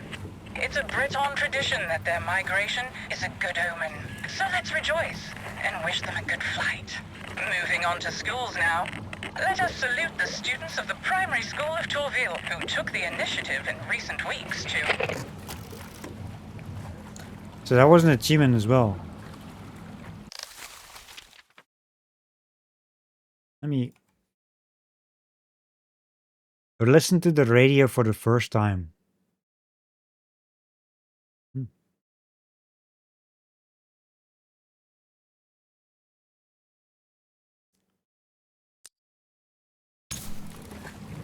So we got like another thing done. The Amerzonian geese. Nice. So we got regional information report. So that was the radio. The radio gave us information about the geese. I heard on the radio that the scarlet geese are preparing to leave the Breton shores of Langrevin today to begin their annual migration to the Amerzone. Article. For budding ornithologists, the Langrevin coast of Brittany is reputed to be the cradle of the scarlet geese, a subspecies of Anatidae, something like that. It is unique in its annual migration to a little-known country in South America, Amerzone. This defying characteristic could not fail to awaken the interest of the man who has been haunted almost his entire life by that mysterious destination, Professor Alexandre Valenbois. I don't know why they put this different font, but I don't like it. This is better, the bottom one. It's very difficult to read, this top. Amerzone had fascinated Alexandre Valenbois since the late 1920s. When he studied at the Sorbonne with one of its nationals, Antonio Alvarez, and a young idealistic law student who later went on to become its brutal dispo.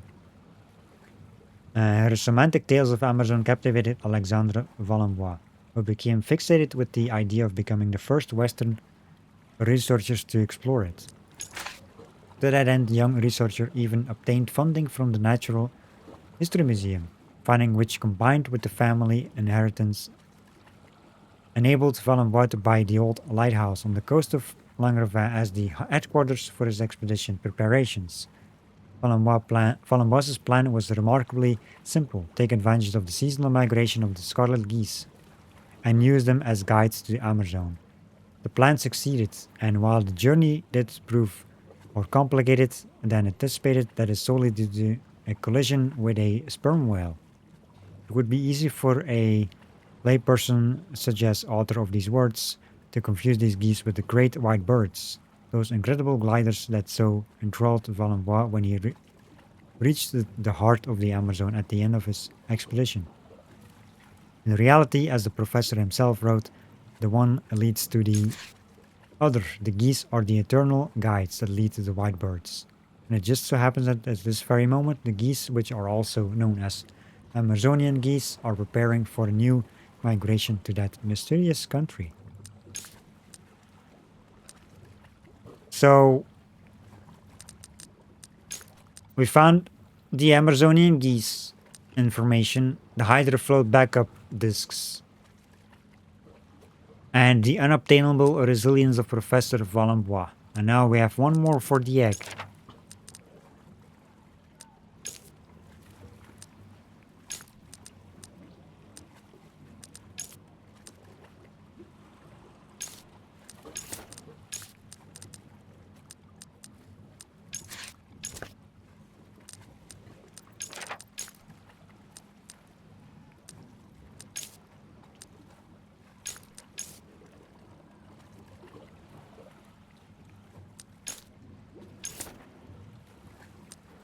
The rest is like, there's nothing left to do here, as far as I can see. It says found elsewhere.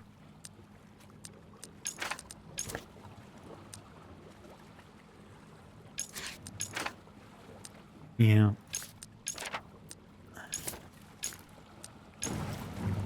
Well, I'm guessing we need to actually get the egg, so we cannot really leave anyway in the first place.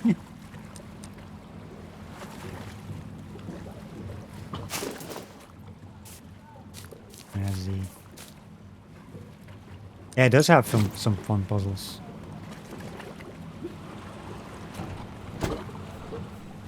Cashew nuts.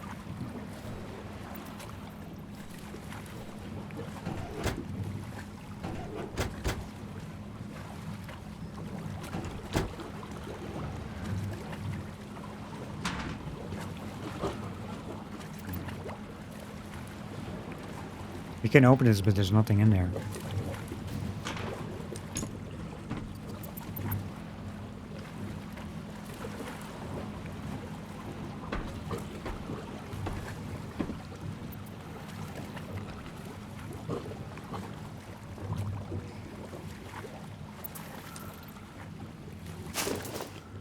Map of the Atlantic Ocean. Shipwreck Island. This map shows the route from Valenbois's lighthouse in Brittany to Shipwreck Island off the coast of South America.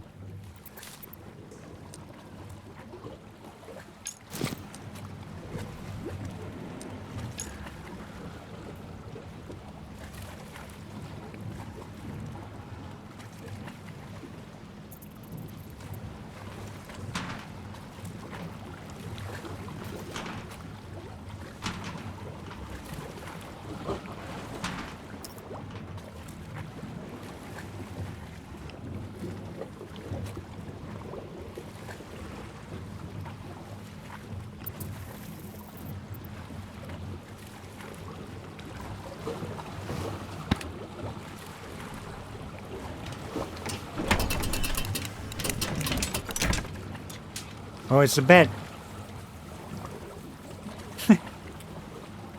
Doesn't look comfortable though.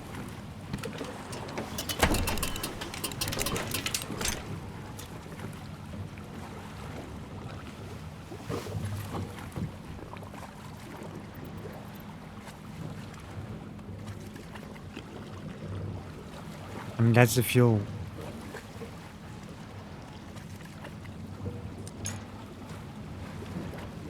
What's this?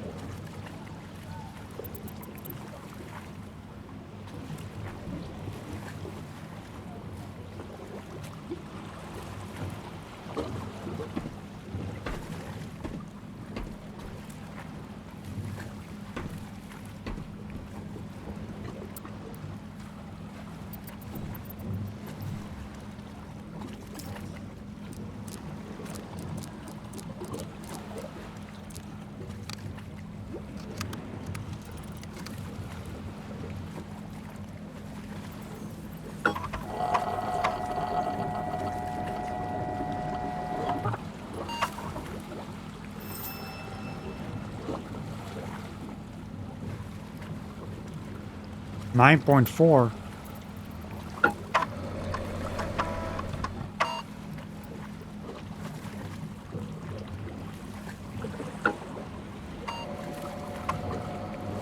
Checklist. Fuel, no. Egg, no. Launch, ramp, okay. Insufficient fuel. The launch ramp. See what I like? That was the thing we did there on the with the top number. The 65 number.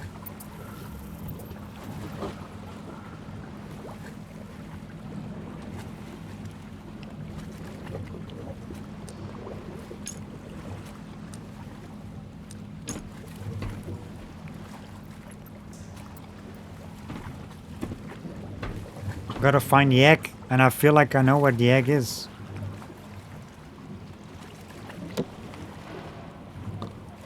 You know, let's get the egg first. Let's get out of this thing. Yeah, I bust through the wall, and I think that's where the egg is. Because he was talking, like Valenbois was talking about like an area it's where it's safe, and it was like a picture of that wall.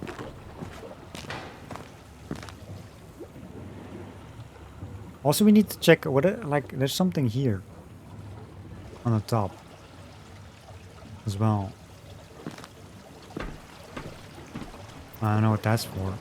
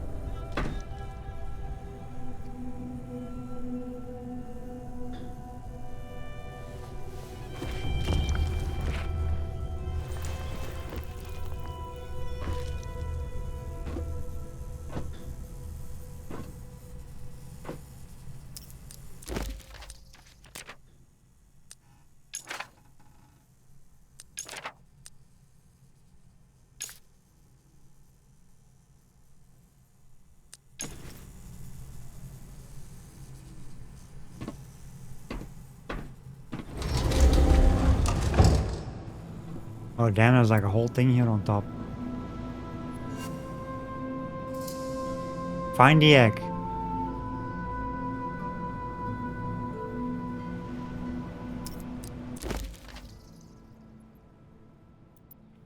Fill up the hydrofloat's fuel tank. Load the egg into the hydrofloat. And now we completed this one. Nice. The secret room of the lighthouse. I discovered the secret room that Valenbois had set up in the lighthouse's disused basement. This is where he hid his most precious possession, the fertilized egg of the great white bird of Amerzone. Let's see. Alexandre Valenbois led the first expedition to Amerzone in the 1930s. He was welcomed by the Ovovolajos, a local indigenous tribe from whom he went on to steal a sacred object, an egg holding the entire next generation of great white birds. These birds are a mythical species which, deprived of their young, slowly died out. It is a tragedy that played onto the hands of Antonio Alvarez, a Valenbois traveling companion who seized power of Amerzone in the wake of their expedition, a dictator with a fetish for progress. He was convinced that perpetuating the ancestral beliefs about the white birds could unite the oppressed populations against his ruthless totalitarian regime. It was for that reason that he refused Valenbois a visa shortly after his old friend had discovered that the embryos within the egg had survived decades of neglect. This pushed Valenbois to hide the egg while he hatched a plan. One as simple as it is as reckless. And the product of a declining mind obsessed with the idea of seeking redemption after decades of remorse.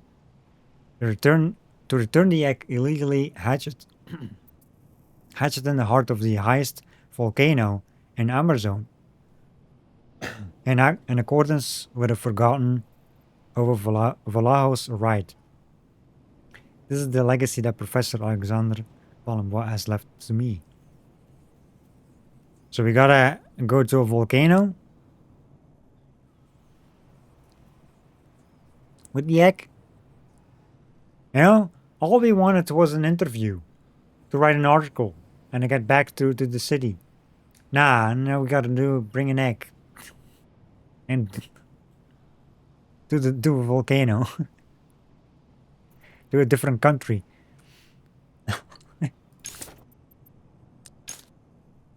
It's like in Siberia, I go find mammoths with an old man.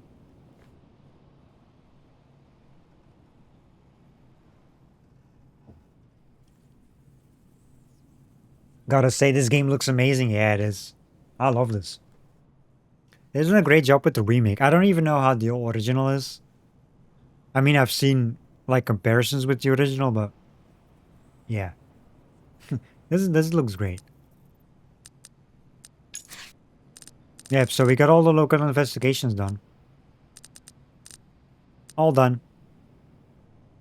We got all the other articles. There's like you know, separate articles, like optional ones. Should like we write. So we can, you know, have some more info about the egg, about the cup, about the Valenbois, I guess, about the hydrofloat thing, Amazonian geese. This is nice. I like the optional stuff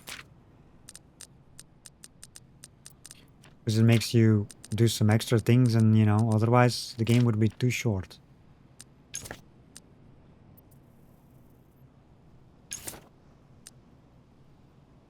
Yeah, see here, his diary is like interview.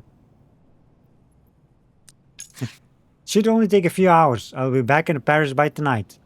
Nope, not gonna happen.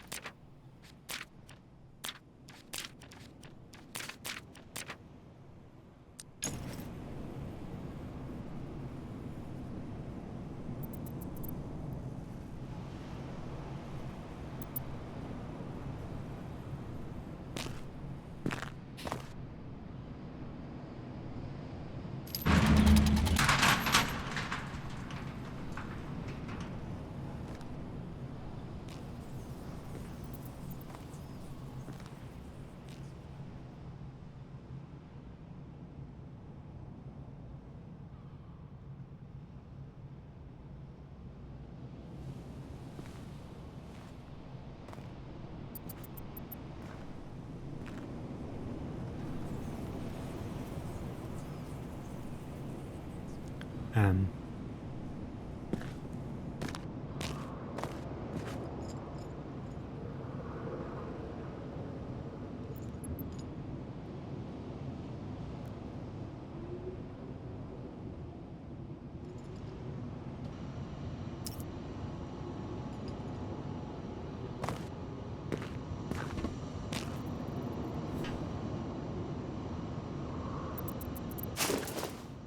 hardware store invoice.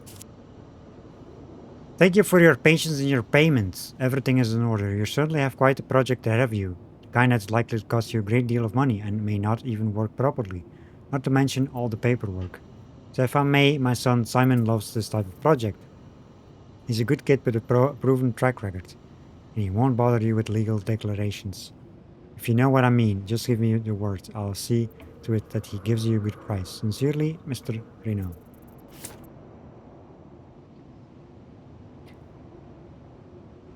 Bag of mortar, pallet of 100 bricks, plastic tub, trowel.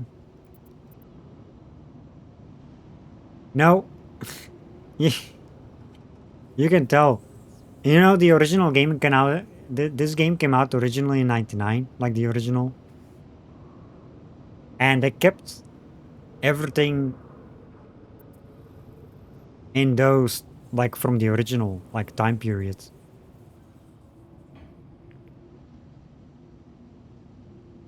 Which is nice. Even though it's a remake, this one, they just kept the time period. So you can see it on the money too. It's like it's French monies.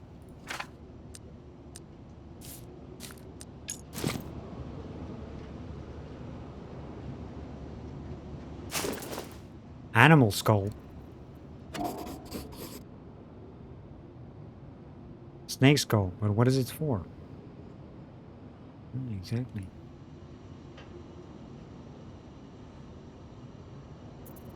What is it good for?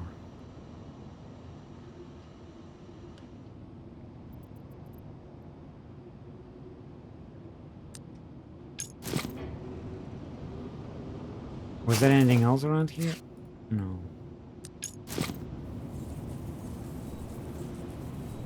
Museum of Natural History. Letter from Mondial magazine. New York, London, Paris, Tokyo, Singapore. Our magazine would like to interview you for a feature dedicated to Amerzone. We are sure that your life and your scientific work, entirely devoted to this little-known country, will be of great interest to our readers. One of our journalists will be in touch with you very soon. Would you be so kind as to give him a warm welcome? Yours sincerely, Emma Fitzgerald.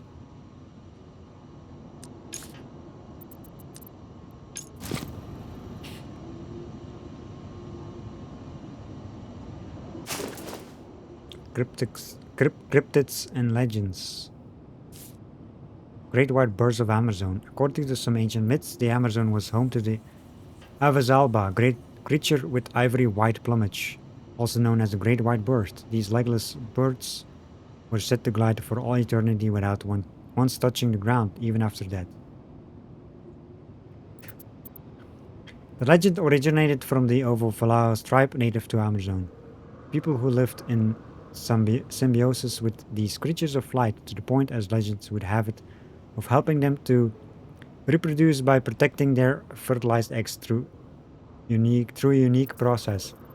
See, they hatch, but they have to start flying. If they don't have legs, how do they go up? They have like they need a boost, right, to go up? Because if you don't have legs, it's just a body on the floor with wings.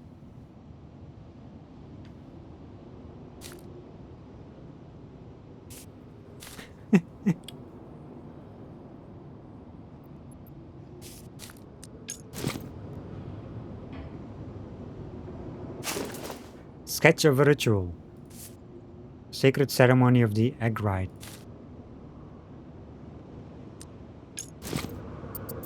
This is like some extra information. This doesn't even count towards the thingy.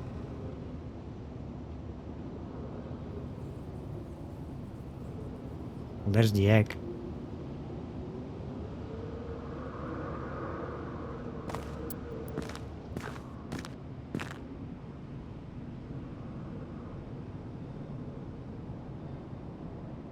Now.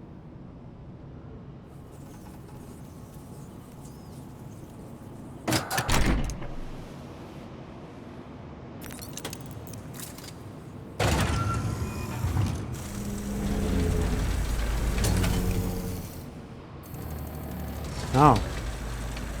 So that's what that does. So we need the card there.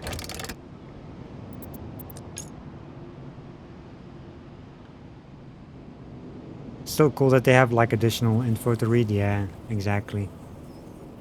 Well, I'm thinking this turns the platform here. Yep.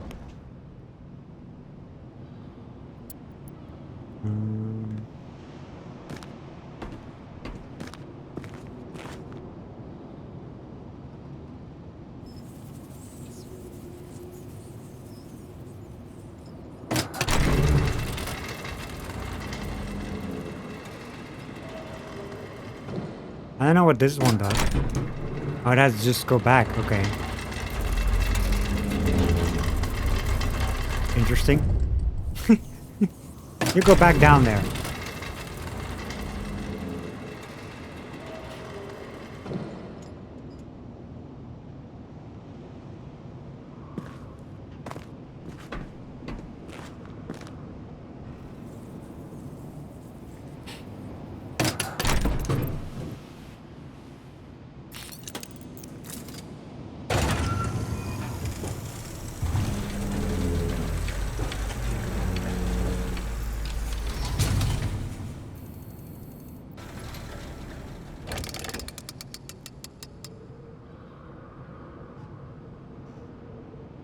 I'm actually like curious about the Siberia remaster as well, because it's gotta be on the same engine, I believe, as this one here, this game. And Siberia 4 is also on the same engine, from what I remember. I think it's the same engine as this remake here, Siberia 4.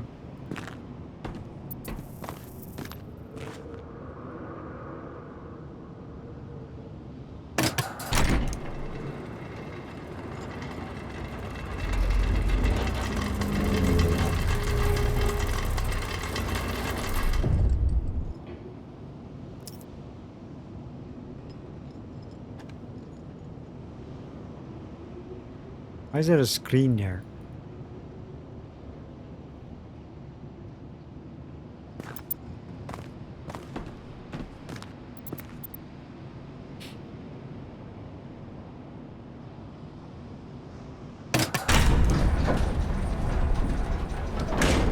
It's supposed to be out sometime this year. So yeah, at the end of this year. And the remaster of Siberia. I'm actually planning on doing like a franchise playthrough before the remaster comes out. Like play the original of the first game and then the sequels. And then of course play the remaster when it comes out. I want to play the original of the first game again as well.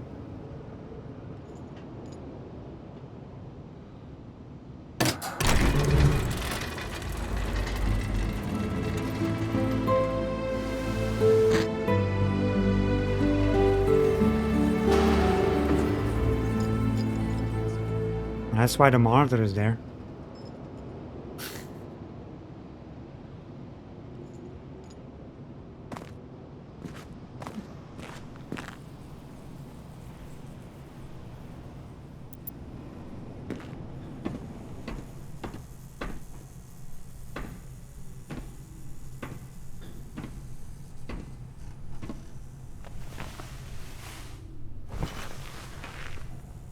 You don't know how our character looks like though.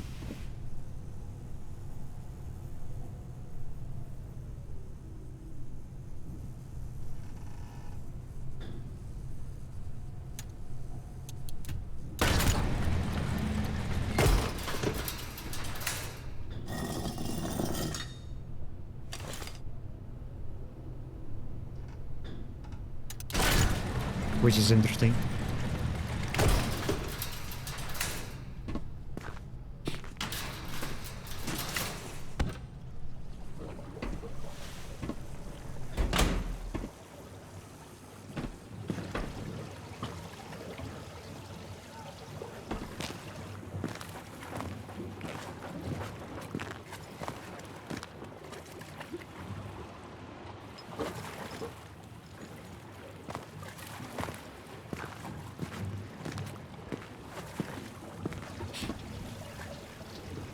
Oh, so this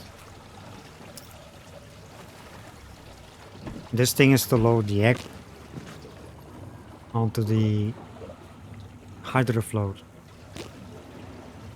From what I can guess, I guess, like this thing here. I was wondering what this was for. I didn't use it at the time. Yep.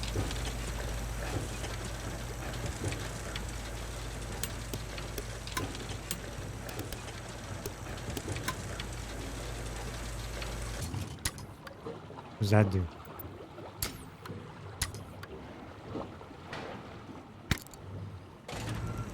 That goes down.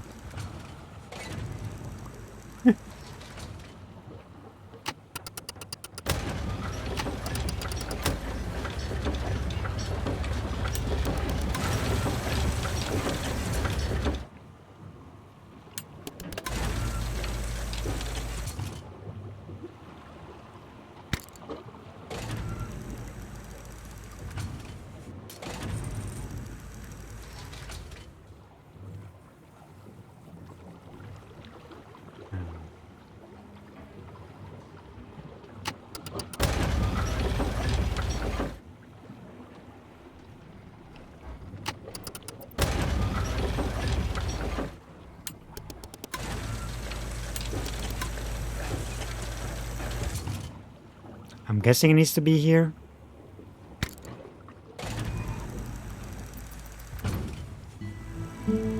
Yep.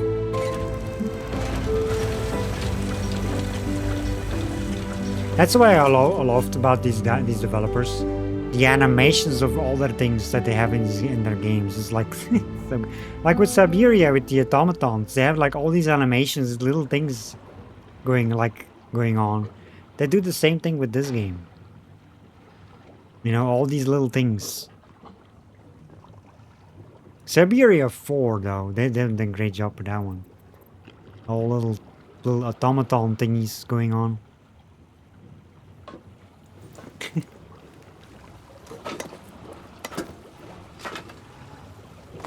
I hope they will make a new one though, because I heard like there was something going on with the developer or something. I hope they will make a sequel, like a fifth one, because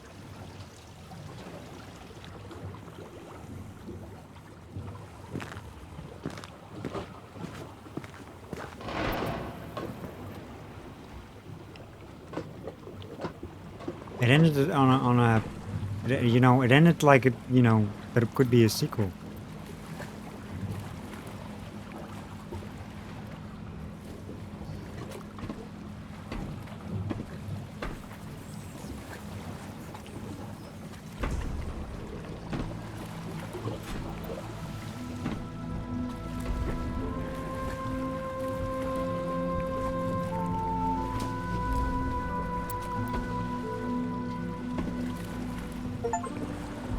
Incubation. Listen to the egg.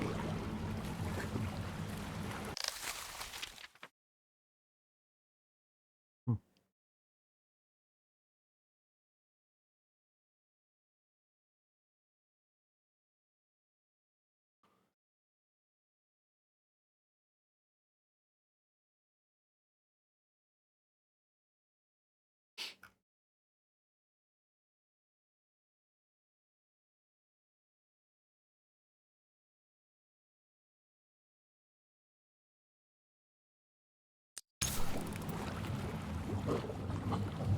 Well, I guess we have to fuel the thing now.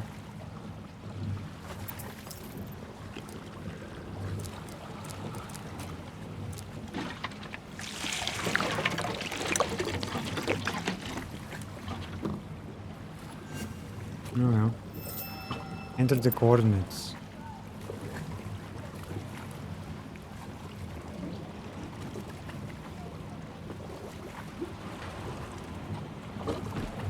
I don't know the coordinates.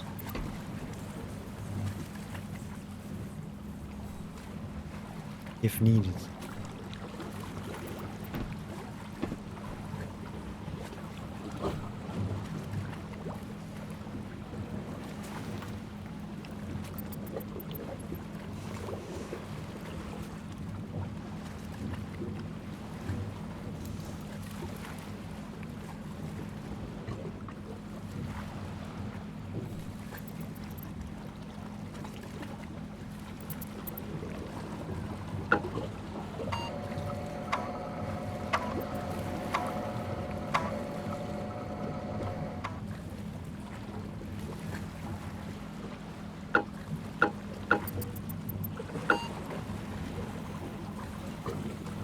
Destination Shipwreck Island.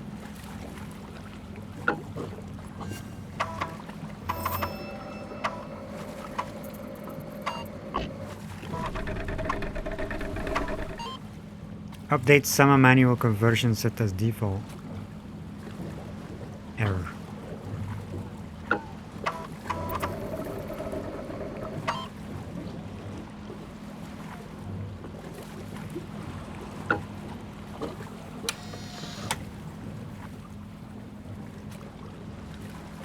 Transformation preview, form to reproduce. Form plane. We have to make a we have to make it look like this.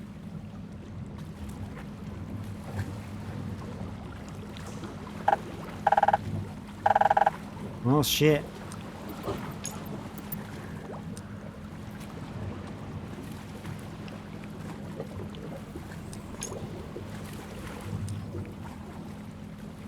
What does this do?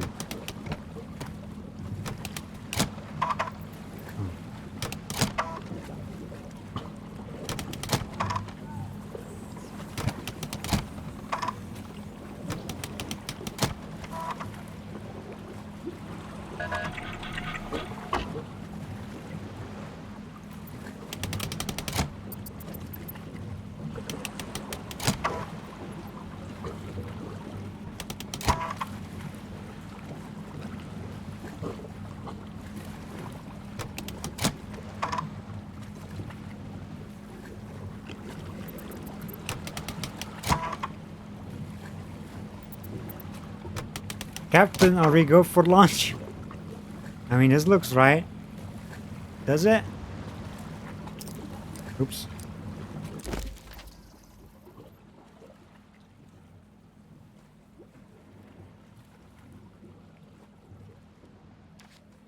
Double check if you got all the things done. Looks like it.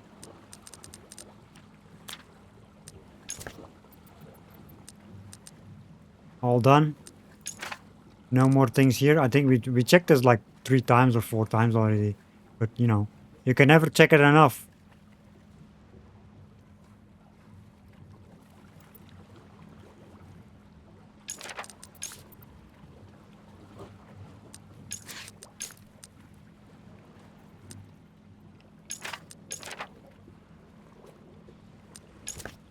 Okay. Cool. What is this? What does this button do? Oh.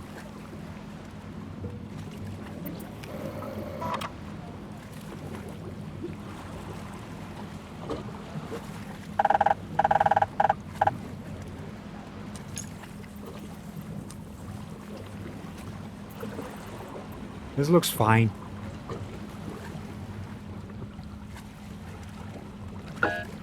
No? Invalid? What do you mean? Is it like the distance of these?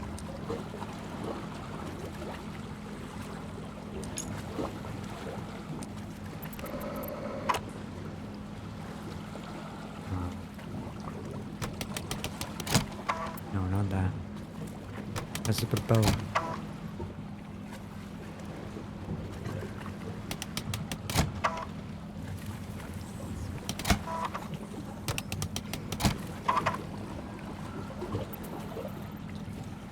What does that do? But that's the wings.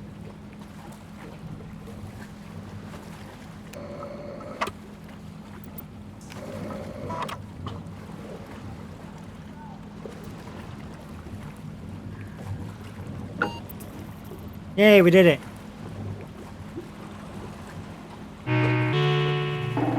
There's not any noises.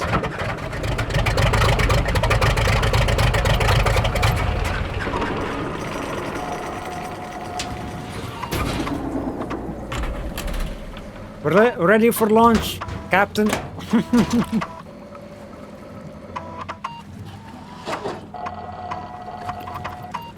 I love the noises because old PC shenanigans. 90s PC noises.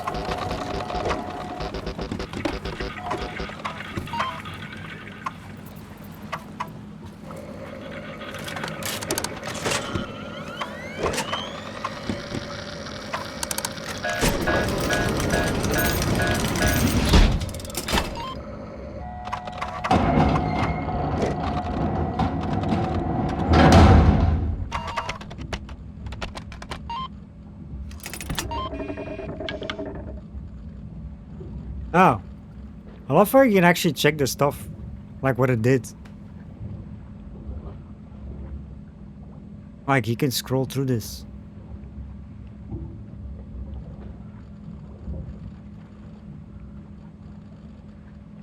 $50,000 feet? Where the fuck are we going?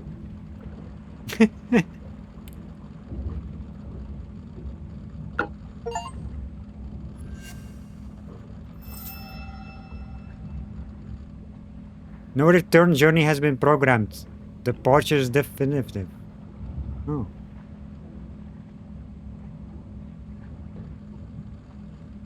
Well, that's lovely then.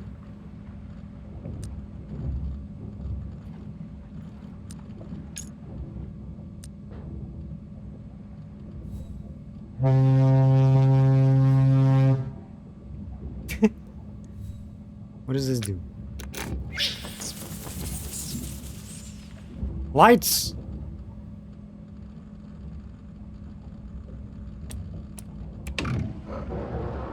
Clean the windows. It's dirty. I didn't know that was the windows, but that it was the windows.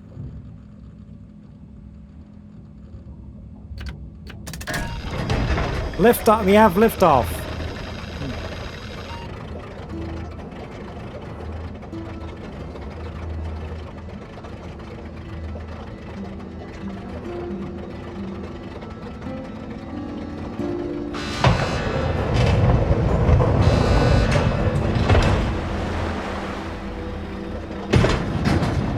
Well, not yet, but almost.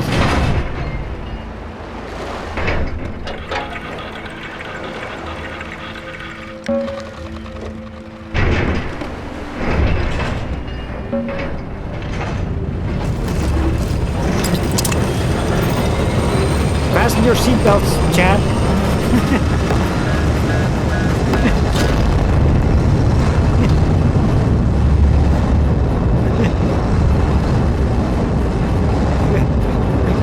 We have some turbulence.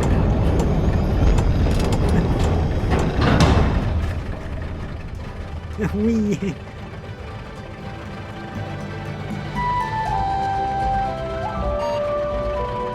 Arrest recommended.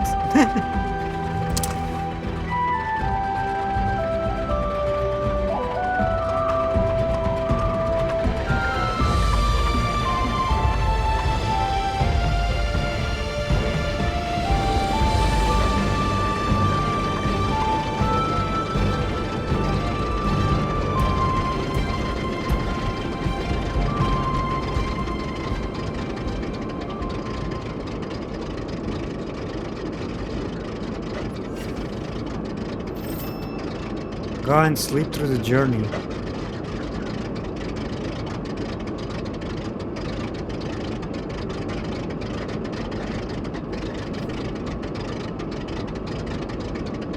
What does the buttons do?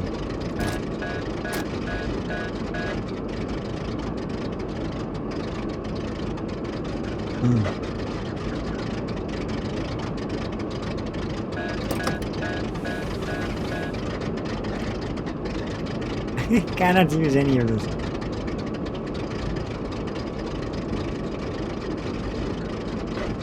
Fine.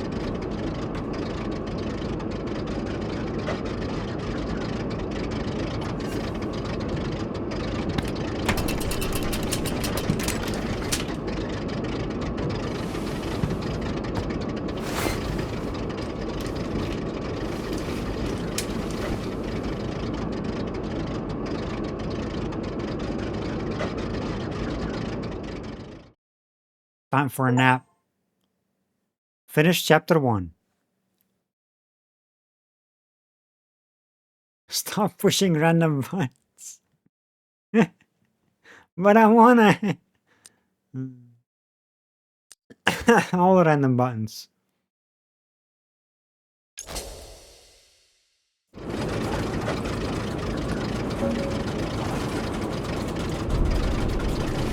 Was that part of the plane? Yeah, probably.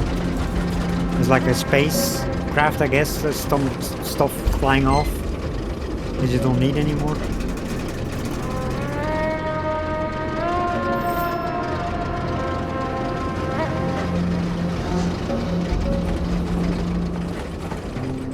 Find out what's going on, but I cannot move.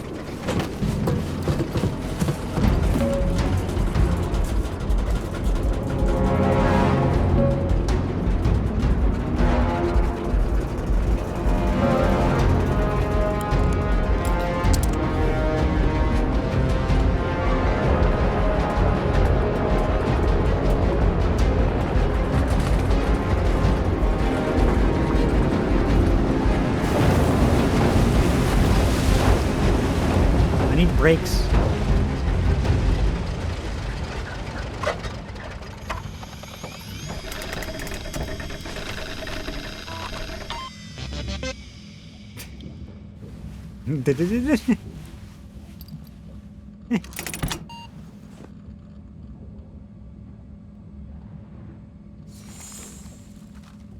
A new entry has been added to the diary.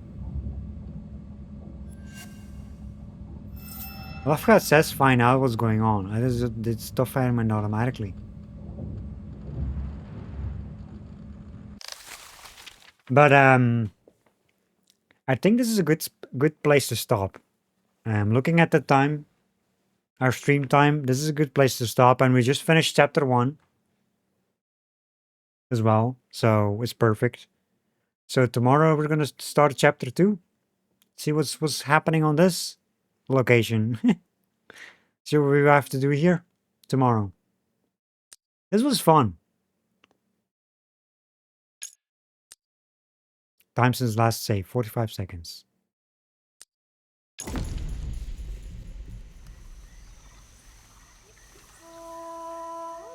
Yeah, this was a lot of fun. I'm enjoying this game so far. Like, this is my first playthrough. I never played the original. So, yeah. This is the first time playing this game with the remake. So far, I'm enjoying it. Great game. I'm actually, like, because it's like the same universe as Siberia, there was, like, already some connections there with Siberia. Like the phone call that you could make. I mean, I did look it up. Like, I did see it from the achievements that you could do that.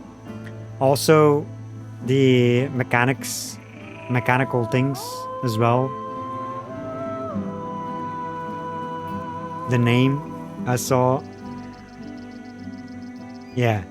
I think we're gonna see more of that stuff, most likely. Yeah, the puzzles are so far pretty fun. It's like the first chapter, you know, introduction to some stuff. They were fun. Nice to like fun to figure out as well. They don't give you like the puzzle straight away, like with a hint system. I mean, you can use a hint system, but they don't throw it at you like here. That's what you have to do. I like that stuff. I mean, I'm playing on adventure difficulty as well. You have 2 difficulty modes, like the standard one, which gives you the most information about everything, and then adventurer, which is like the least amount of info to solve things. And that's what I'm playing on, like the hardest difficulty for puzzles.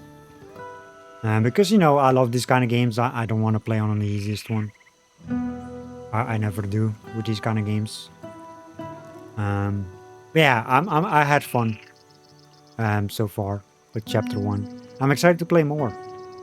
I'm excited to play more. So far, like, an interesting story. I'm actually invested into the story, like how it's gonna go, you know, like further. There's like a lot of lore you can read up on, which we did, like read up on. I like to do that. So yeah. You don't, of course you don't have to, but I like to read it. If people watching this on like on YouTube or something, of course you can skip through that, through my reading. You can just read it on your own as well, without me reading it out loud. All that stuff. Yeah, I like to read it. Yeah, this was fun. This was fun. Look, fun to bad at work kept you way at the start. Wish you could have joined sooner. Yeah, that sucks. You couldn't watch from the beginning. Because there's like a lot of nice things from the start. I mean, you can always catch up though on the vault. You can always catch up on the vault.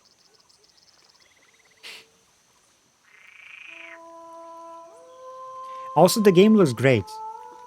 Like graphics, I like the graphics of this game.